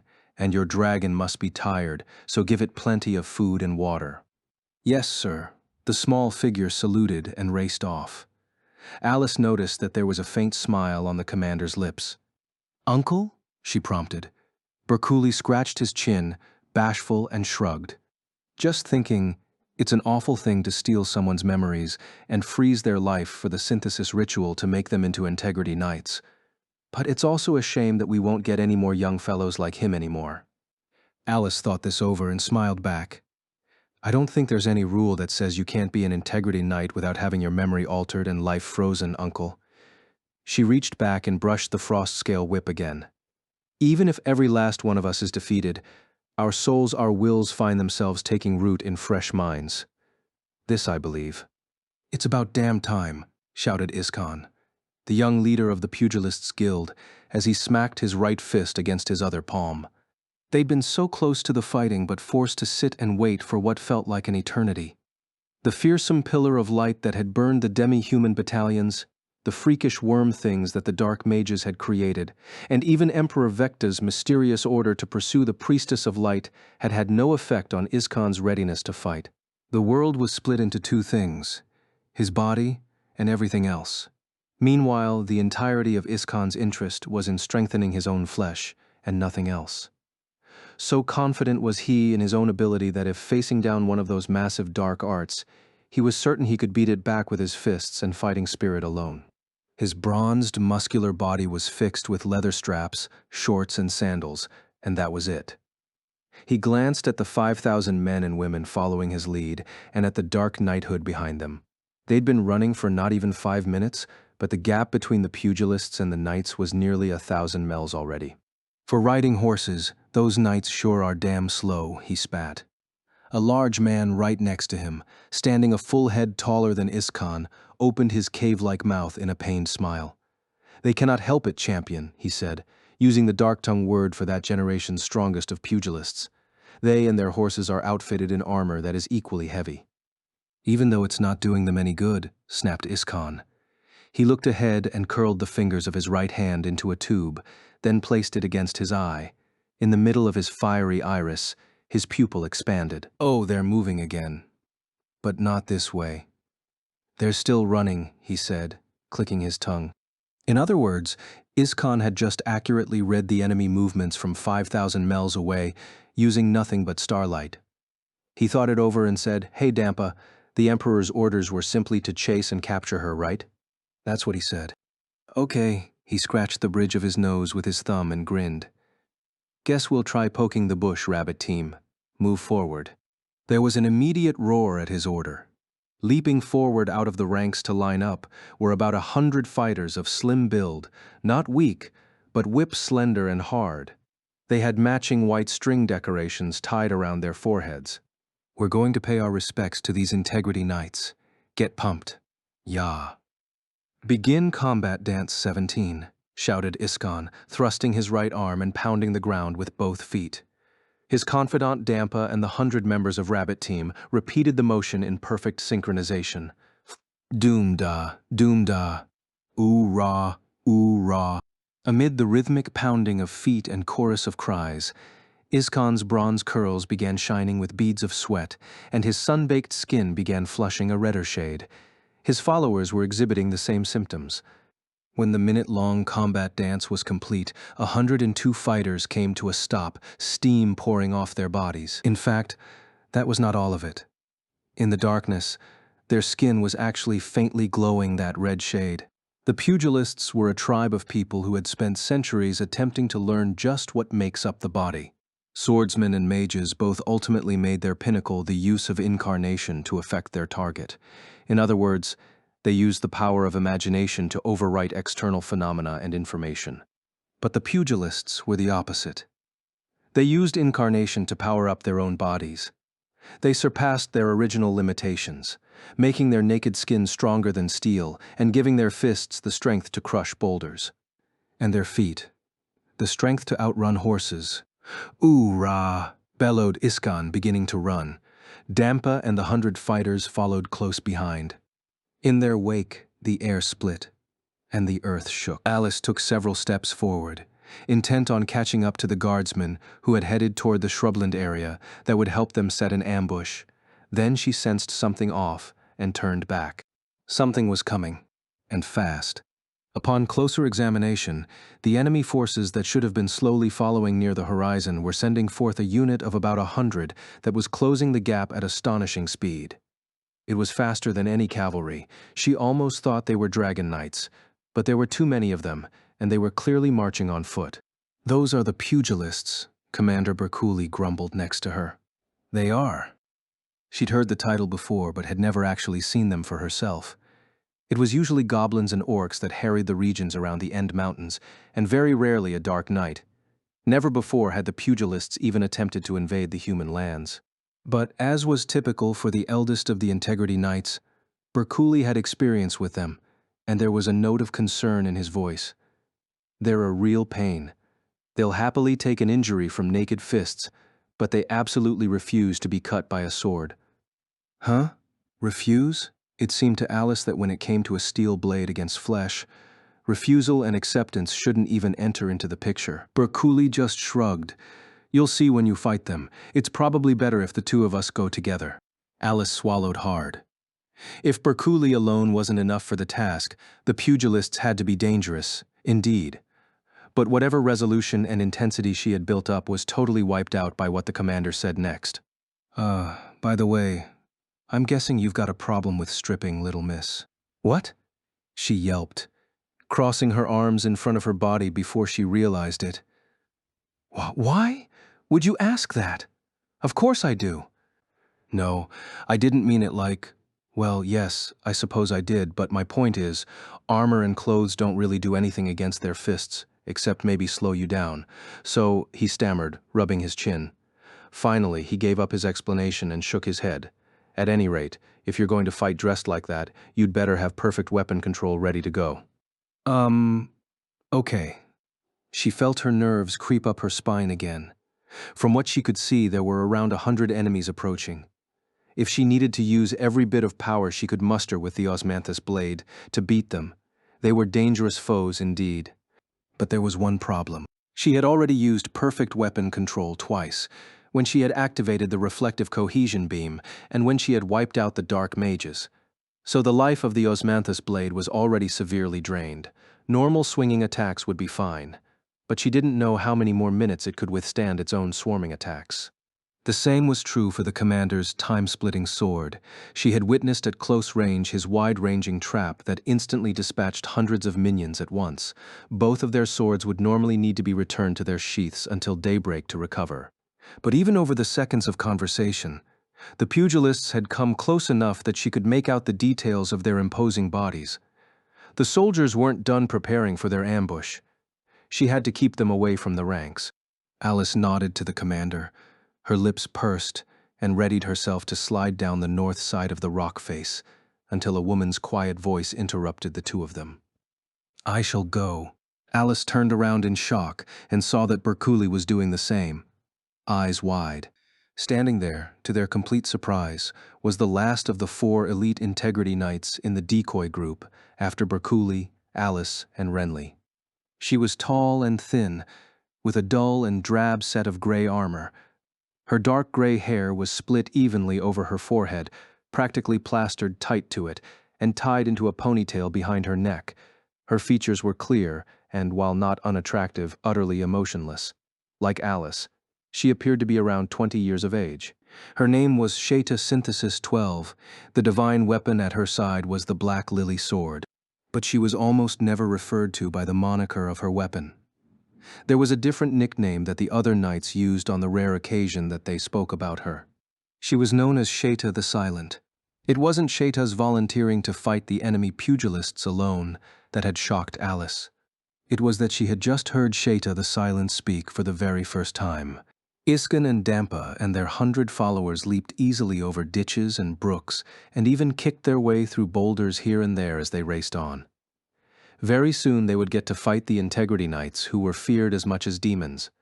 The young pugilist felt the corners of his mouth curl with a possessed smile. As a matter of fact, until the topic of this battle came about, Iskan had never felt particularly interested in the Integrity Knights of the human lands. He saw them as nothing more than cowards who hid behind swords and armor. The only knight in their own dark tribes whom he truly respected as a gladiator was the now-dead General Shasta. But the spirit of the enemy knights that he'd sensed while meditating before they got their orders had been no joke. At the very least, they were not just scrubs who relied on fancy weaponry to get themselves out of trouble. Iskan placed a bet that if he smashed those ugly swords and suits of armor, he'd find pristinely muscled bodies underneath, and the anticipation of fist meeting fist at full power got him pumped up and ready for battle. So when he did finally catch a glimpse of one of the knights standing before the hill at which the enemy had been waiting earlier, the pugilist was stunned. He was too thin. No, not he. It was a woman. So it wasn't surprising that she would be thinner, but this was too much. Even covered in metal armor from head to toe, she was skinnier than any of the female pugilists under Iskan's lead. Underneath the armor, this woman would look more like a mage. Even the sword at her side looked more like a meat skewer than a weapon. Iskan held his troops back with emotion and came to a skidding stop, dust swirling. His eyebrows, which curled up at the ends like flames, rose as he said, "Who the hell are you? What the hell are you doing there?" The knight inclined her head the tiniest bit, her straight gray hair swaying. It looked as though she was considering how to answer, or more likely, whether there was any need to answer at all. The bridge of her nose was as smooth and small as if it had been carved in a single motion by a very sharp knife, and she betrayed no emotion whatsoever in saying, "I am here to prevent your advance." Iskan snorted tremendously, though it wasn't clear whether it was out of mirth or anger. He shrugged. "You couldn't stop a single child from getting past you. Or let me guess, are you a knight who also casts arts?" This time, the knight paused just long enough to be irritating. "I am not skilled at sacred arts." Getting irritated that his finely honed spirit for battle was beginning to wilt, Iskan spat, "Okay, fine, whatever." He gestured to one of his followers. "Yacht, deal with her." Here we go. Bounding forward out of the formation was a pugilist of slightly smaller build, but while she was smaller, she was at least twice the size of the enemy knight. Her firm muscles bounced and stretched as she stepped forward, light on her feet. If the enemy was without expression, she was the opposite, bearing a fierce, proud smile. Ha! From 5 miles away, the pugilist punched the empty air. The wind this movement created rippled the knight's bangs. Even after this, the knight's thin features betrayed no intention to fight. Instead, she looked almost disappointed and mumbled, "Only one? That's what I'm saying, string bean," shouted Yacht, her thick lips curled back in scorn. "After I've beaten you down, but before I kill you, I'm gonna stuff that tiny mouth of yours full of dried meat. Now draw your damn weapon." The knight gripped the hilt of the sword, looking as if she thought even the idea of replying to that taunt was a waste of time. She pulled her weapon loose without much fanfare. "What is that?" shouted Iskan from his vantage point farther away, arms crossed. It wasn't just thin. If the sheath itself was as thin as a meat skewer, the blade when drawn was barely even a cent across, no thicker than a child's pinky finger, and it was as thin as a sheet of paper and matte black in color, such that with no light brighter than the stars around, it barely seemed as though there was a weapon there to begin with. Scarlet fury rippled across Yacht's face. "Think I'm some kind of joke." Her feet beat a brief combat dance, more of a tantrum, and the pugilist crossed the gap at once. To Iskan's eye, it was an excellent lunge. Despite the name Rabbit Team, the pugilists that made up the squad not only were agile but had sharp, deadly fangs too. Yacht's fist lunged forward, audibly tearing the air around it. Rather than dodging the punch headed for her face, the knight made to block it with her slender sword. The resulting sound was high-pitched, like two pieces of metal striking. Orange sparks flashed around them. Then the needle-like weapon bent, easily and pathetically. Iskan smirked. That flimsy little sword would not even split the skin of a hardened pugilist. When the children of the pugilist clans turned 5, they were sent to the guild's training ground. The first training exercise they were assigned there was to break a cast iron knife with their bare fists. As they grew, they graduated from cast iron to tempered, from knives to longswords. Not only did the students break the weapons, the instructors swung the blades down on them.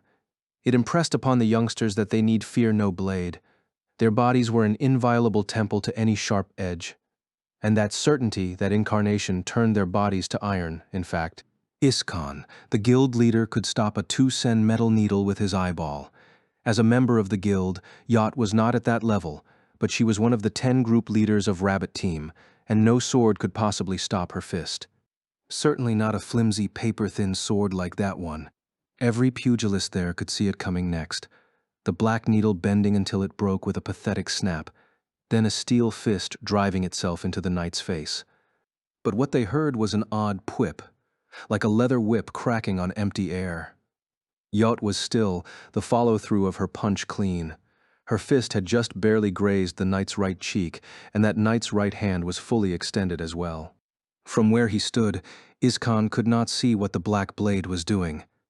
"Simon, you shouldn't be missing a target that big," he grumbled to himself. Assuming Yacht won this fight, he would send her to start over from the third-class waiting rooms at the Colosseum. Who cares how strong your punches are if you can't hit the target? Without a sound, a split appeared between the middle and ring finger of Yacht's clenched fist. "Wha?" Before his shocked eyes, Iskan saw the tear extend from her lower arm to her elbow, then to her biceps and the top of her shoulder. The cut was pristine, absolutely preserving the bone, muscle, and narrow capillaries along its length, until the outer half of Yatta's right arm toppled to the ground. Only then did hot fountains of blood spray like mist from the wound. "Ah!" shrieked Yatta. She fell to the ground, clutching her arm. The knight stood straight again. A brief sigh escaped her lips. Sheta the Silent did not maintain her silence during her stay in Central Cathedral, out of some kind of introverted personality or dislike of interacting with others. Instead, she was utterly focused on avoiding the attention of the other Integrity Knights, ensuring that none of them thought to ask her to train or duel with them. In fact, it was the fear that if she crossed swords with anyone, even Commander Berculi himself, she might accidentally cut off his head that made Sheta choose to live out her time at the cathedral, over 100 years, in absolute silence. The only people she spoke to were the personal attendant who saw to her needs and the girl in charge of operating the levitating disc. Sheta was a true savant of the sword, synthesized following her victory in the 4 Empire Unification Tournament. But the results of that year's tournament had been struck from the record. It had been covered up, because instead of stopping at the last possible moment, as custom dictated was most appropriate and graceful, Sheta had slain every last opponent she'd fought. In a sense, Integrity Knight Sheta Synthesis 12 had a very similar mentality to Iskan, head of the Pugilists Guild. If all Iskan thought about was punching people, Sheta had no interests outside of cutting, but it was not something that she enjoyed in the least. It simply happened. Whether it was a person or an object, whenever Sheta faced off against a target, she had a clear vision of the cross-section of what she was meant to cut. At that point, there was no choice but to make the foreshadowing a reality. Against an immobile training dummy, she could even slice it to a smooth edge with the side of her hand. Sheta had always suppressed the side of her that desired the sheer slice. She considered it to be distasteful. It was Administrator who'd first recognized that hidden impulse within her. Over 2 centuries ago, Administrator had attempted to master the theory of spatial sacred power, which all who wielded the sacred arts now considered to be common sense. What piqued her interest most of all was the great and final battle that brought about the end of the Age of Blood and Iron in the Dark Territory. At a spot in the wilderness halfway between Obsidia Palace and the human realm, the 5 tribes of darkness fought to a stalemate, unleashing a nearly infinite amount of spatial power. She desired to use that power for herself. But being cautious, she could not travel to the Dark Territory. Instead, she summoned Sheta the Integrity Knight. The Pontifex called for Sheta the Silent, as she was already known, and gave her a tempting message. You will go to that place alone and look for something in the battlefield. Some kind of living magical beast that would have avoided the slaughter that unfolded there. If not magical, then some kind of large animal, a bird or an insect at minimum. I just want something that has absorbed that spatial power. If you find it for me, I will create a divine weapon from it, just for you. The highest priority sword you could imagine, capable of cutting anything. Sheta could not resist the temptation. Not that the Integrity Knights could refuse an order from the Pontifex to begin with. She scaled the End Mountains on foot, without a dragon, crossed thousands of kilometers of charred landscape, and finally reached the gruesome site of that terrible battle. Nothing moved in the place where the 5 tribes had so desperately killed one another. No magical beasts, not a mouse, not a single crow lived there. But Sheta did not give up. The idea of a sword that could cut anything had seized her mind and would not let go. After 3 days and 3 nights of searching, she finally found a single black lily waving limp in the wind. It was the only object that had the ability to absorb spatial resources that had survived the battle. Administrator generated a sword with the thinnest and smallest of blades from that flower and gave it the name of the Black Lily Sword. The next year, Sheta was challenged to a duel by another Integrity Knight, whom she killed with that sword. By her own request, she was put into a long sleep. Sheta could not tell whether the breath she exhaled upon slicing the pugilist's arm in 2 was one of lament or of exultation. For that matter, she also didn't know why she'd broken her long vow of silence minutes earlier, when she'd elected to stay behind and defend this position.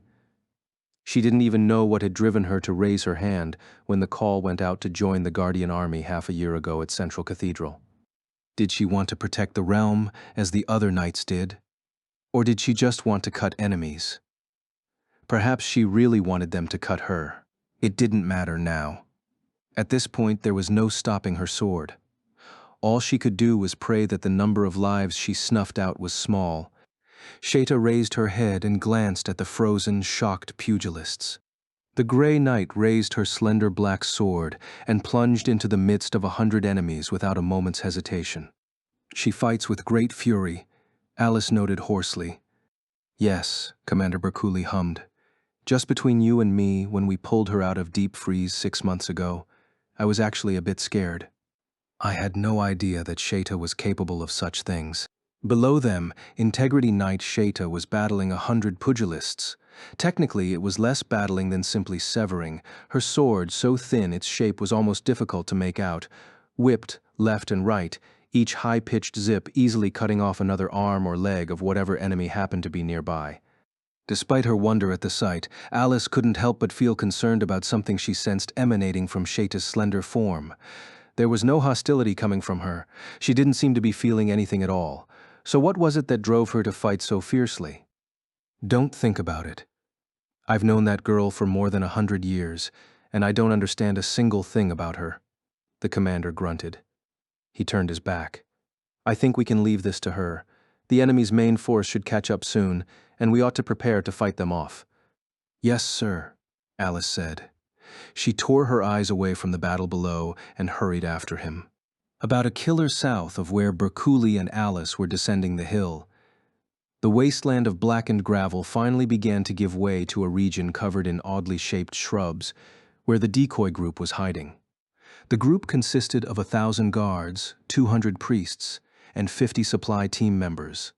They would have to fight back 5,000 enemy pugilists. Renly and the guards and priests, split into 20 groups, were hiding among the plants and waiting. There were fresh wheel ruts on the single narrow path winding through the woods, dug by the supply wagons. The enemy would follow the tracks as far as they could lure them in before the ambush pounced from either side. The commander had already warned Renly that the pugilists would be highly resistant to sword attacks, but he'd also described their weakness. Pugilists were very bad at defending against sacred arts. To the north, where there was not even a patch of moss growing, there was not enough sacred power to use a higher-level art, but the air was thicker here in the shrubland. The priests hiding in the shrubs would unload sacred arts on the enemy lured into the trap, then evacuate south, protected by the soldiers, with the enemy in disarray. The 5 dragons would burn them from above. In the hopes of a speedy escape, the 8 supply wagons were situated at the very southern end of the shrubland. Renly decided that the farther they were from the fighting, the safer they'd be. He believed that there was almost no chance that the enemy would slip into the darkness and attack the supply team directly. But even as Renly busied himself with the coming ambush, the 5 guards he had placed on the carriages just in case were in the process of dying without a sound. A shadowy figure moved silently, despite the full-body metal armor in unreflective black and the helmet with demonic horns. It headed for a young guardsman from the human guardian army who was ceaselessly glancing left and right, but never over his shoulder. There should have been other guards looking in that direction. The shadow slid closer, remaining in the guard's blind spot. There was an excellent longsword hanging from its waist, but it remained there as the figure lifted a tiny dagger. The figure's left hand reached forward, a black serpent, and covered the guard's mouth and nose. The right hand flashed as the blade slid across the guard's exposed throat. The body bled out the flicker of life. It still contained an absolute silence, then slumped over dead, and the shadow pushed it beneath a nearby shrub. Through the black fabric that covered its face, the shadow muttered 5 down and chuckled. It was speaking not in the ancient sacred tongue, but in modern English. This shadow was none other than one of the 3 current inhabitants of the underworld, who were actually from the real world, subordinate officer to Gabriel Miller, one Vasago Casals.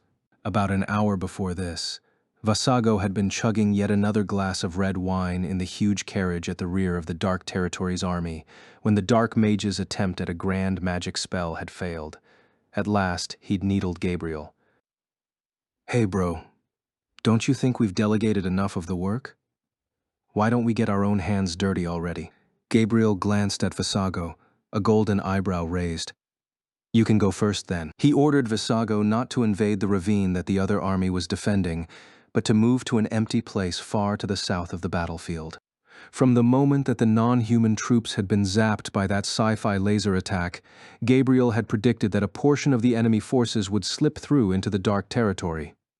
Vasago wondered why he guessed they would go south rather than north, and when Gabriel explained that there was more room that way, he nearly fell off his seat.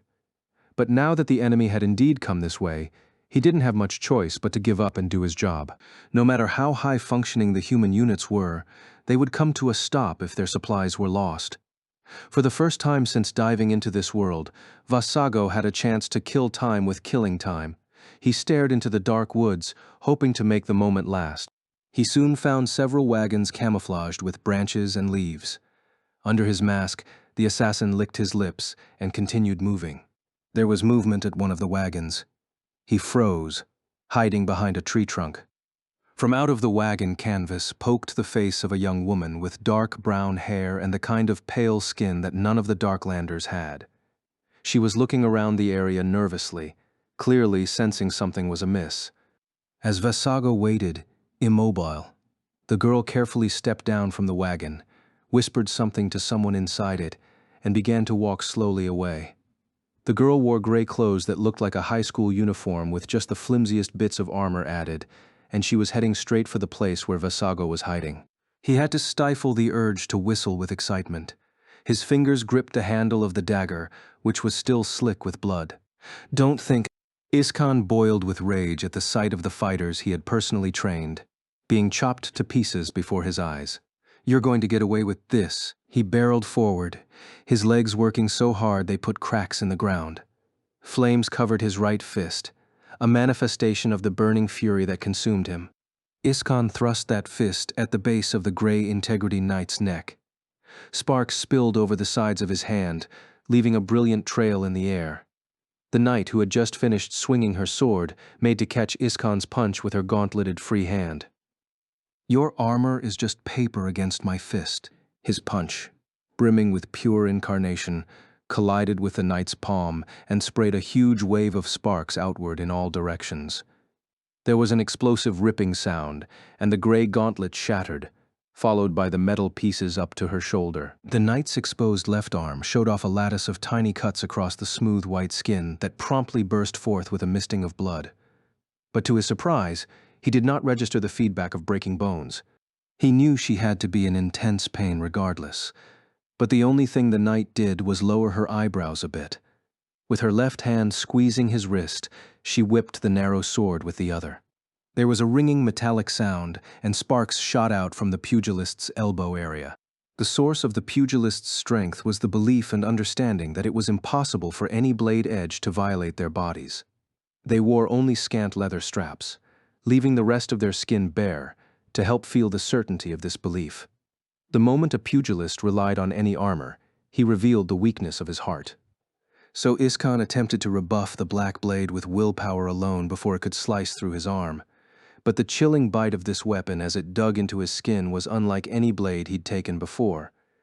The ultra-thin, ultra-narrow blade was not simple steel either, but another manifestation of will. It desired not victory, but the sheer thrill of cleaving in twain anything it touched. On sheer instinct, Iskan punched with his other arm.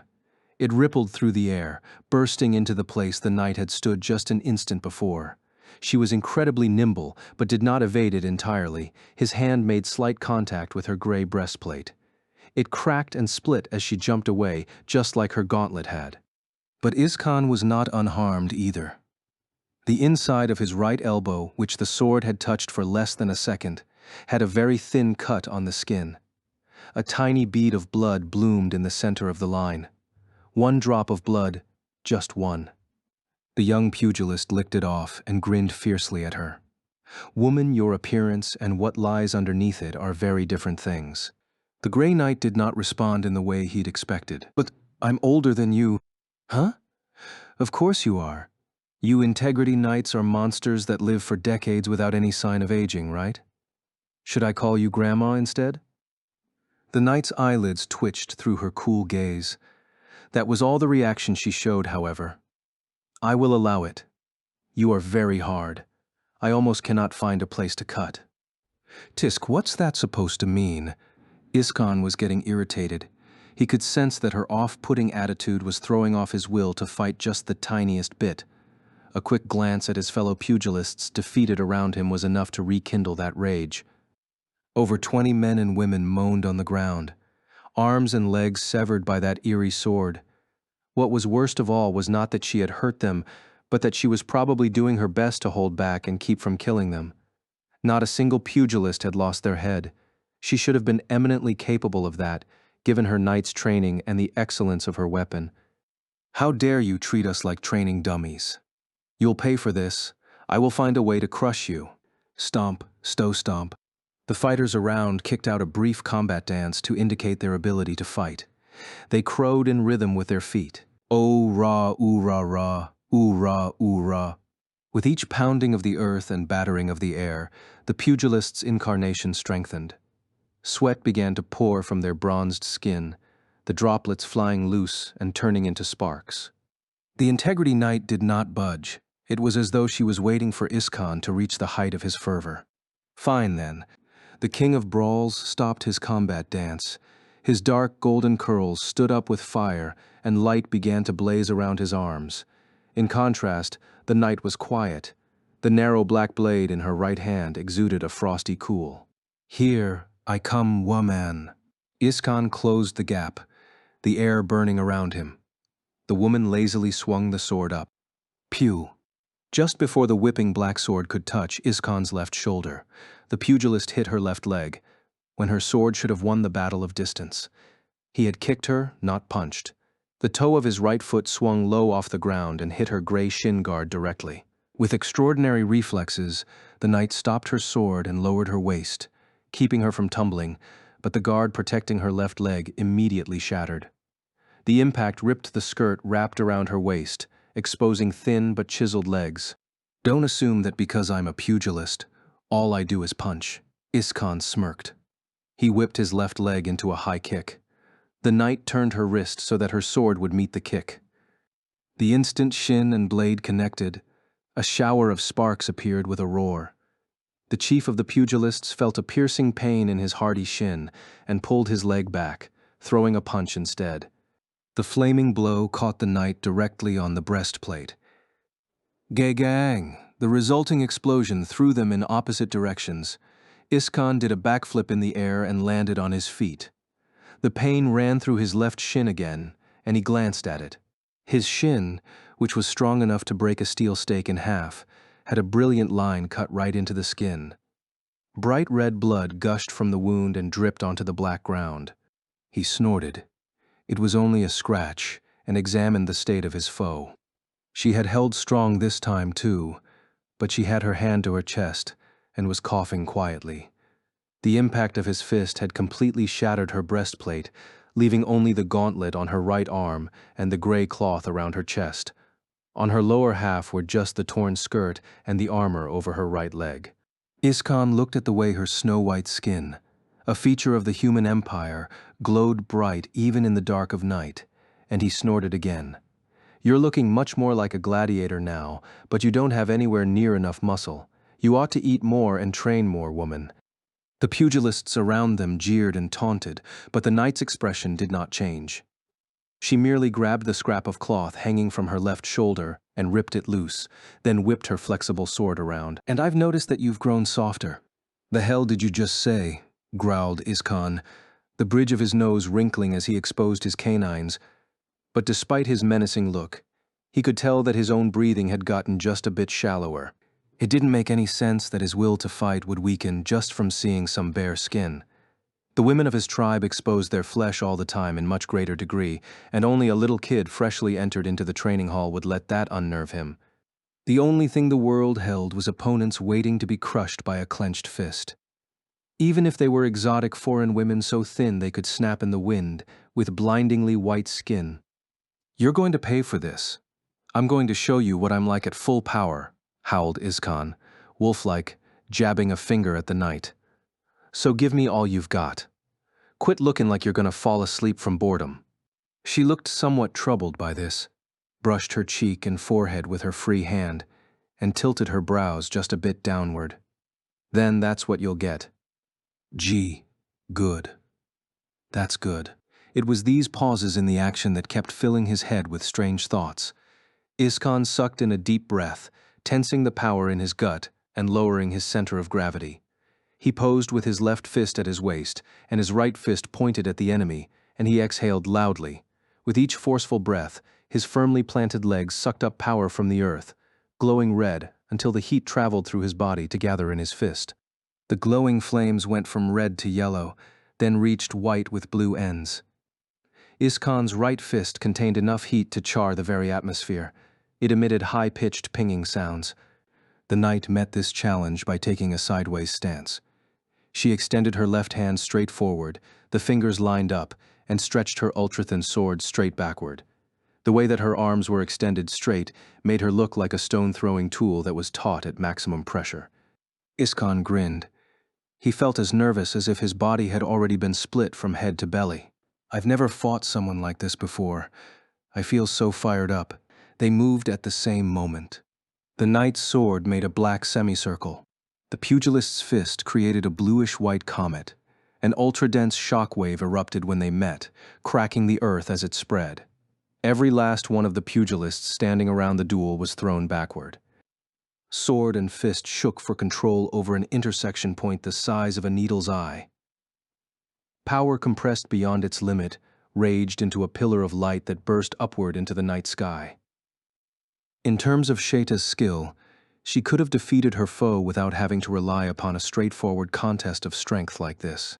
The young pugilist's incarnation was as tough as an elite integrity knight's, which was a mild surprise to her.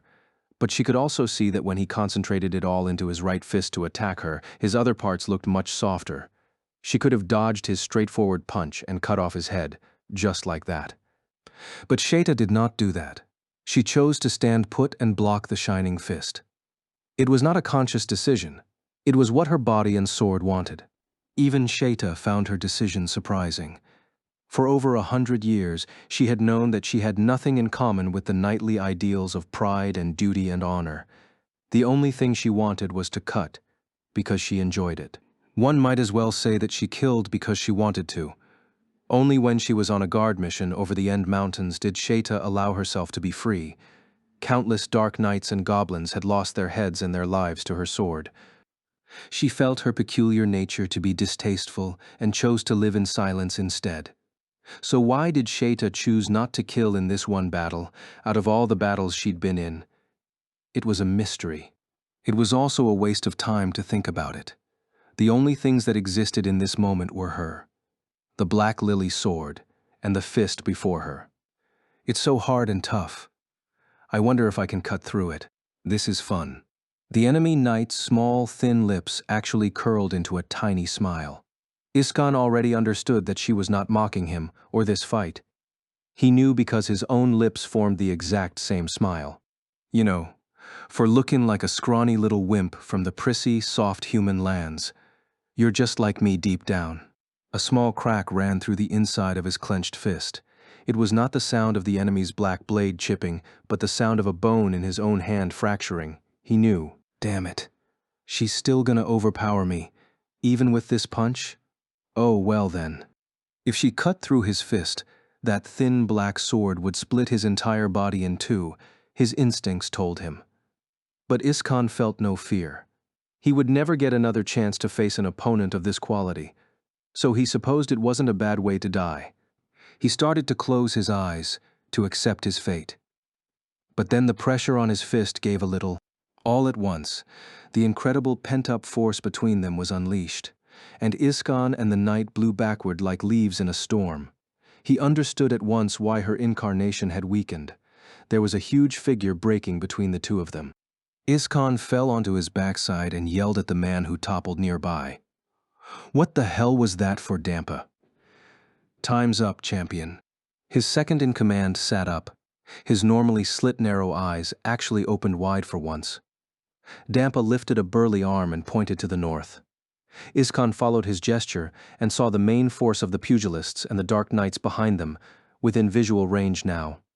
With a full group battle about to begin, it wasn't the time for their leader to be engaged in a personal duel. And yet, he clicked his tongue and looked forward again. Beyond the swirling dust devils, the enemy knight, nearly all armor and clothing gone, slid her sword into her sheath, seemingly unbothered by any of it. "Woman, don't think you've won this fight," crowed the young pugilist, momentarily forgetting that he had been expecting to die just a moment ago. The knight glanced at Iskan, her gray hair shifting, and seemed to search for the right words to say. "I wish you would stop calling me woman." "Oh yeah? Well, how do you even plan on escaping from this?" At that moment, a gust of wind hit them from the south, so powerful that all the pugilists attempting to surround the knight turned their faces away. Iskan blinked and saw the knight raising her hand high into the sky and the shape of a huge monster descending rapidly from above. It was a dragon, gray scales glistening in the moonlight. She threw a leg over the creature, and the dragon swept back up into the sky. Furious, the king of fighters couldn't help himself from shouting, "At least name yourself before you run away." He could barely hear her voice descending through the beating of the dragon's wings. "I'm not running away. I am Sheta Synthesis 12. Dampa grabbed Iskan's arm and pulled him away. But he did turn back to stare at the flying dragon as it vanished into the night, and he clicked his tongue again. If possible, he wished to have a rematch with that mighty foe after another year of training. He had learned that there was still room to grow, but Iskon was not so immature that he thought this kind of selfish desire could pass on a battlefield. Once they rejoined the rest of the pugilists, they had to work with the Dark Knights to wipe out the enemy army. It wasn't clear if there would be another chance to battle that woman. If I capture that priestess of light or whatever, Iskon thought for a moment, then clicked his tongue one more time. How stupid can I be? Asking the Emperor to spare that woman's life as my reward. Every last member of my tribe will assume I've gone mad. Iskon spun on his heel and gestured to a subordinate for a jar of ointment to spread on the cut on his leg. That's right. Keep coming. Straight this way. Vasago savored the experience of the ambush, rolling the flavor of it on his tongue like a piece of candy. His hiding ability was flawless. Even the negative concealment of his metal armor didn't have an effect on the way he melted into the darkness of the shrubbery. The dark brown-haired girl was being cautious, but even her piercing gaze just passed right over his hiding spot. 7 more yards. 5. Nice. Very nice. Oh, it's been too long since I did this. When she was within 10 feet, the girl suddenly turned to her right, moving in the direction of the body Vasago had hidden. He'd been hoping to draw her even closer, but this would have to do. He slid, silent, out of the darkness, closing in on her, hand reaching for her back. He would cover her mouth, and when her throat convulsed with fear, he would draw his sharp dagger right across it. The premonition, the anticipation of the moment was so strong and real that Vasago failed to react immediately to the blade that flashed before his eyes. Whoa. He darted backward just as the tip of the blade grazed the exposed skin under his chin. The girl shouldn't have been aware of him at all, but she'd drawn and swung her sword from an away-facing position. It was a brilliant swing. If he'd been one step closer, she would have slit his throat. When she faced him, sword held in 2 hands, the girl's navy blue eyes were full of fear and hostility, but not surprise. Vasago had to reluctantly admit that she had seen through his attempt at hiding quite a while ago. He spun the dagger in his fingers and said, "Hey baby," in English, then recalled that it wasn't spoken here, so he switched to perfectly accentless Japanese instead. "How did you know, miss?" The girl kept her sword up, not letting her guard lapse, and said harshly, "My mentor taught me not to rely on my eyes, but to feel with my entire being." "Ye, your mentor?" Vasago repeated, blinking. He felt some distant memory being triggered, a quote he'd heard years ago. But before he could travel back to the source of that memory, the girl sucked in a deep breath and shouted, incredibly loud, "Enemy attack! Enemy attack!" He clicked his tongue and stashed the dagger at his side. Playtime was over. Vasago raised his left hand and shouted, "All right, boys, time to go to work." This time, there was real shock in the girl's eyes. 100 or so feet behind Vasago. The brush rustled as people stood up. 30 lightly armored scouts handpicked from the Dark Knights. A second girl, who'd jumped out of the wagon after the warning, and the 10 or so soldiers who'd rushed down from the north all froze in unison. What? Enemies in the rear? Dozens of them? Renly shouted back when he received the report from the supply team. Oh no. Oh no. If they attacked the wagons and burned all the supplies, the army would be immobilized. Not to mention those 3 children were in the back. He had sworn to protect the 2 student girls and the young man they watched over. He had to send 100 men. No, 200. But if he started sending the main forces now, the enemies approaching from the north might pick up on the ambush being set for them. If that happened, his side would be utterly crushed before the numerical superiority of the enemies. Or should he assume that they'd seen through the ambush already? Would it be better to send everyone south and hope for another chance to strike back later? Renly couldn't come to an immediate decision with what he knew, but just then, he heard a deep voice ask, "So they knew we would be heading south and had forces in place and on the lookout for us." It was Commander Berkuli and Alice, returning from the hill to the north.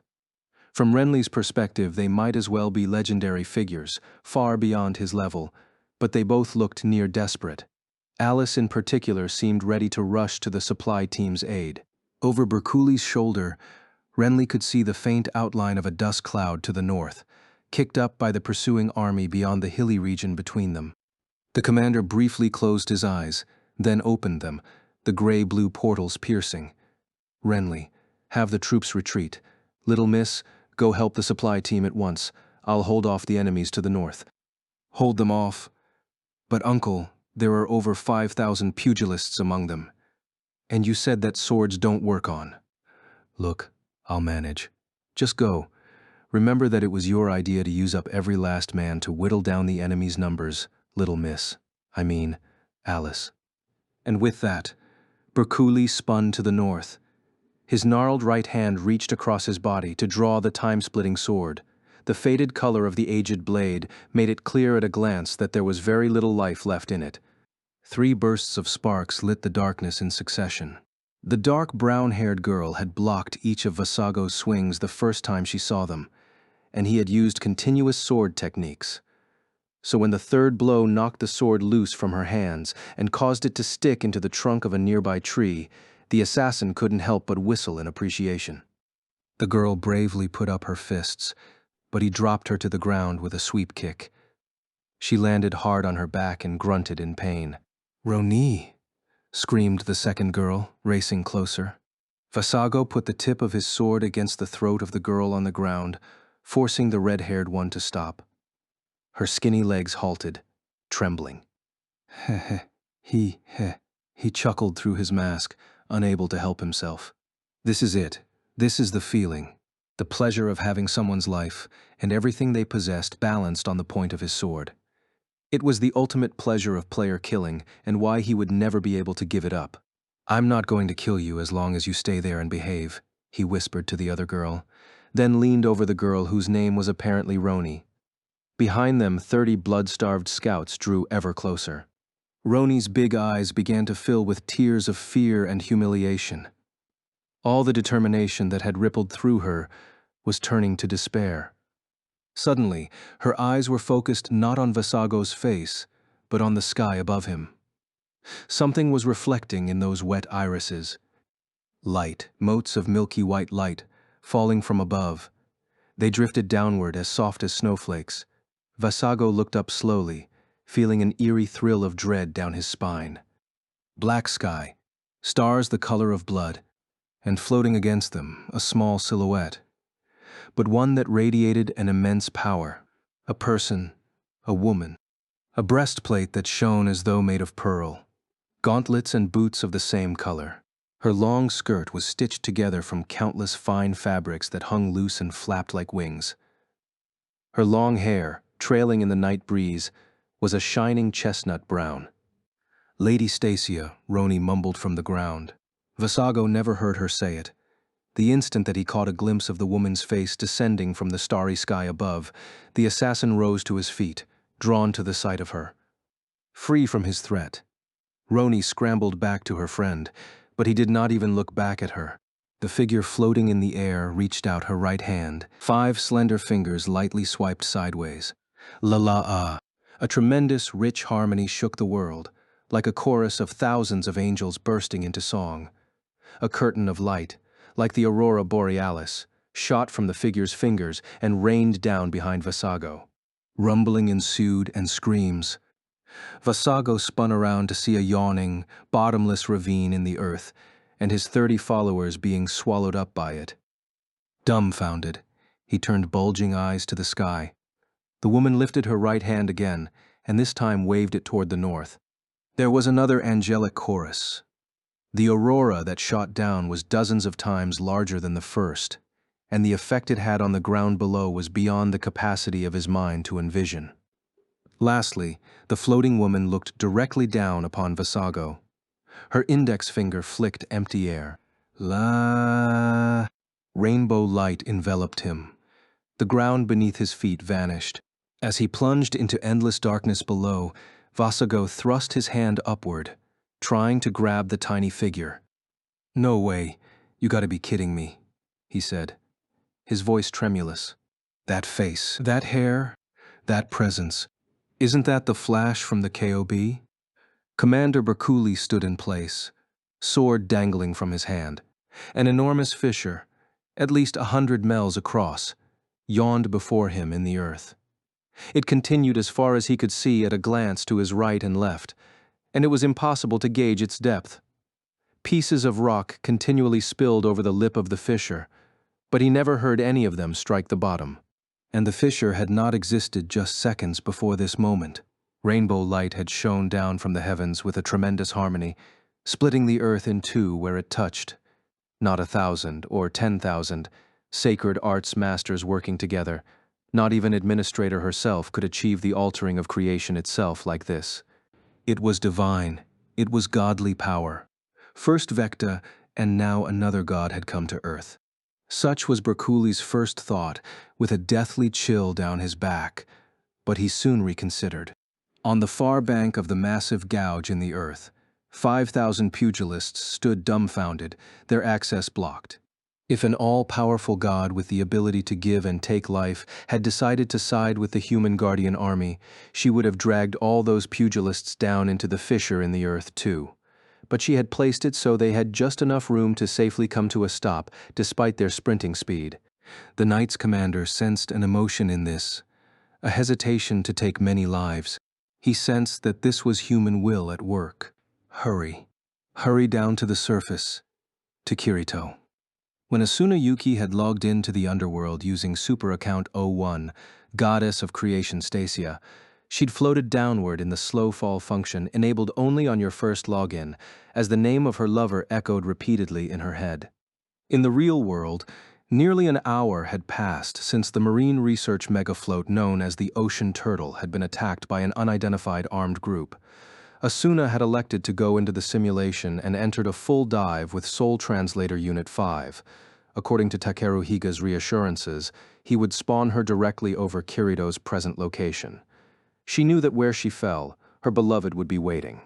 Asuna's mind was racked with almost crazed longing and lovesickness, as well as a sensation like stabbing needles.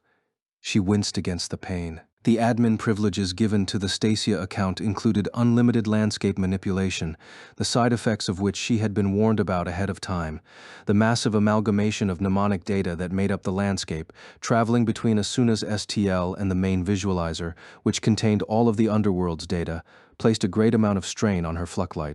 Higa, the chief engineer of Wrath, warned her not to engage in too much manipulation of terrain, and if she felt a headache, to stop doing it at once. But as soon as Asuna could see about 1,000 humans directly below and a huge number of Darklanders approaching from north and south, she immediately began reciting the command for altering the landscape.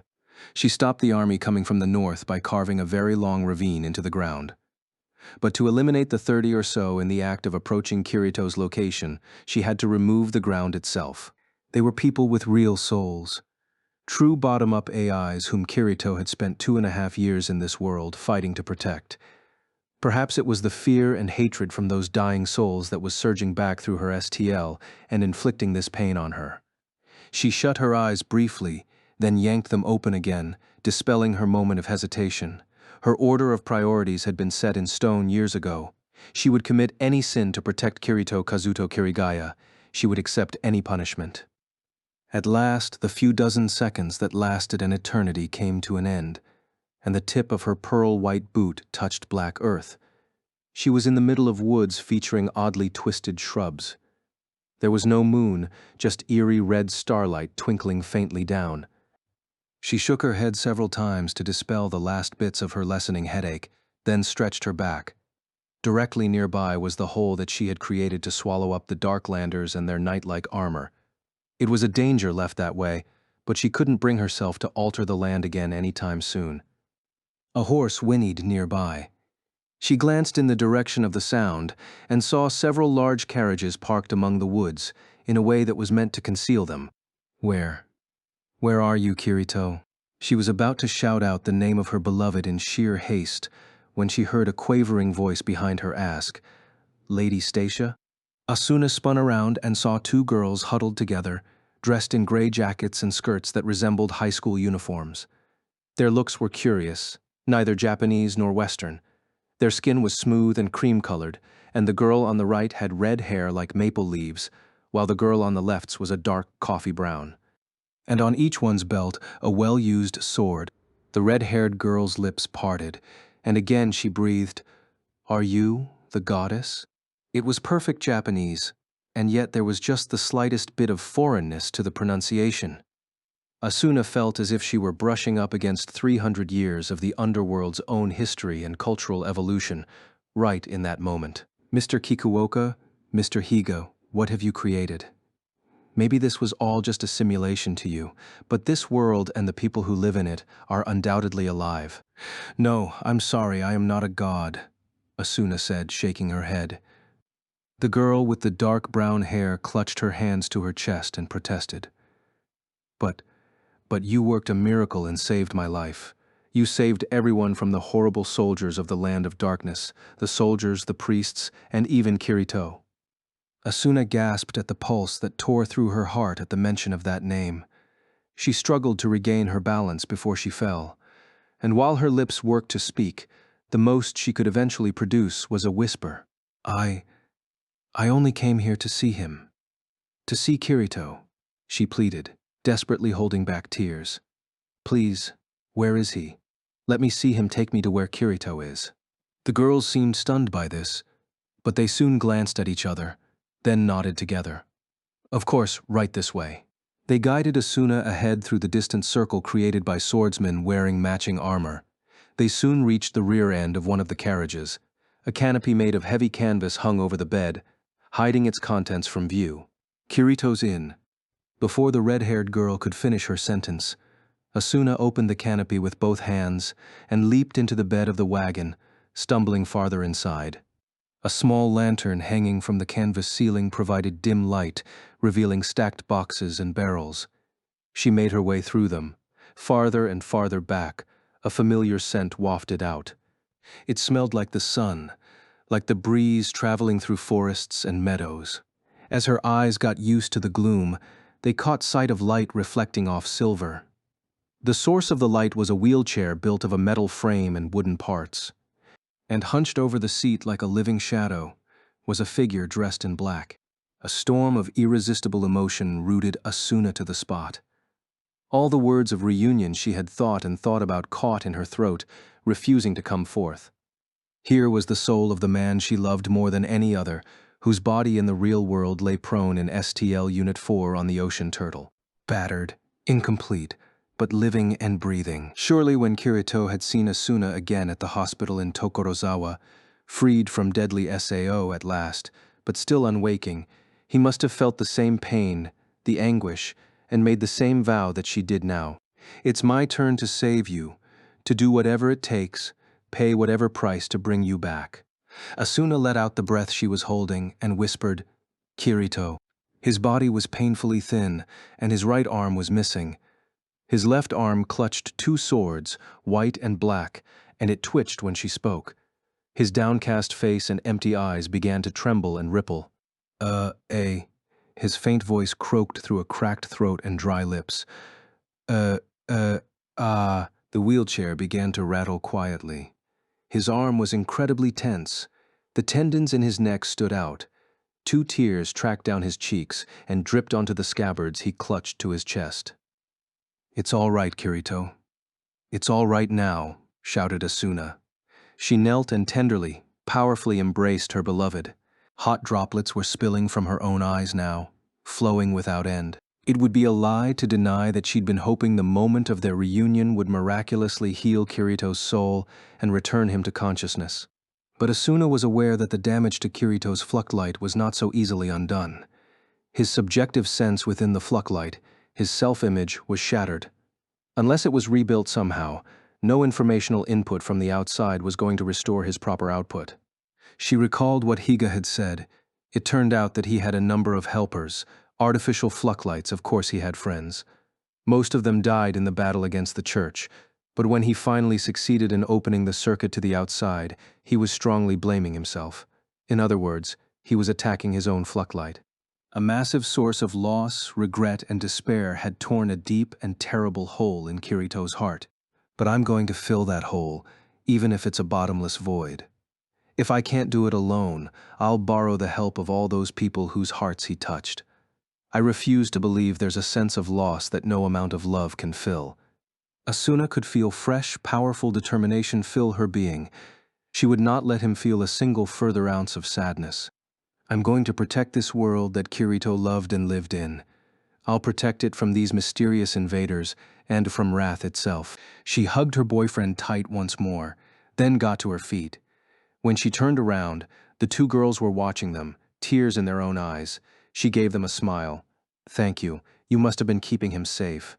The girl with the burnt brown hair let her face droop a bit and asked, voice trembling, may I ask something? If you are not Lady Stacia, then who are you? My name is Asuna. I'm a human being just like you. Like Kirito, I came from the outside world to fulfill the same purpose that he did. I think the only thing I can say is that this is quite remarkable, offered a relaxed, lazy voice. Gabriel stood at the edge of his carriage's upper deck, gazing down upon the enormous divide in the earth that had appeared out of nowhere. After that, he turned to the floor hatch in the corner of the deck, where a middle-aged man was sticking out his portly face. It was the leader of the Commerce Guild, a fellow named Rengil. He drew his wide sleeves together before his body and bowed deeply. This was one of the few remaining leader units, but the man himself had very little combat potential. Gabriel inquired as to the reason for his presence by raising an eyebrow. Rengil held his hands up to his face and glanced left and right. He would have seen that Vasago was not on the deck, but he made no mention of it and bowed again. Your Majesty, when the moon rises soon without the presence of an immediate order, I would ask that you allow the troops a break for nourishment and rest. Ah. Gabriel turned back to the yawning fissure. He had sent scouts to either end to see how far it continued to the east and west, but they had not yet returned with reports. It had to be longer than a mile or two, then, and it was obvious at a glance that this was not a hole that could be filled in for passage across. And Vasago and his helpers, whom he'd sent to the south in anticipation of the enemy's moves, had probably been wiped out by now. In Vasago's case, of course, he would simply wake up again in the real world. This was the precise situation in which to use his aerial units, of course. But the dragons of the Dark Knighthood were only 10 in number. It would take forever to ferry across 20,000 infantry. He asked the few remaining dark mages if they could do anything with magic, but they said it was virtually impossible to fashion a bridge that was both long enough to cross the massive gap and strong enough for an army of this size. If a caster on the level of Chancellor Dil used multiple orcs as sacrifices again, maybe that would work. But she was reported dead without a body after the enemy knight's attack. For having been so motivated and ambitious, she certainly met an ignoble end. Gabriel thought briefly, but it meant nothing more to him than the loss of another AI unit, and she promptly vanished from his mind. Ultimately, this massive crevice had to be something from outside of the proper game balance. The AI on the side of the human empire would not commit destruction that the units of the Dark Territory could not repair in some way, meaning that this had to be interference from the real world. The Wrath employees trapped in the upper shaft were logging in with a super account the same way that Gabriel was, and they probably had the same goal: retrieve Alice and use the system console to eject her from the underworld. This certainly complicated matters, but at least knowing that much gave him options for adjusting. In fact, one might even say things had gotten more interesting. Gabriel let the ends of his mouth curl into the slightest of smiles, but only for a moment. He turned to Rengil again and said, "Very well. We will camp here for today. Let the soldiers eat their fill. Tomorrow we'll be busy." "Yes, Majesty. Your magnanimity does not go unnoticed." The senior merchant bowed yet again and quickly made himself scarce. "The same world as Kirito." The girls repeated, their red and navy blue eyes respectively big and wide. Do you mean the celestial realm? Where the three goddesses of creation and the gods who control the elements and all the angels live? I don't, Asuna said hastily, shaking her head. It is a world that exists outside of this place, but it is not a land of gods. I mean, look, do you think Kirito is a god or an angel or anything like that? The girls looked at the wheelchair, blinking, then giggled. They quickly regained their composure and bobbed their heads. I see.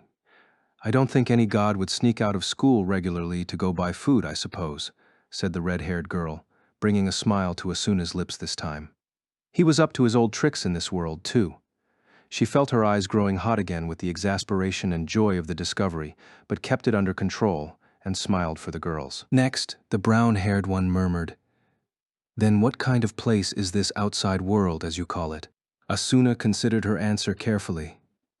"Well, I'm sorry, but I can't describe it in one simple statement. I'd like to give you a full explanation in the presence of the people who are in charge here.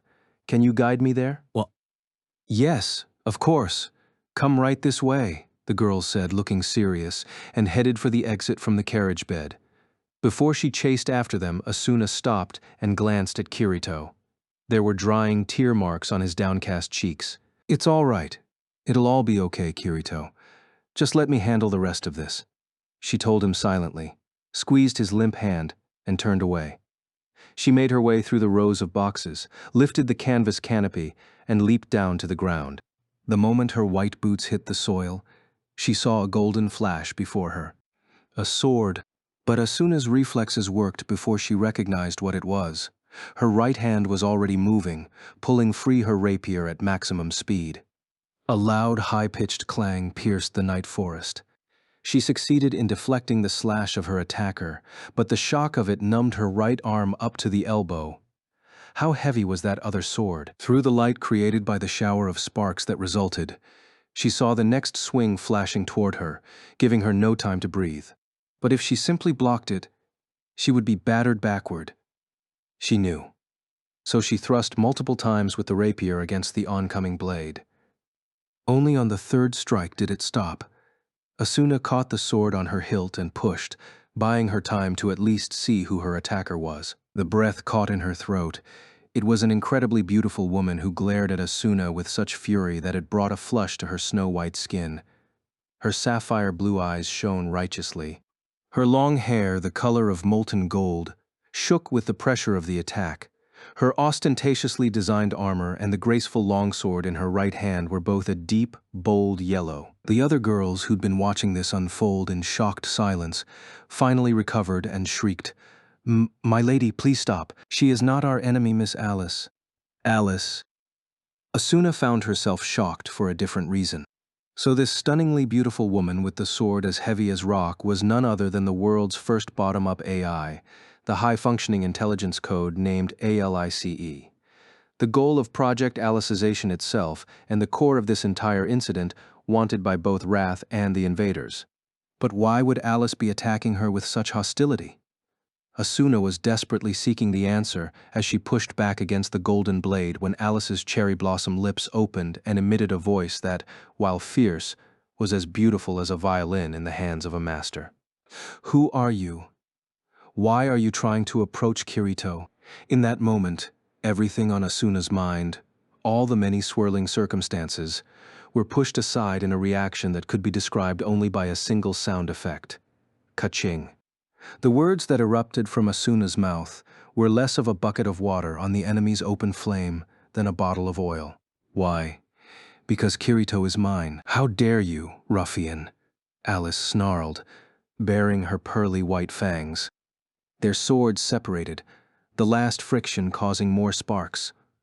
The woman in gold floated backward, and as soon as her boots hit the ground, she zipped forward again with a high slash. This time, Asuna was not put on the defensive. She unleashed one of the combination attacks that would forever be a part of her muscle memory. A huge crescent moon and countless meteors collided in the darkened woods, lighting their surroundings. Again, Asuna was stunned at the shock that ran from her elbow to her shoulder. She had to admit that she was slightly inferior when it came to skill. The only thing keeping her even with her opponent was the fact that the GM gear that came with the Stacia account, a rapier named Radiant Light, had a higher priority level than Alice's golden longsword. Their swords locked at the hilt again, coming to a stop. Amid the silence that followed, a man's voice leisurely cut in. "Well, well, this is quite a sight, I must say. Two beautiful flowers in full bloom, absolute beauty." From what should have been empty space emerged two powerful arms. Rough fingers pinched Alice's and Asuna's swords around the sides. Her rapier went immobile, as though it were held with a vice. Then the arms lifted the swords, combatants and all, and held them apart before setting them back down on the ground. Standing next to them now was a large man who looked to be in his 40s. His clothing was a robe that looked similar to a kimono, with only a minimum amount of armor added to it. The steel-gray longsword in his waist sash, and the arms extending from his sleeves were covered with scars. He was every bit the image of a mighty veteran warrior. His appearance caused Alice to magically appear several years younger. "Why are you stopping me, uncle?" she pouted. "I believe she is an enemy spy come to." "She is no such thing. It was this young lady who kept me from charging to an early grave, in fact. I'd guess the same goes for you," he said, addressing the two girls in the back, who were gaping at the proceedings in typical fashion. They replied very hesitantly, speaking in turn. Yes, Lord Commander. She saved our lives. With one swing of her sword, she sent a great number of the enemy to hell. It was a godly act." The man they called Commander glanced back in the direction of the great fissure Asuna had created, and he laid a hand on Alice's shoulder. "I saw it happen too. A rainbow of light rained down from above and opened a gash in the earth 100 miles wide. The pugilists were shocked that they couldn't jump across it, I bet. It's an undeniable fact that this young lady saved us from being absolutely overrun by the enemy." Alice glared at Asuna with obvious suspicion, naked golden blade still dangling from her right hand. "Then are you saying, Uncle, that this woman is neither an enemy spy nor some heretical impostor mimicking the garb depicted in holy art, but the actual Stasia, goddess of creation?" Asuna bit her lip in silence. If this knight commander, who appeared to be the overall commander of the human army, identified her as a goddess, it was going to cause more trouble than she wanted. Fortunately, the commander only smirked and shook his head. "I don't think so. If this girl were a true goddess, she'd be scarier than the Pontifex, wouldn't she? She might strike down a violent surprise attacker to the depths of the earth, wouldn't you think?" Alice was unable to mount a response to that. She still glared at Asuna with hostile sparks flying, but she fit the end of her longsword to the mouth of her sheath and clinked it all the way into place. For her part, Asuna had some comments as well. She wanted to know who this girl thought she was, talking about Kirito that way, but with a deep breath, she was able to stifle that urge for now. Asuna's duty was to guide Alice to the world's end altar at the very southern tip of the underworld and physically eject the light cube that held Alice's fluctlight from the cluster. In other words, she had to convince this young woman, whom she clearly did not get along with, to leave the side of her army. This was absolutely not the time to bicker. She stashed her own rapier away and turned to the commander. "Yes, as you say, I am no god. I am as human as the rest of you. I just happen to have some special knowledge about the situation you are in. I know this because I came from a place outside of your world." "Outside, huh?" the commander repeated, grinning broadly. He rubbed his fierce, stubbled chin. Alice, however, sucked in a sharp breath and demanded, "The outside world? You came from the same place that Kirito did?" Asuna was taken aback. He'd explained it to her? At least in some measure? Taking the ratio of the fluctlight acceleration currently active into account, Kirito had already spent nearly 3 years in this simulation. She couldn't help but wonder how much time he had spent together with this golden-haired warrior. Alice was clearly wondering something along the same lines and took a step closer to Asuna before the commander blocked her path with a thick arm. "It's probably best if the other knights and the head guards hear the rest of her story. We can discuss this all over tea. The enemy isn't going to be doing anything more tonight." "I suppose you're right," Alice said, though her brow was still knitted. "Good. Then if that's settled, would you girls over there fetch us some hot tea and fire whiskey for me? You can listen in as well." The uniformed pair gave loud salutes. Asuna wanted to see Kirito one more time before she left the wagons. But before she could do anything else, Alice snapped, "Just so we are clear, you are not to enter that wagon without my permission. It is my duty to secure Kirito's safety." Asuna felt her scalp burn with anger but held it in. "And I will not stand by and listen to you speak about my Kirito, as though he means something to you." "Did you just say something?" "Nothing at all." They snorted and looked away from each other, then followed after the commander. Left behind, Tiza and Roni exhaled together. "Things just got really intense somehow," Tiza murmured. She clapped her hands together to reset the mood and said in her usual bright manner, "We'd better go boil the water, And the fire whiskey jar should be in that carriage, right? Let's go, Roni. Before she trotted after her friend, Roni muttered, to no one at all, but he was my mentor first. Cup of tea in hand, Asuna stared into the campfire, which popped and snapped merrily. It looked so real. This one was fundamentally different from the fires she'd seen so many times in SAO and ALO, which were graphical effects generated within the game engine. The brilliance of the sparks that flew out with each burst of the dried logs, the charred tang of the smoke, the radiating heat that warmed the skin of her face and hands, the details stimulated her senses with a reality that even real life failed to deliver. And it wasn't just the campfire. It was the hard surface of the folding chair they brought her, the smooth finish of the well-worn wooden cup, the calming scent of the tea, the dry sound of the trees around them, rustling in the night breeze. Since logging into the underworld, she hadn't had the time to stop and savor the world like this. Now that she was able to focus on the full sensory experience, she was blown away by the quality of the STL's mnemonic visuals. If Kirito had logged into this place without knowing it was a virtual world, it must have taken a great amount of time to figure that out. For one thing, there was no such thing as an NPC in this place. Asuna tore her eyes off the flickering fire and examined the people gathered at the edge of the little clearing in the midst of the forest. She'd already been given simple introductions to them. The one just to her left, plopped on the ground with an old-fashioned jar of liquor all to himself, was Commander Bercouli of the Integrity Knights. On his other side was Alice in her golden armor. Even Asuna had to admire the beauty of that deep gold hair, enhanced by the orange light of the campfire. On Alice's left was a boy swordsman of about 15 or 16, who seemed to have no real place here. He too was an Integrity Knight, which seemed to be the highest class one could obtain in this world. His name was Renly. Next, Asuna saw a thin knight who sat as quiet as a shadow.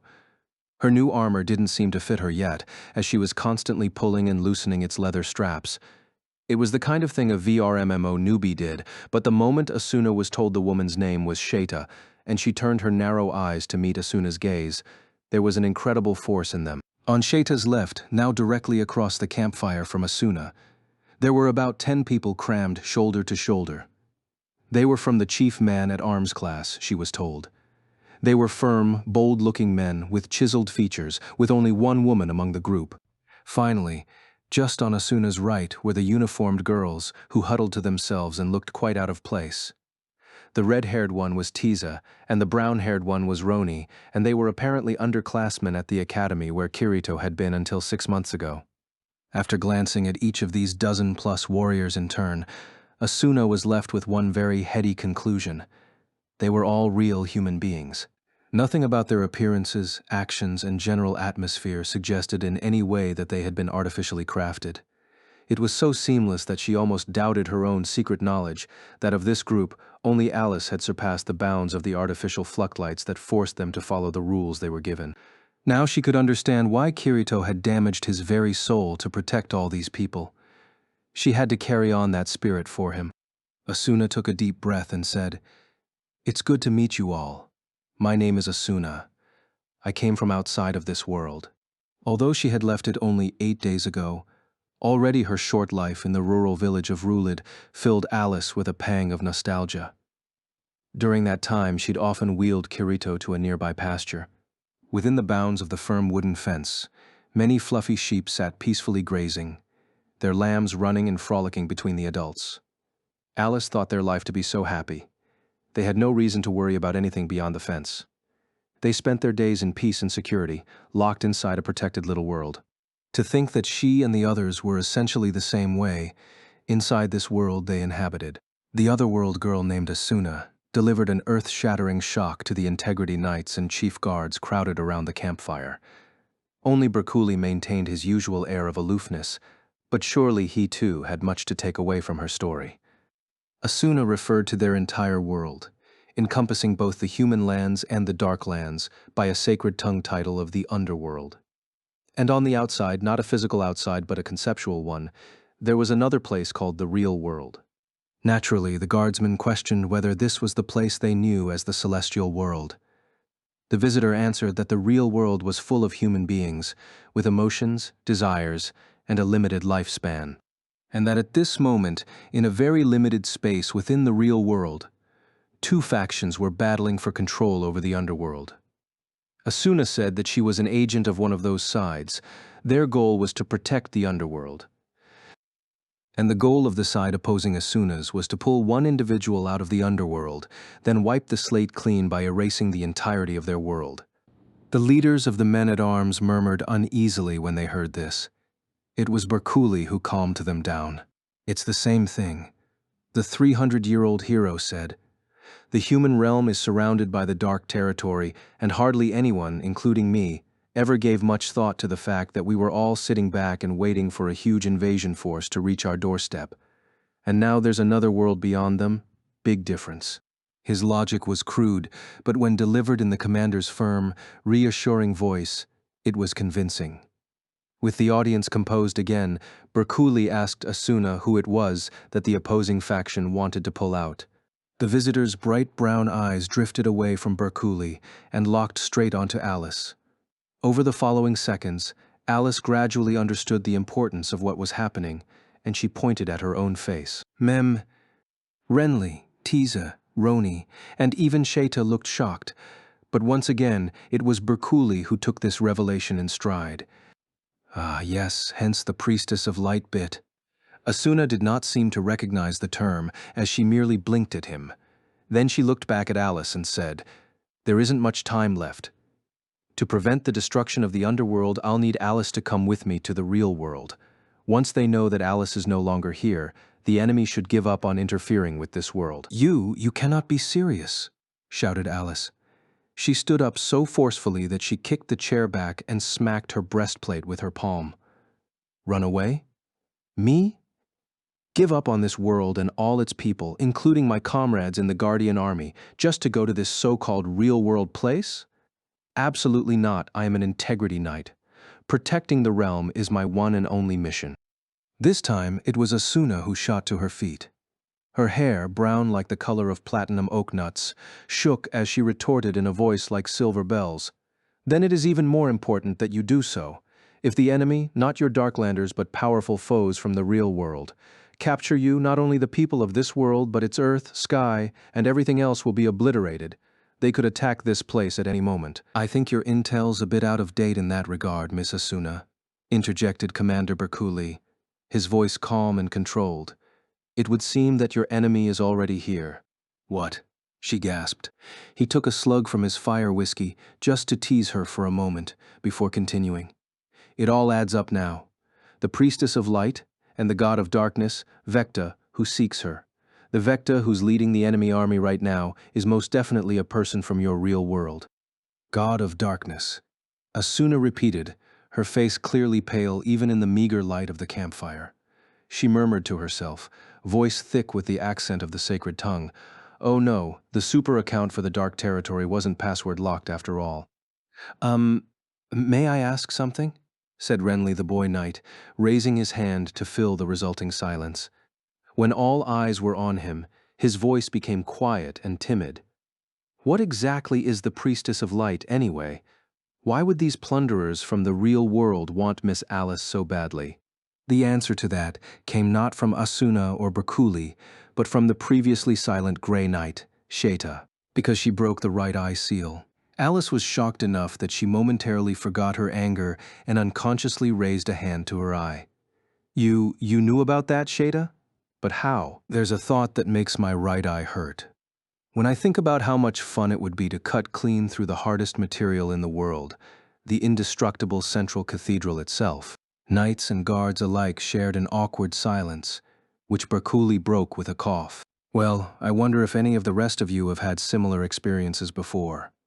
Feeling any kind of doubt about the Pontifex's authority or the Axiom Church's system of rule, causing red light to flicker inside your right eyeball, and a pain that shoots right through your head, so intense you can't maintain that thought any longer. But if you keep going, the pain just gets stronger and stronger until the right side of your vision is pure red, and then your right eye itself simply bursts into nothingness," Alice finished, recalling in vivid detail that horrible experience. The rest of the campfire party wore expressions of fear to varying degrees. "Then, Miss Alice, are you saying?" Renly said with apprehension. Alice nodded slowly. I fought against Prime Senator Chudelkin and Administrator, and I had to lose my right eye for a period in order to have the will to go through with it. Excuse me, said the trainee girl Tiza from the supply team, who had been listening the entire time, her voice even more timid than Renly's. Yu-Gi-Oh did it too. When he drew his sword to protect Roni and me, blood came from his eye. Alice nodded, understanding. The young man, despite his humble origins, had overcome many terrible battles, defeated even Berkuli, and unleashed a brilliant incarnation against Administrator. Surely he would have been able to overcome the seal of the right eye. In fact, during the battle on the top floor of the cathedral, Administrator had looked at Alice and said something about the eye seal. Something like Code 87. But before she could recall the full list of words, Berkuli grunted, rubbing his chin. So this enemy that Miss Asuna is talking about is in search of someone who broke through the right eye seal on their own. Now let me ask you, do you real-worlders have the same seal on you? No, she said, shaking her brown hair, after a brief moment of indecision. I have never experienced such a thing. I believe that the only point of difference between underworlders and real-worlders is whether one is absolutely forced to obey laws and orders or not. So you're saying that there's nothing different between Alice and you folks now? But how does that make sense? Why would Vecta want the same thing as him so much? You'd figure there are plenty of folks living in the real world. Well, Asuna muttered, clearly not sure of how to proceed now. But at that moment, the thorn sticking into Alice's memory at last came loose, and she shouted, "That's it! Code 871. Alice clasped her hands together and continued, "That's what the Pontifex called the seal of the right eye. She said that someone had installed Code 871 for her. I didn't understand what the words meant, because they weren't ancient sacred tongue, they were in your real-world language, weren't they?" "Code 871?" Asuna repeated, dumbfounded, her brows knitted. So the seal was put in place by someone from Wrath, but that would only make their mission harder. Asuna sat down in her chair and thought this revelation over, until suddenly profound shock colored her features. Her pale pink lips trembled, and her voice went hoarse. But Alice did not understand the meaning of what she said. "Oh no, there's a mole on Wrath's staff. They have someone on our side." Asuna was in a state of shock. Higa and his team of engineers had taken great pains to try to remove the one flaw of the artificial floodlights, their blind obedience. At present, the floodlights were not able to critically examine the orders they were given through logic or morals. If they were loaded onto weapons as an AI system, they could be hacked and given orders to indiscriminately attack civilians or friendlies, and would do so without needing confirmation. They could not, as Western militaries defined it, refuse an unlawful order.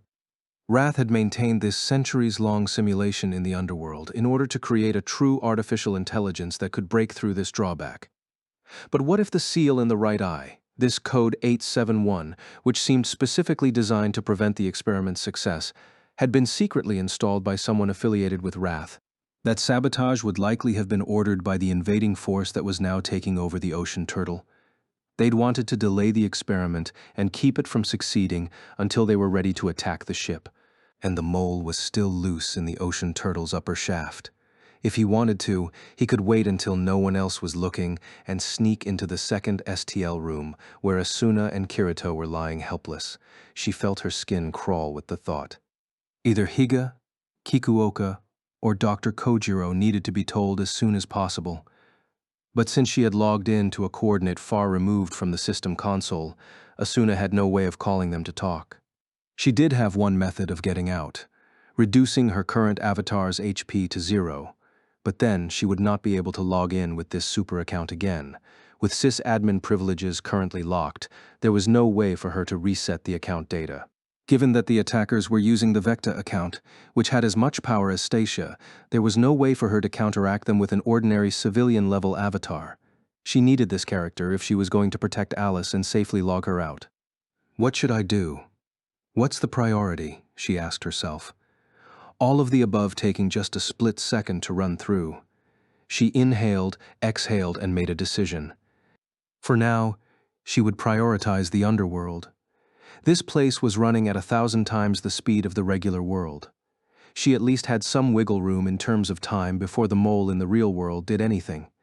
Until then, she would protect Alice from the Dark Territory Army, under the enemy's control, and eject her into the real world. If she failed, and Alice fell into enemy hands, they would shatter the rest of the Light Cube cluster to ensure only they could possess a true AI. They would destroy the underworld that Kirito had risked his life to protect. The decision that Asuna Yuuki made at this time was absolutely the right one, given the information she currently possessed. But neither she nor Takeru Higa and Seijiro Kikuoka on the Ocean Turtle had realized one extremely important fact. After Gabriel Miller and Vasago Casals had logged in, the FLA ratio had been gradually dropping. It was the work of Critter, the assault team's hacker, on Captain Gabriel's orders.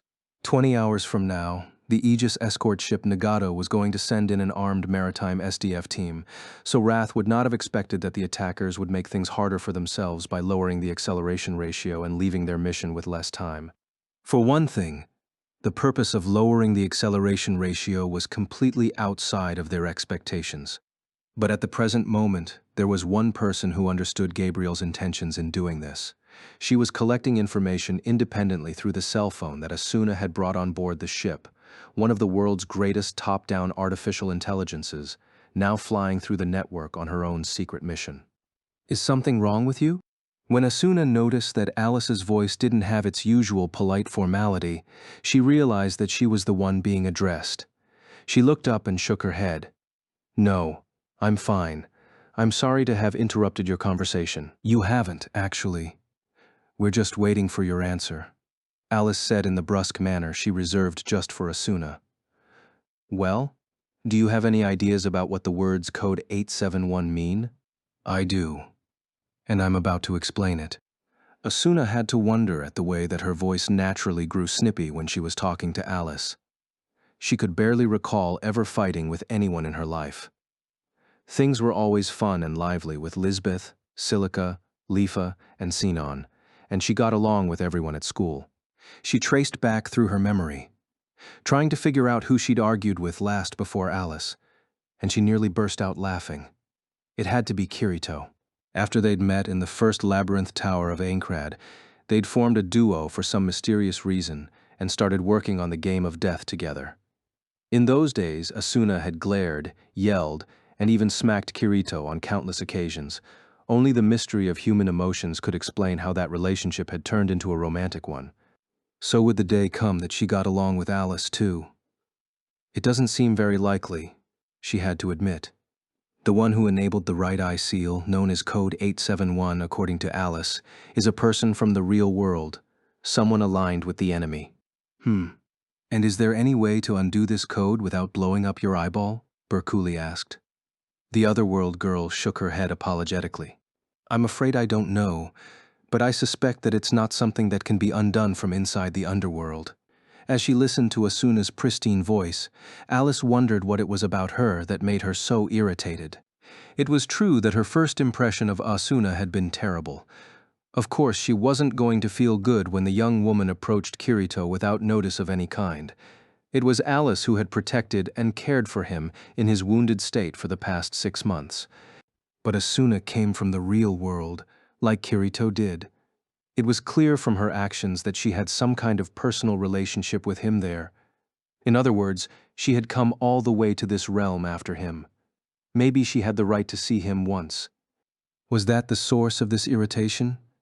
She had believed that the obligation and duty of keeping Kirito safe belonged to her alone, and now there was a new person who laid claim to his past.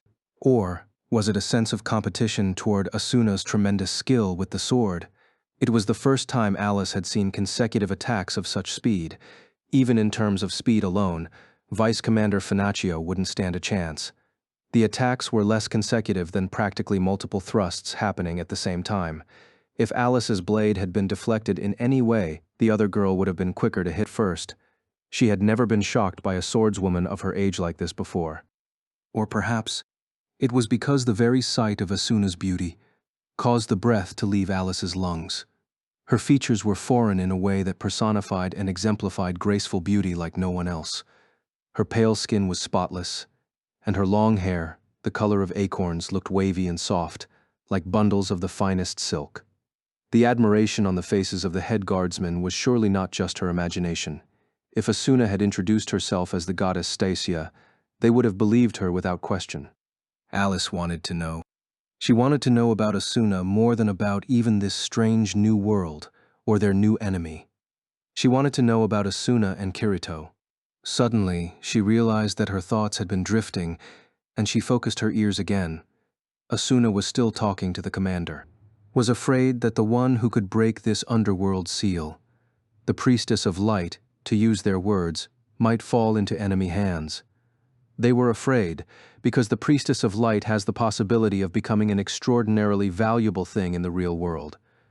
That's the part I don't get, Berculi grumbled, sloshing his jar of fire whiskey.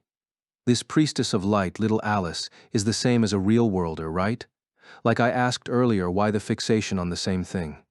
What are both the enemy and your side trying to pull Alice out into the outer world to do exactly? Well, Asuna hesitated, biting her lip. Her long eyelashes drooped, and her voice went quiet. I'm sorry. I cannot tell you now. I want Alice to see the real world with her own eyes to make her decision. It is no world of the gods out there. It's not a paradise. In fact, it's much uglier and dirtier than this world. The same is true for the motives of the people who want Alice. If I explain them to you right now, Alice would find the real world and the people who live there to be unforgivable. But that's not all there is. There are many good people as well, who want to protect this world and get along with the people here. Just like Kirito, in fact. Alice listened to her impassioned plea in silence. To her own surprise, she nodded. Very well. I won't ask you more at this time. She spread her hands and shrugged. In any case, I don't intend to do anything I don't want to do, and I have not decided whether I am going to this real world either. I'm interested in seeing the outer world, but only after we have broken the invading army of Vecta that is breathing down our necks and have forged a peace with the Dark Territory. She figured Asuna would offer a harsh rebuttal, but the other girl was briefly silent too before agreeing. Yes, knowing that the Vecta leading the Dark Territory army is from my world, it might be dangerous for Alice and me to leave this group on our own. The enemy will be expecting that. I will fight with the rest of you. Please let me handle Vecta. There was a huge roar from the guardsmen at this. To them, Asuna might as well be Stasia herself, regardless of what she said. If she could wield such high-powered arts that they split the earth beneath their feet, then the enemy army might as well be 10 times their current number, for all the good it would do them. The commander was considering this as well. He crossed his arms and said, well, we can leave the circumstances of the real world alone for now. Back to more pressing matters. Are you able to use that earth-splitting trick without limits, Asuna? I'm afraid I might not be able to fulfill your hope, she replied, shaking her head sadly. That power places an enormous strain on the mind. I can withstand any kind of pain, but if I'm reckless with it, I might be automatically removed from this world in order to protect my mind. In that case, I won't be able to come back. I would guess that I can only alter the landscape like that 1 or 2 more times. Given how great their hopes were, the faces of the guards around the campfire were now crestfallen. Alice sensed their disappointment and spoke a bit louder than she needed to. Why would we rely on the help of outsiders to protect our own world? You've done plenty to help already. Now it's time for us knights and soldiers to show these otherworlders what we can do, she said rousingly. But when she saw the surprise on Asuna's face, Alice began to feel self-conscious. After Alice was done, it was the youngest person present, Renly, who spoke up next. That's right. Asuna just told you that she wasn't a god. She's a human being, like us, so we should be able to fight as hard as she does. Alice didn't fail to notice that the young knight, hands against his divine weapons, was looking not at Asuna, but at the red-haired girl sitting nearby. The discovery brought a mild note of mirth to her mind. Next, even Sheta the Silent offered her opinion. I too would like to fight that pugilist again. The head guardsmen shot each other glances, and it did not take long for them to regain their previous bravado. That's right. Let's do this. We're going to protect everyone. They shouted with excitement and purpose, and pretty soon all the guards stationed in the surrounding meadows were joining in the chorus. Even the campfire seemed to channel the mood, licking higher and burning the night sky red. Was this the right thing to do? Asuna sat in the tent she was given, pearl-white breastplate removed, thinking hard. In the real world, Higa and Kikuoka were hoping that Asuna would bring Alice to the system console as soon as possible, so she could be ejected into the sub-control room. But what would happen after that from Kikuoka's perspective? Once he had Alice's Flucklight, he could just analyze its structure and transfer it to the development of a drone piloting AI. For these military-industrial men, there was no further merit to the costly maintenance of the Lightcube cluster and the thousands of artificial Flucklights contained within it. And if she saved Alice alone and the other underworlders got deleted, what would Kirito think when he awoke? And more importantly, would his Flucklight ever be fully whole again? But no, she mustn't think that way. She'd seen him again at last, so she needed to find a way to touch him, speak to him, and give him all the chances he needed to heal. Even Higa had said that at some point, they just needed to hope that a miracle within the underworld would heal his spirit. She wanted to sneak into his tent, embrace him, and speak to him. She would do it the entire time she spent in the underworld, if she could. There was no way she wanted to leave him behind to head for this console far to the south. At least let me spend one night with him. With her mind made up, Asuna removed her metal armor, changed into a light tunic and skirt, and waited near the entrance of the tent, listening intently. Despite her repeated claims that she would be just fine, there was still one guard keeping watch outside the small tent the Knight Commander had given to her. The young man insisted on the honor of keeping watch over the goddess Stasia, and he was diligently patrolling the exterior of the tent. No napping on the job tonight. His footsteps crunched over the grass underfoot, past the entrance. When he was behind the tent, Asuna slipped quickly out. In 3 silent bounds, she managed to sneak behind a large tree over 30 feet away. She glanced back to see the young guard appear from around the rear of the tent, and contentedly continue his patrol, unaware that anything had happened. Asuna gave him a silent apology and headed farther through the trees. The human army's soldiers had gone to sleep quickly, fatigued by the massive battle, and aside from a few lookouts, no one seemed to be awake. Those lookouts kept their focus on the outside of the forest, so Asuna was able to reach the supply team's tents without being discovered. She closed her eyes and focused her mind. Through either the power of the super account or her own intuition, she sensed the presence of her beloved at once. Asuna took only a few steps in that direction before she detected a golden light flickering out of the corner of her right eye and froze. Ugh. She turned, very slowly. Back against the tent pole, arms crossed, was a person. She wore a dress of the same material as Asuna's tunic, along with a wool shawl. Her long blonde hair stirred in the breeze. Her glaring eyes were a deep blue. I figured you would come. Alice took a step forward, her nostrils flaring. She stared down the other young woman, who was about her height and barely different in age, intent on unleashing the words she'd been prepared to say. I warned you to stay away from him. Go back to your own tent. But the breath she sucked into her lungs refused to exit her throat.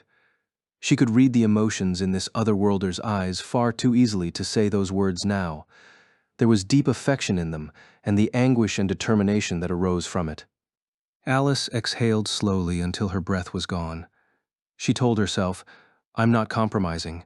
This doesn't change the fact that I'm the one with the strongest duty to protect Kirito. We fought together and suffered wounds together, and I was watching when he lost his strength before me.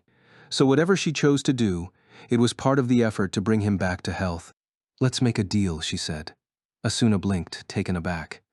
I'll let you see him, and I'll tell you everything I know, and in return, I want you to tell me everything you know about Kirito.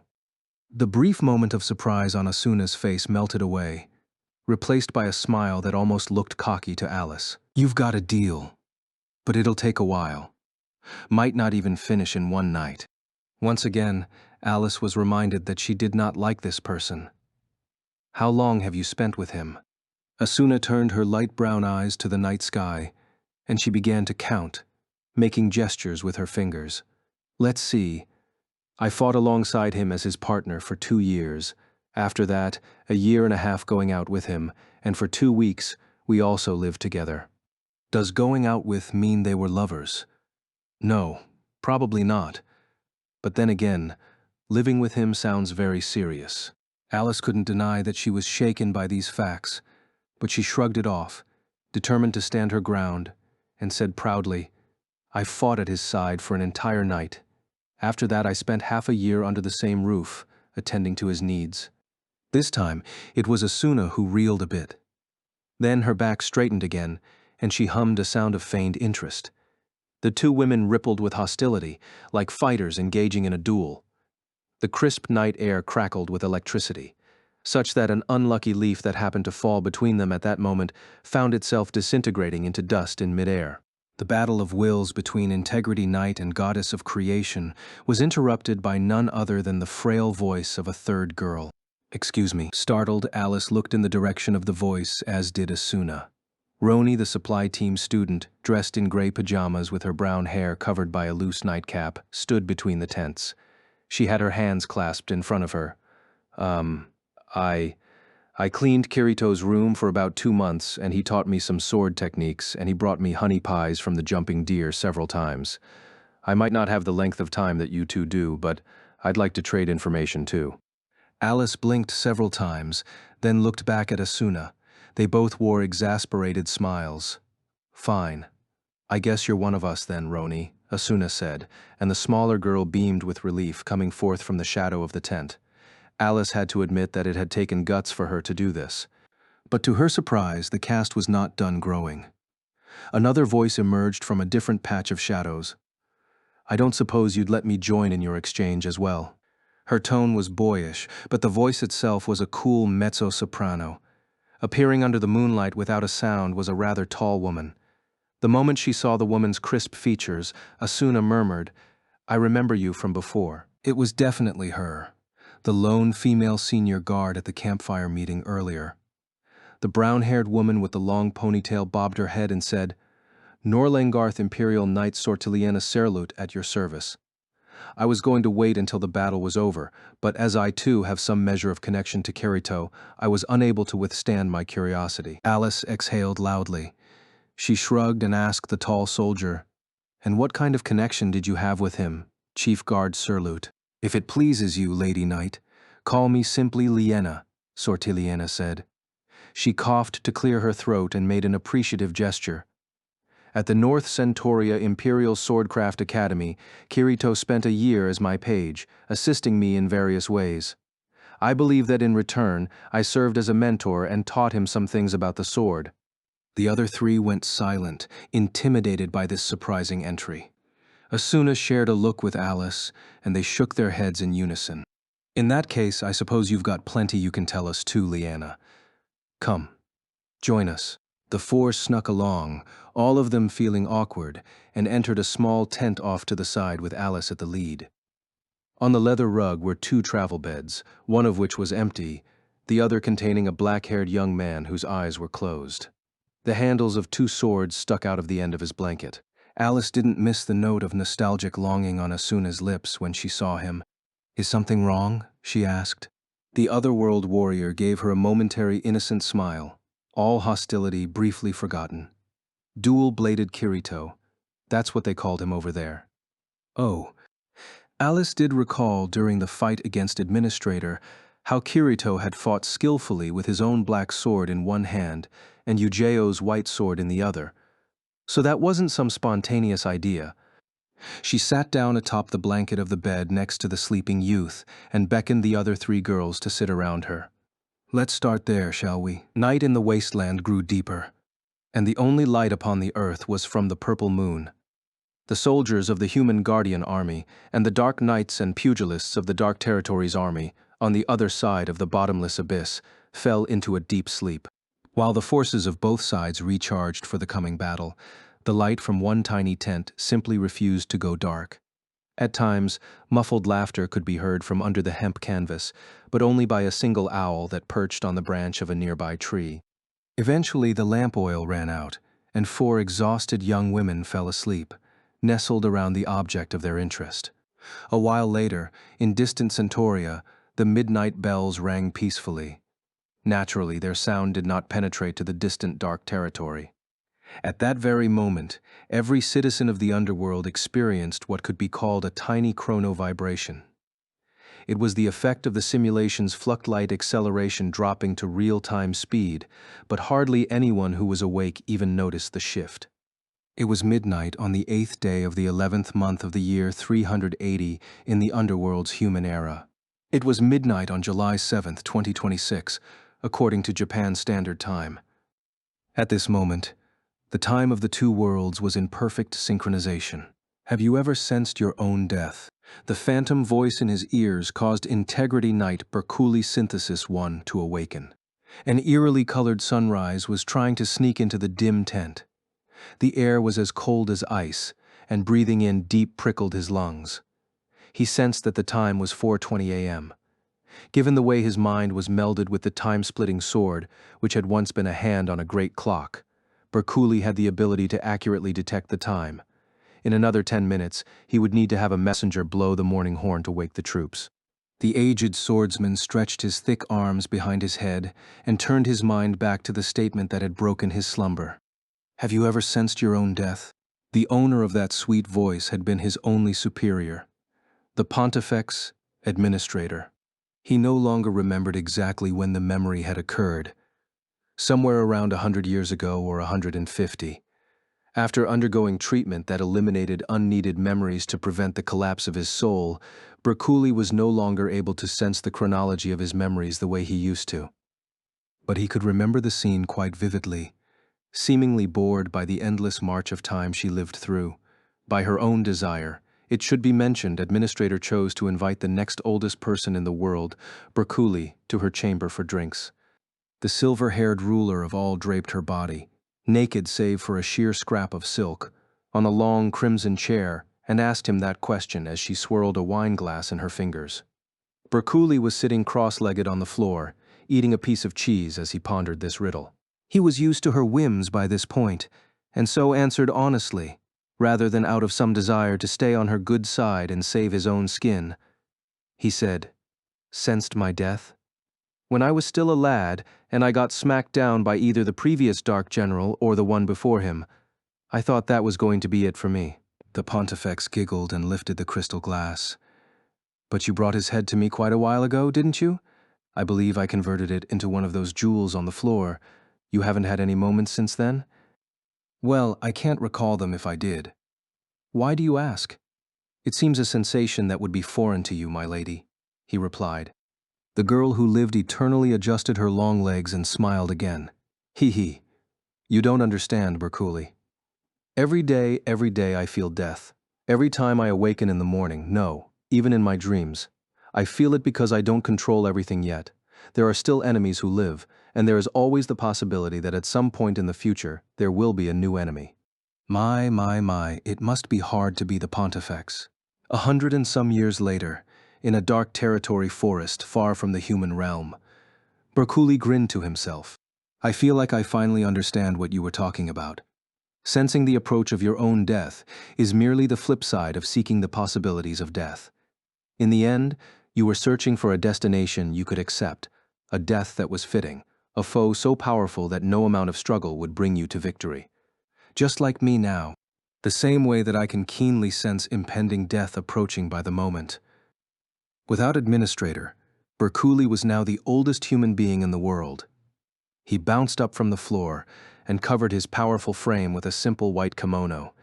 He tightened the sash, slipped on his sandals, then stuck his sword on his left side. Then he stepped through the hanging flap into the chill of early morning and headed for the messenger's tent to give the order to wake the troops. At about that same moment, from the dark territory camp 2 kilometers to the north, 10 dragons took flight by the first rays of light peeking over the horizon. Under the arms of the dark knights riding these steeds were thick bundles of stiff rope. One end of each rope was already fixed to a wooden stake driven into the ground near the edge of the crevice. The dragons crossed the 100-mile ravine and landed on the south end, their riders' ropes uncoiling the whole way. When the knights jumped down, they wielded huge hammers rather than swords, and began the awkward process of driving new stakes into the ground. Emperor Vecta's new orders were as follows. The pugilists and dark knights should travel across 10 ropes laid over the crevice to get to the other side. Enemy interference should be ignored. Crossing the ropes was the top priority. Those who fell should not be rescued. Food and other supplies would not be ferried across. In other words, it was a merciless suicide mission, in which numerous casualties were expected, and there would be no supplies. Iskon, leader of the pugilists, and the young head of the Dark Knighthood, who'd taken over after Shasta's death, both ground their teeth at the cruelty and unfairness of it. But they did not have the option of disobeying the absolute power of their emperor. All they could do was hope that they finished crossing the ropes before the enemy noticed, and contrary to that hope, a human guardian army scout watching the Dark Territory army all night was sprinting down the hill 1 km to the south. As she ate a simple breakfast of 2 hard toasted pieces of bread surrounding cheese, dried meat, and dried fruit, Asuna's mind sleepily worked through some calculations. If time is accelerated 1,000 times here, that means I get to have 1,000 meals in the time that people in the real world eat just one.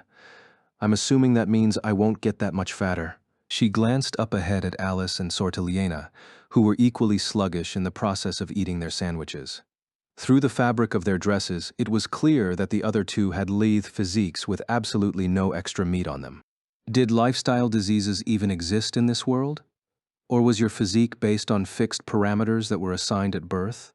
Or perhaps a person's appearance was like a mirror that reflected their mental state. Next to her, Roni was cutting a sandwich into little pieces for Kirito to eat. Alice claimed that she had been feeding him enough to maintain his life level, but apparently there was nothing she could do about how scrawny he looked. It was as though he wished that he could simply vanish from the world. Kirito's cheeks are looking less pale this morning, Roni suddenly said, as though she knew what Asuna was thinking, and he's eating his food more forcefully than usual. Perhaps spending the night with 4 beautiful women had a positive effect, said Alice, eliciting conflicted smiles from the others. They had spent the night talking, sitting around Kirito as he slept. It was nowhere near enough time for the 4 of them to exhaust their anecdotes about Kirito, and they eventually gave in to the temptation of sleep. The next thing she knew, Asuna was being awakened by a horn, and Roni had brought breakfast. As she ate, Asuna silently told her lover, "You never change, no matter where you are. You're kind to everyone, and you try to take everything on, and you get hurt in the process. But this time, you've bitten off more than you can chew. You can't take an entire world on your back. You need to rely on me and everyone else. We all love you. But no one more than me." She felt quiet, strong determination fill her chest. When Kirito woke up, she would smile and tell him, "It's all right. Everything went fine. I and everyone else kept safe what you wanted to protect." The other 3 seemed to feel Asuna's will too. Alice, Roni, and Sortiliena looked to Asuna, their eyes sharp and alert, and nodded firmly. It was moments later that the horn sounded, tensely alerting the camp to an enemy attack. Alice rushed back to her tent with a scrap of bread in her mouth, quickly slapped her armor on, and grabbed the osmanthus blade before heading back outside. She met up with Asuna, who was armed and ready too, then told Roni and Tiza to take care of Kirito before setting her sights to the north. About where the forest gave way, she found Berkuli with his sword drawn. The commander had already gotten the report from the scout, and when he saw Alice and Asuna running up, followed close behind by Renly and Sheta, his expression went hard. Seems like the real-worlder on the enemy side's got quite the bold methodology. Emperor Vecta's played a risky move. What he said next made Alice bite her lip. The enemy had run 10 thick ropes from bank to bank of the crevice to use as bridges, and they were forcing their way across the 100-mile-wide gorge. If they fell, they would die. It was an acrobatic act that required great stamina and willpower. If Emperor Vecta was forcing his troops to do this, either he was getting desperate, or their lives were worth less than scraps of paper to him. But even if 1 in 3 of the enemy fell into that crevice, that would still leave nearly 7,000 to deal with. The human army had only 1,000. They didn't stand a chance in a regular fight. Their original plan, to hide in the woods and use sacred arts to attack, was pointless in the sunlight. They would just have to keep moving south and wait for another chance to lay an ambush. It was Commander Berkuli who cut through Alice's indecision. "This is a war," the ancient hero muttered, his pale blue eyes shining fiercely. "Asuna's from elsewhere and has her own reasons, but there's no reason for us to show mercy to the Dark Army. We've got to make use of this opportunity while we've got it. Opportunity? Alice parroted. Bercouli gave her a sharp look. That's right, Renly. The young Integrity Knight bolted to attention, surprised at the sudden address. Yes, sir. What's the maximum range of your weapons? The double-winged blades. Normally it's 30 mels, but under perfect weapon control arts, it's 70. Maybe 100. Good then, the four of us are going to attack the enemy as they attempt to cross. Alice, Sheta, and I are going to focus on protection. Renly, you're going to cut down the ropes they've laid across the gorge with your divine weapons. Alice gasped. The enemy would be desperate to defend their means across. But even if they piled up bodies at the stakes at the end of the ropes, those thrown blades and their curving trajectories could easily fly over their heads and slice through anything. It was a merciless counter-strategy. But the 15-year-old boy knight was firm with resolve and smacked his fist to his chest. Understood, Commander. Next to him, Sheta the Silent muttered, It'll be fine. I'll protect him. Even Asuna stepped forward, though his orders hadn't included her. I'll go too. The more defense, the better. Alice closed her eyes for a moment and thought, I used my large-scale art to fry 10,000 non-humans, and my perfect control art to slaughter 2,000 dark mages. I don't have the right to seek an honorable battle. For now, all she could do was fight with everything she had. Let's hurry, she said to the four others, and turned to the hill north of them. The blood-red rays of the rising sun were already casting the curve of the horizon into black profile. Hurry, hurry, hurry. Iskon, leader of the Pugilists' Guild, chanted an inward refrain as he clenched his fists. The pugilists and dark knights were crossing the 10 crude ropes that spanned the crevice, each group using 5. They clung upside down with their arms and legs around the ropes, but without any proper training, their movement was awkward and slow. If they had lifelines for everyone and time to distribute them, it would help, but the Emperor did not give them that luxury. On top of that, Iskon's request to be first had been denied. Apparently, this was punishment for his fanciful interpretation of last night's orders, and for using only a small portion of his troops. He could still hear the Emperor's icy voice in his ears. You will follow my orders, and do nothing else. While Iskon worked his jaws with frustration, the quickest of his subordinates was finally getting to the middle of the rope. The man's copper skin was steaming in the chill of the early morning, and even at this distance, his dripping sweat could be seen shining in the light. It was a mad idea. Just then, a powerful gust of wind ripped through the huge crevice. Whoosh! It buffeted the ropes, rocking them back and forth. Oh, Iskon murmured. A number of pugilists slipped from the ropes, unable to keep their sweaty palms firm. Their howls echoed off the walls of the gorge. Those were not screams, the young leader told himself. They were howls of rage that their deaths came not in the glory of battle, but in the humiliating failure of forced circus acts. A single, momentary gust of wind had sent over 10 pugilists and dark knights plunging to their inky doom. But those just behind them bravely continued their passage. And from this side, soldiers continued to file onto the ropes at intervals of about 3 mels apart. The cruel wind blew again intermittently and cost lives each time. Eventually, Iskon realized that his clenched fists were emitting a red light that looked very much like flames. A miserable dog's death. Even lower than that. At least a dog had bones left to bury, and the reason for their death was not the long-awaited invasion of the human lands, that fervent hope of the 5 races of darkness, but merely the capture of this priestess of light, because the Emperor desired her. Iskon had no idea how he would apologize to his people back home. Hurry. Be quick. Let everyone get across before anything else happens. The young leader prayed through either divine providence or simple adjustment to the ropes. The lead climbers picked up speed and at last made it to the other side. 5 seconds later, the next wave set foot on solid ground. At this rate, it would easily take over an hour for 10,000 soldiers to cross the 10 ropes. It was practically impossible that they'd complete the entire process before the enemy noticed their plan. But at this moment, they had no choice but to pray for that very slim chance.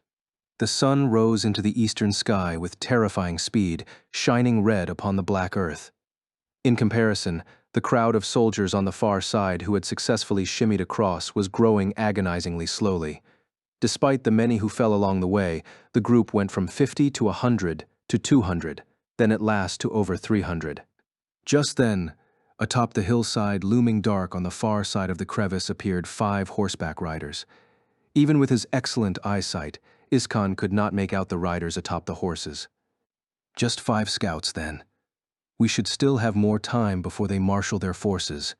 It took only a moment for this judgment, this hope, to fall to pieces. The 5 riders began descending the hill, heading straight for the ravine. With their whipping cloaks, shining armor, and powerful haze-like spirit, Iskan could no longer deny the obvious. Integrity Knights, 5 of them. Enemy attack, defend the ropes, bellowed Iskan. He didn't know whether his voice even reached the far side, but he had to do it. In possible response, half of the 300-strong soldiers there formed protective circles around the stakes that held the ropes in place. The rest arranged themselves in front of that, preparing to fight back their attackers.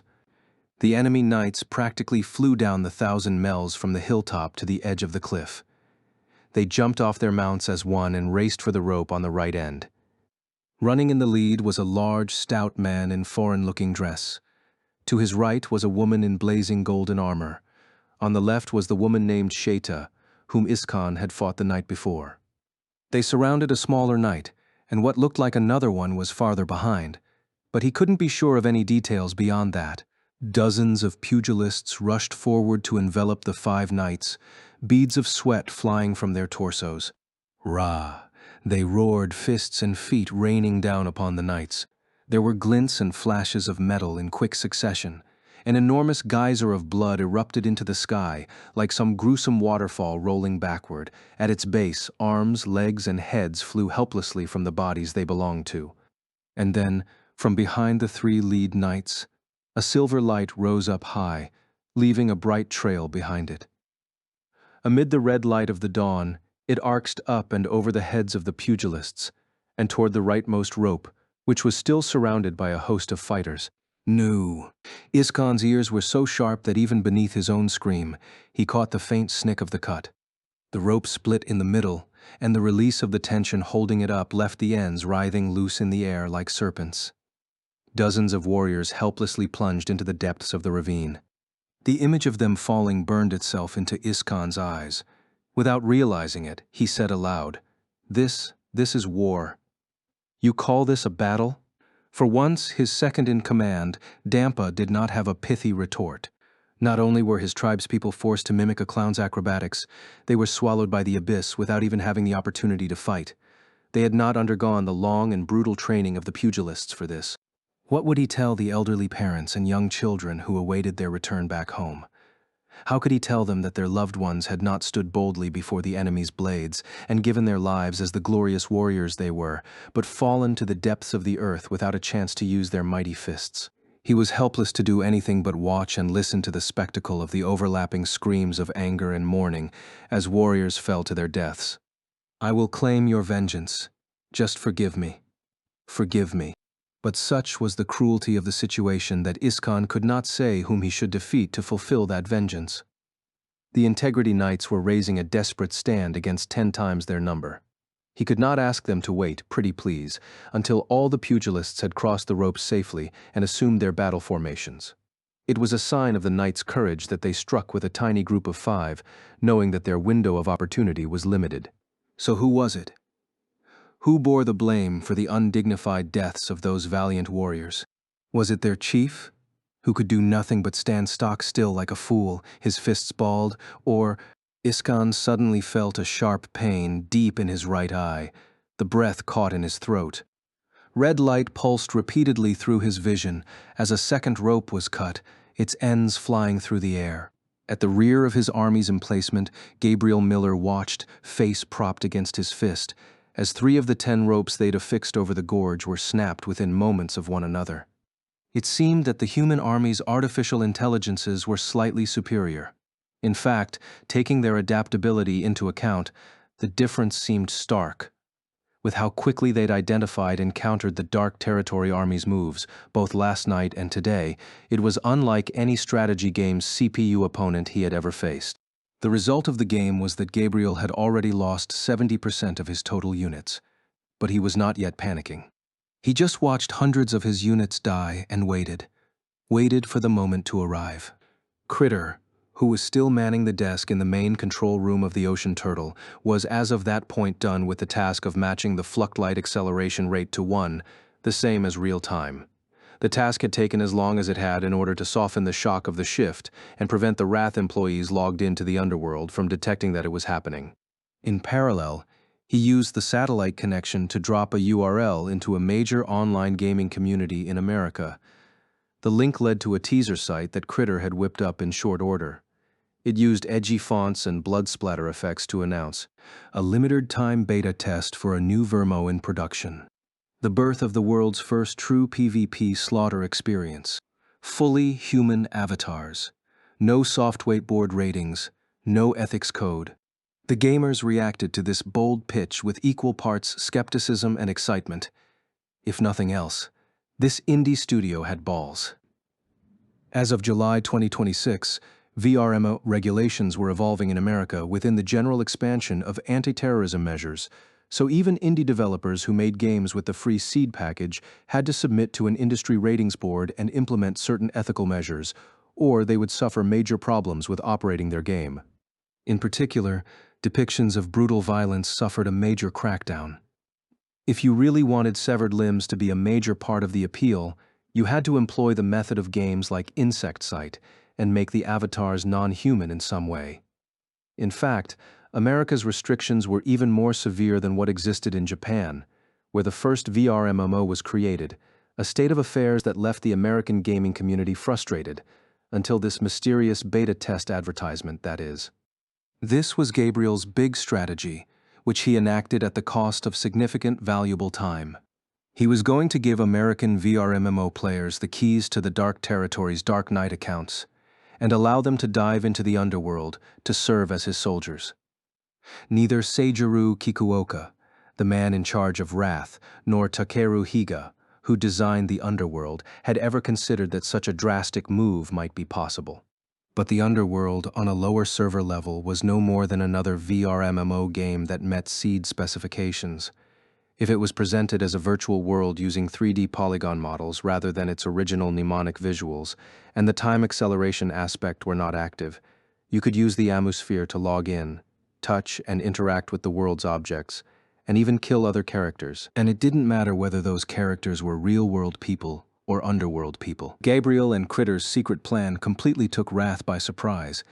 Even if the staff had realized it was happening, they would have had no way of shutting off the satellite connection, since the main control room had been taken over.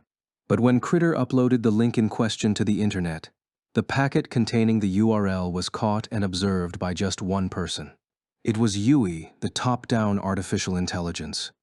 Yui had been monitoring the situation on the Ocean Turtle from Asunayuki's phone when she detected Critter's message, accessed the teaser site, and accurately assessed and identified Gabriel's plan. She tried to warn Wrath about the situation, but the sub-control room was physically isolated, and with the phone left in Asuna's ship bunk, no one was going to hear its alarm going off, even at maximum volume. Yui was left with no other option but to focus her senses on distant Japan across the Pacific. She called a number of other phones at the same time. In the real world, Shino Asada was a junior in high school, but in the virtual world, she was a deadly sniper. As soon as she heard the notification from her cell phone, she bolted upright in bed. The clock at her bedside said it was 3 in the morning. Despite the unexpected wake-up at such an odd hour, her sleepiness was instantly gone. The ringtone that awoke her was the one she'd set for calls from Kazuto Kirigaya. Can it be a call from Kirito, who's not only unconscious but missing? When she pressed the device to her ear, however, she heard the stressed voice of a young girl. "Sinan, this is Yui." "What? Yui?" She knew about Yui, the AI, Kirito and Asuna's daughter, of course. When she'd talked with Asuna and the other girls about Kirito's whereabouts just a week ago, she'd marveled at Yui's capacity for information processing and emotional expression. But Shino never expected to receive a phone call directly from the AI and was at a loss for words. Instead, the sweet but faintly electronic voice continued on its own. I will explain later. Make preparations to leave the house immediately and take a taxi. I will send the destination and quickest route through your phone. The cost of your fare will be added directly to your electronic cash account. There was a prompt ringing sound, notifying Shino that her device had received an online deposit. That detail finally banished any thought from her mind that this was a dream or prank of some kind. A taxi? To where? She stood up as commanded, pulling her legs out of her pajamas, alarm still blaring in her head. What Yui said next was like a bucket of ice water dumped onto her mind. Please hurry. Papa and Mama are in danger. Danger? Big Brother and Asuna? Suguha Kirigaya fastened her jeans button with one hand as she spoke, a high school kendo team member in real life and a sylph magic warrior in the virtual world, as well as Kazuto Kirigaya's younger sister. Don't shout too loud, Lifa, or Miss Midori will wake up, Yui instructed calmly from the cell phone. Suguha clammed up. Yai, you are right. Now that I think of it, this is the first time I've ever snuck out of the house at this hour. Unfortunately, there isn't enough time to explain everything to her and ask for permission to leave. I think that recording a message on the home server about leaving early for a morning training session for your club should be enough. All right? Wow, you're really clever, Yui. Suguha marveled as she finished dressing. She snuck down the stairs and put her hand on the front door. While it was a fairly old Japanese home, it did have a modern security system active at night, the alarm of which Yui had apparently deactivated. Since Kazuto had gone missing, their mother had returned home early every day. Suguha felt guilty about leaving without saying anything, so she said a silent message as she passed through the doorway. I'm sorry, Mom. Don't worry, I'll find a way to save him. As soon as she made her way through the residential block to the main road, there was a taxi parked on the sidewalk. Yui must have ordered one online. The driver gave her a suspicious look when he saw how young she was, so she gave him an excuse about a sick relative in the hospital and checked her phone for the address. Take me to Minato Ward of Tokyo. She felt as though it would be better if she didn't tell him her destination would actually be in Roppongi. The half-eaten energy bar dropping from Takeru Higa's mouth to his knees was enough to jolt his eyes open. He blinked a few times and checked his smartwatch. It was just before 4 in the morning by Japan Standard Time. A visual sweep of the room gave him a glimpse of his fellow staffers packed into the sub-control room, looking exhausted. Dr. Rinko Kojiro was sitting in one of the console chairs, her head nodding in sleep. Even Lieutenant Colonel Kikuoka, though awake, did not have the usual sharp, alert look in his eyes behind his black-framed glasses as he stared at the main monitor. The only others were 4 engineers as still as corpses on the mattresses lined up along the wall. There was no eliminating the possibility of an information leaker among the SDF security members, so Kikuoka had them guarding the pressure-resistant barrier a floor below the sub-control room. It had already, or finally, depending on perspective, been 14 hours since their unknown attackers had infiltrated the craft. It would be 10 more hours until the Nagato defense ship assigned to guard the ocean turtle rushed in to neutralize the threat. Given the circumstances, it was a devastating length of time, especially for the underworld where time was drastically accelerated to stretch it out. 10 hours had passed since Asuna Yuyuki had logged in with Super Account 01. Since the FLA ratio was normally set to its limit of times 1,000, that meant 10,000 hours had passed inside the simulation, over an entire year of subjective time. Yet there was still no report from within the underworld of success or failure in the mission to capture Alice. Was the world's end altar really that far from the human settlements? Higa muttered to himself, envisioning the full map of the underworld, which was designed to look very much like Wrath's logo. Just then, the receiver on the console made a series of connected, shrill beeps, nearly causing him to jump out of his seat. Keikiku, phone call. He said to the man seated next to him, assuming it was regarding something on the lower floor. The Hawaiian shirt-wearing commander bolted upright, with the same kind of surprise, and lunged for the receiver, losing a wooden sandal from his toe's grasp. Sub-control, Kikuoka, he said, hoarse but still commanding. After a few moments, the speaker emitted the voice of not Lieutenant Nakanishi downstairs, but a young man, audibly bewildered and overwhelmed. You're in the STL Development Lab at Wrath headquarters, right? My name is Hiraki from the Wrath Roppongi office. Huh? Roppongi? Kikuoka repeated, his voice squawking at this unexpected communication. Higa was just as startled. Why would the Roppongi office be contacting them at this moment? The employees there didn't know that Wrath itself was just a mock venture capital firm secretly funded by the national defense budget, or that its real headquarters was not in Japan at all, but floating in the sea to the south in the form of the ocean turtle, or even that the title of their research was Project Alicization. And of course they didn't know that Wrath was currently under attack by an unknown enemy force. The Roppongi office was just a lab for STL research and development. That's right, STL. Suddenly, there was a brief glimpse of some kind of epiphany in Higa's mind. But before he could seize and identify it, Kikuoka distracted him by clearing his throat loudly. Yes. This is Kikuoka, STL Development. Oh, hello, sir. I met you once before. I'm Chief Hiraki of the Roppongi Development Team. Enough of the workplace formalities. Just get to the point. Higa wanted to scream. Kikuoka had the same expression on his face, but he did a very good job of assuming his business persona verbally. Yes, I see, Chief Hiraki. Are you really working overtime this late? Actually, I was out drinking after work and missed the last train. Roppongi's a terrible place for an office, I tell you. Oh, and please keep that comment off the record. Heh. You're talking to the boss, you idiot. The head honcho. Just get to the damn point, screamed Higa. Thankfully, his psychic message seemed to sink in as Hiraki tightened up and got down to business. Well, the reason I'm calling is, I guess you could call it a problem. Whatever it is, it's strange. We've just had a cold call from some outside people with no appointment. Outside? A partner? No, someone completely unrelated to the company. In fact, it just looks like two teenage girls. Huh? Kikuoka, Higa, and even Dr. Kojiro, who had awoken from her light slumber, gaped. Teenage girls. Yes. I tried to send them away, of course. We have a very confidential arrangement here, after all. But the things that they're saying, I just can't dismiss out of hand. Higa was getting sick of Hiraki's reticence and stood up, placing both hands on the console. Kikuoka exhibited more patience as he gently asked, "What exactly did they say?" "Well, sir, they told me to contact Seijiro Kikuoka at Wrath headquarters right away and confirm the FLA ratio of the underworld immediately."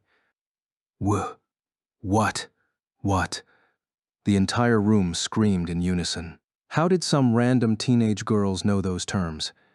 You would never in a million years stumble across that series of words unless you knew the entire workings of Project Alicization. Higa shared an open-mouthed look with Kikuoka, then turned to the console in an automatic daze and began typing commands on the keyboard. The current acceleration rate appeared on the dark monitor, x1.00. What? We're in real time. Since when?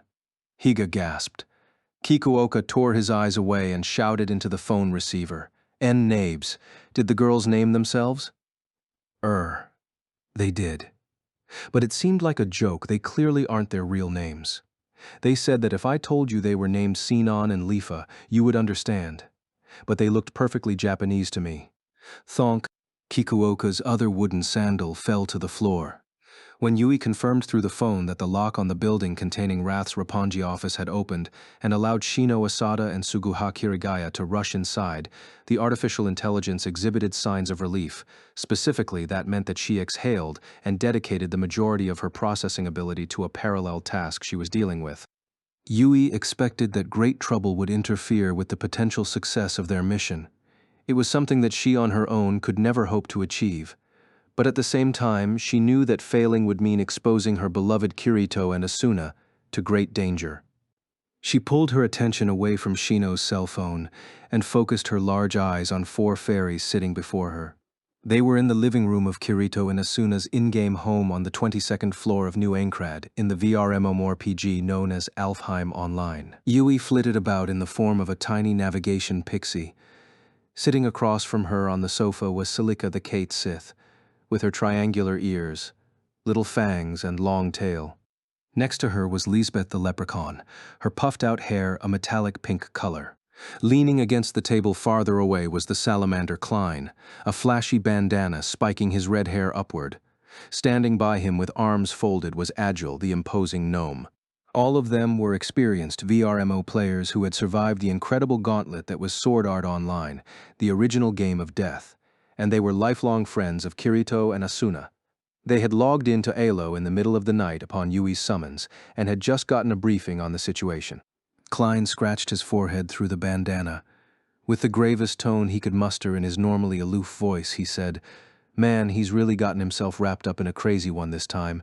A virtual world created by the military with a true AI named Alice. We're way beyond the bounds of video games at this point." "So this AI isn't like an NPC in a game, but is pretty much the same as us human beings?" Lisbeth asked. Yui bobbed her head. "Yes, that's right. It's fundamentally different from traditional AIs like me. This is a true soul. Within Wrath, they call that an artificial fluclight instead. And they want to take that AI and put it on fighter jets," murmured Celica, who looked away from Yui to the little dragon pet curled up on her knees. "Pina, Wrath seems to hope to use that technology for demonstrations both domestically and internationally," Yui explained. "But the attackers in control of the ocean turtle right now have a much more direct application in mind, I suspect." Klein spread his arms. "So who the hell are these guys sieging the ship? There is a very high possibility that American military or intelligence is involved." Military? The United States?" Lisbeth gasped, pulling her head back. Yui nodded. "If Alice falls into the American military's hands, she'll be placed on combat drones as an AI pilot in the not-too-distant future, I am certain. And Papa and Mama would do anything to keep that from happening. Because... The little pixie stopped, alarmed. She was getting an unexpected reaction from her own emotional modeling program. Large droplets of water began to spill down her cheeks. Tears. "I'm crying. But why?" But even this question was shoved aside by the unfamiliar sensation pushing her onward. Yui clasped her little hands before her chest and continued, "Because Alice is the evidence of the existence of all the VRMMO worlds beginning with SAO and the many people who lived in them. She is the fruit of all the time, material, and mental resources that were expended there. I am certain that the purpose of the seed package in the first place was none other than the birth of Alice." The four people listened to her in silence. Yui went on, the tears still streaming from her eyes. Through all those countless linked worlds, the laughter, tears, sadness, and love of all those many people, the feedback of all those souls glimmering with life brought about the birth of a new humanity in the underworld. Papa, Mama, Lifa, Klein, Lisbeth, Celica, Agile, Sinon, it was from the cradle woven of your hearts, and so many, many more people in one great tapestry that Alice was born.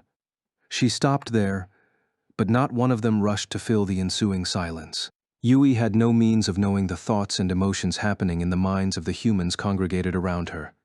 It was she most of all who understood that, being a top-down AI and an amalgamation of information, she had no true emotions and could not understand them in the realist sense. Even this powerful urge to help Kirito, Asuna, and those people she loved was nothing more than a part of the source code that someone had compiled so she could function as a mental health counseling program. Even before this conversation began, Yui had been afraid that the things she said might not register a real difference in the hearts of the human beings across from her. So when clear liquid sprang from Lisbeth's eyes and ran down her cheeks, Yui was taken aback. "Yes, you're right. It's connected. It's all connected. Time, people, hearts, it's all one big river." Celica leaped to her feet, eyes watery, and enveloped Yui in her arms. "It's all right, Yui. We're going to go rescue Kirito and Asuna. We're going to see to it that they make it out of this safely, so don't cry." "You bet. Don't be so distant with us, Yuppie. You know we'd never abandon Kirito like that," said Klein, voice hoarse, pulling his bandana lower, over his eyes. Agile bobbed his head deeply and pronounced, "I owe him a whole hell of a lot. This is a chance for me to make up just a little bit of that." "Everyone," Yui squeaked, wrapped in Celica's arms. It was all that she could utter. The mysterious tears from an unknown source kept coming and refused to stop. But we don't have time. There are so many things I still need to explain. My priority should be to calmly and effectively relay information. I wonder if my emotion-mimicking circuits have broken down. But in the thrall of a single bit of code that dominated her priority system, Yui could do nothing but sob and hiccup, repeating the same words over and over. Thank you, everyone." Minutes later, her tears stopped at last, and Yui told the four the current situation as she understood it, and her expectations for what would happen in the near future. The situation. The attackers on board the Ocean Turtle with Kirito and Asuna had uploaded a fake game teaser site in an attempt to recruit players to their cause. The expectation: players drawn to the site would soon appear in the underworld in great numbers. There was a deep furrow on Klein's brow, he growled. So that's 30,000 VRMO players diving from America, at minimum, possibly up to 100,000. And to them, the human army soldiers with Kirito and Asuna are nothing more than PvP targets. "Why don't we post on those American VRMO sites too then?" suggested Lisbeth. "We could tell them about the experiment and the ongoing attack and ask them not to take part in this fake beta test." But Yui just shook her head. At the root of all of this is a struggle for military secrets between Japan and America.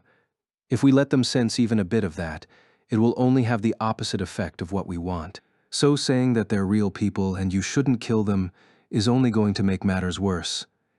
Silica murmured, looking downcast. Klein broke the heavy silence that followed. "Heh, then we'll just do the same thing. We've got at least as many shut-in game addicts as the US does. If we whip up our own beta test page and spread it around, and the Wrath folks set up as many accounts as we need, I bet we could get 30 or 40,000, no problem." "Actually, there is one big problem," Agile warned, crossing his massive arms. "What's that?" "The time difference. It's 4:30 in the morning in Japan, the least active part of the day. While in America, it's 12:30 in the middle of the day in LA and 3:30 p.m. in New York. They're going to have way more active players right now." Klein groaned. It was true. Yui was already concerned about that very thing. She said, "Agile is correct. After the difference in VRMMO population itself, we're also lagging in time zone, and they have a big head start in promotion. I don't think we will be able to recruit anywhere near 10,000 people from Japan. If we use accounts of the same level as the enemy side, our chances of fighting them back are exceedingly slim." "But there aren't any more god accounts like the one Asuna used, right? And there's no time to build up from nothing the way that Kirito did," Lisbeth murmured, concerned. "So I guess we'll just have to make do with the strongest accounts we have available." Yui stared at her. "Actually, there are accounts. They are much more powerful in level and gear than the defaults that the enemy side will be utilizing." "Huh? Where?" "You already have them. They are the very accounts you're logged in with at this moment," Yui said, revealing the true core of what was being asked of them, and received 4 dumbfounded looks in return.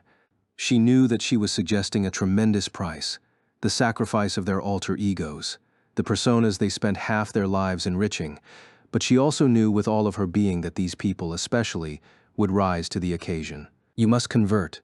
You and many other VRMMO players must take the characters you've built up through all of the many seed worlds that exist and convert them to the underworld.